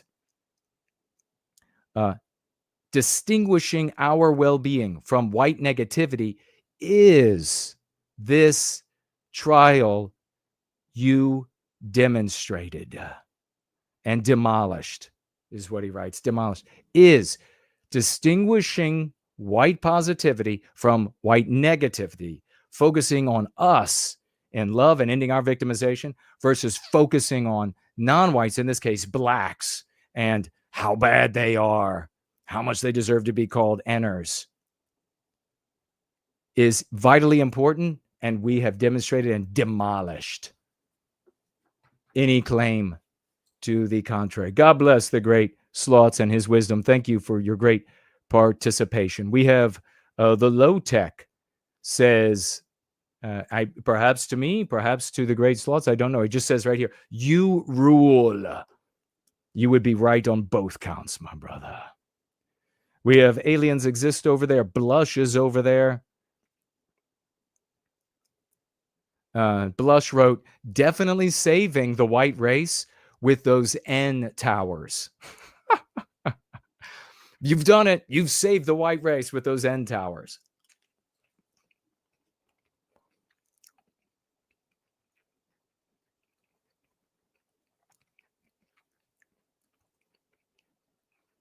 Let's see. Has anybody tagged me? Remember, tag me as No White Guilt. Ace of Spades says inspirational while I was ranting. Thank you so much for that.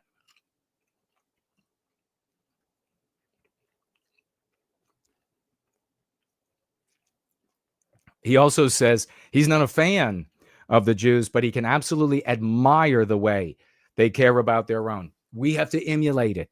You have to admire it. There's no way to do it one better. You can't condemn them working together and do it one better.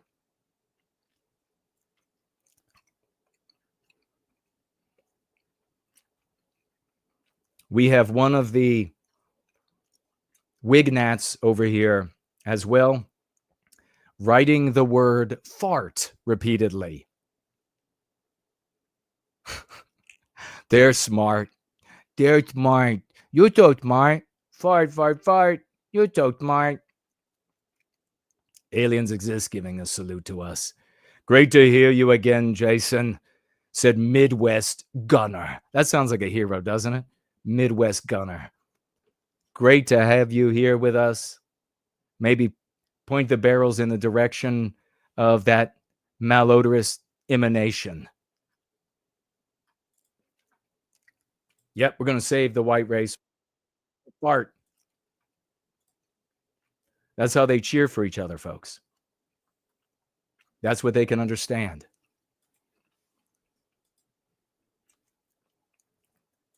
All right, swiveling around here. Kinfolk says, Wignat with a fart fetish. Yes. Yes. The great Raymond Foster is still with us. The great full wide well-being is here. Dennis is here.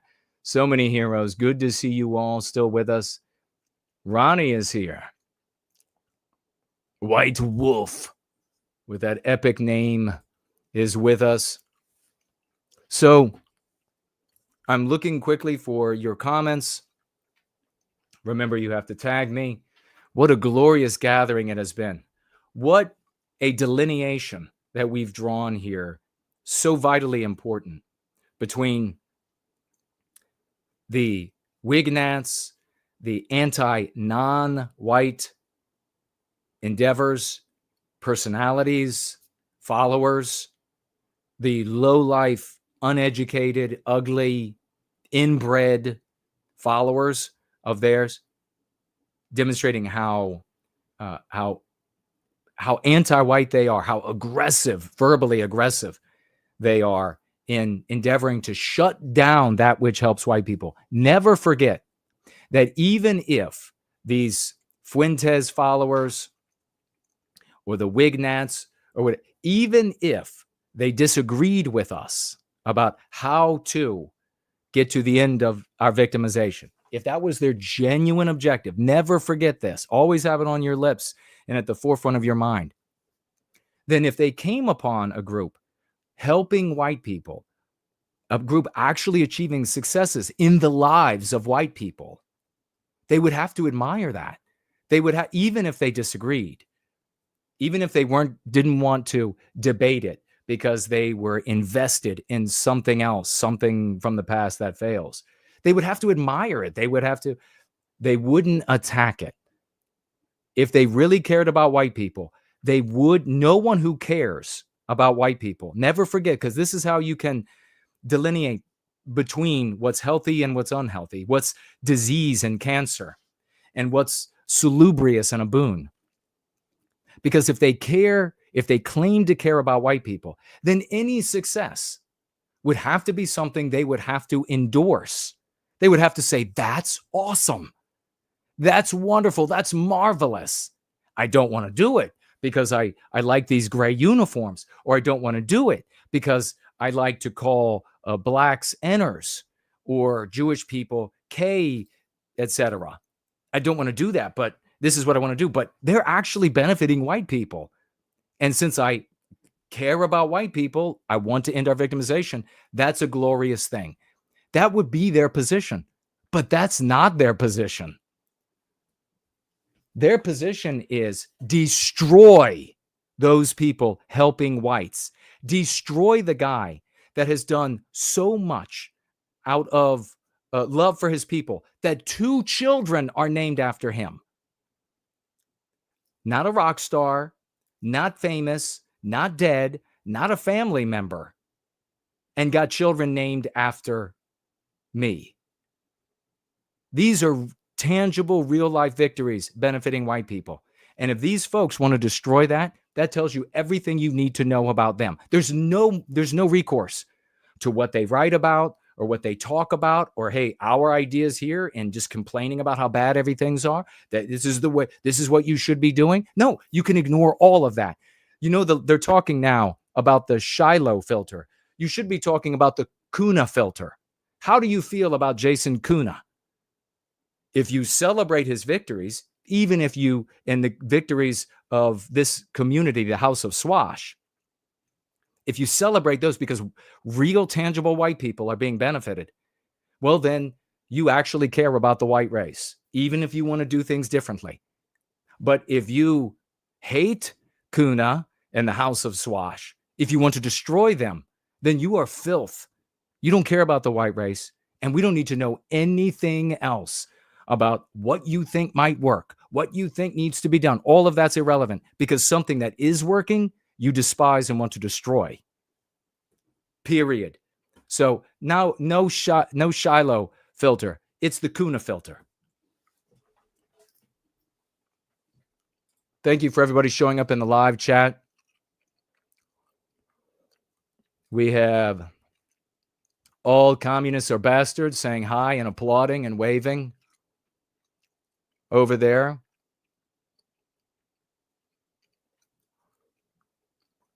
Somebody called Doc is over there. Hello to you and welcome.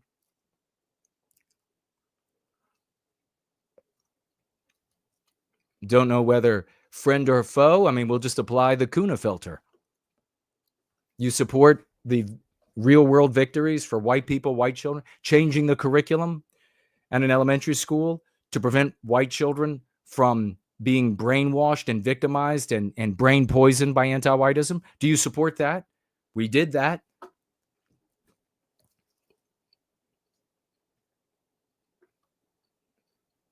No more question about it. We apply the Kuna filter. What is Shiloh filter? You give me a fucking break. And the people saying that are not the people who are supporting her for the productive, constructive reasons. The people throwing around the Shiloh filter meme are the ones who are supporting for the destructive reasons. Oh, the great Corey, we need to celebrate, ladies and gentlemen. You know he's one of our absolute best. He's like a scintillating warrior in the armor that he wears. Corey financially gifting 50. And with Corey,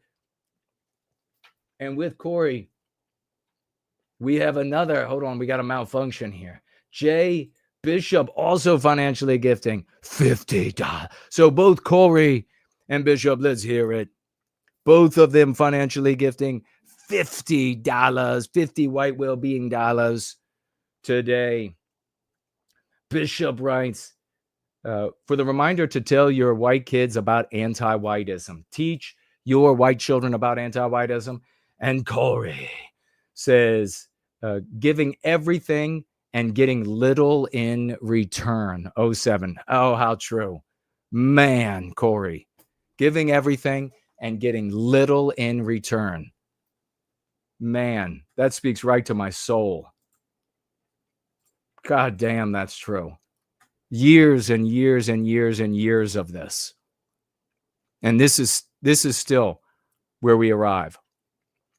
Thor tags me. Mark Dice needs to learn that when you use a slur, well-being is victimized. You make yourself look like the victimizer, even if you were the victim. That is brilliant, Thor. Thank you so much for saying that. You are 100% correct. Big thank you. If you imagine how much more sympathetic Shiloh would be if she had called this guy an anti-white MFer or what have you. Imagine how much more sympathetic she would be. You immediately make yourself into this. You know what else would happen? What would be the odds that she would be getting ruined for the rest of her life by anti-whites who are going to hunt forever if she called them anti-white versus what she said and now what she's going to have to endure? Great point, Thor. Cindy Ben is here. Anti-white out is here. Scrolling through to find your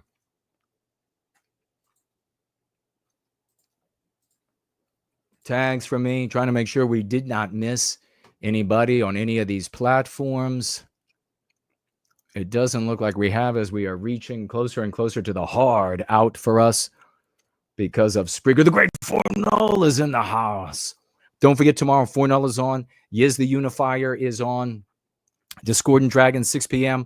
on Yiz channel, Eastern Standard Time. Fornull, if he's doing the show this Monday, Dragon Mondays, Discordant Dragons, 8:15 Eastern Standard Time over on his channel. Be there. I'll be there.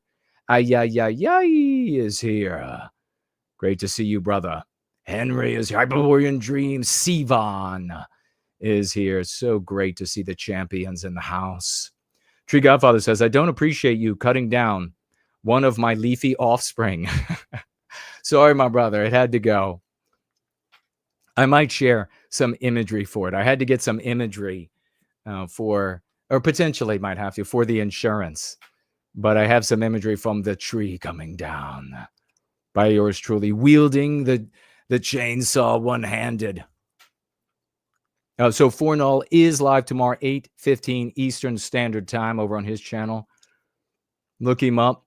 Henry says, maybe it's the law of diminishing returns, and one day it will snowball. I've heard of that before, but either way, we're never giving up. No, we're not giving up. Very well said. The victories of ours. We've seen how we can promulgate the concepts and the arguments, the dialectics from the Go Free Dialogic. We've had, imagine this level of success despite not only facing the anti-whites, but the rest of the explicit white sympathetic sphere. And note this as well. The white sympathetic sphere, the explicit part of it, is really morphing as a consequence of these entertainers online. And I think we are approaching a time when it's no longer actual white sympathy, that it's going to be hard to find people who, with their efforts, are legitimately attempting to effectuate white positive outcomes, beneficial outcomes for whites. The explicit white sympathetic sphere, and maybe we'll talk more about this next time. Maybe I'll come on early. I don't know. This week as well. We'll see. To talk about the lesson, to talk about this. But it may be that it is transmogrifying into the anti-non-white sphere. The great Mestizo Carf is here. Tomorrow is Cinco de Mayo. I might get myself a taco bowl, and Trump, as Trump did back in 2016. Good on you, brother. Tell everybody while you're eating it out loud to reject anti-whiteism. All right. I have a random question. What is your stance on MLK? Was he anti-white? We're out of time, brother. I want to answer that. I will get to that the next time that we are together. And we are rolling out. We're rolling out, ladies and gentlemen. That's it. It's been an epic, totally epic fight on this gathering this Sunday. Use the energy that we have here to propel yourself forward into the rest of this week. I'll be back on Wednesday at a minimum, maybe earlier. We'll see how things continue to unfold. But we are the truth. We are the hope. We are the victory for Western kind. Never forget it. Let's go free.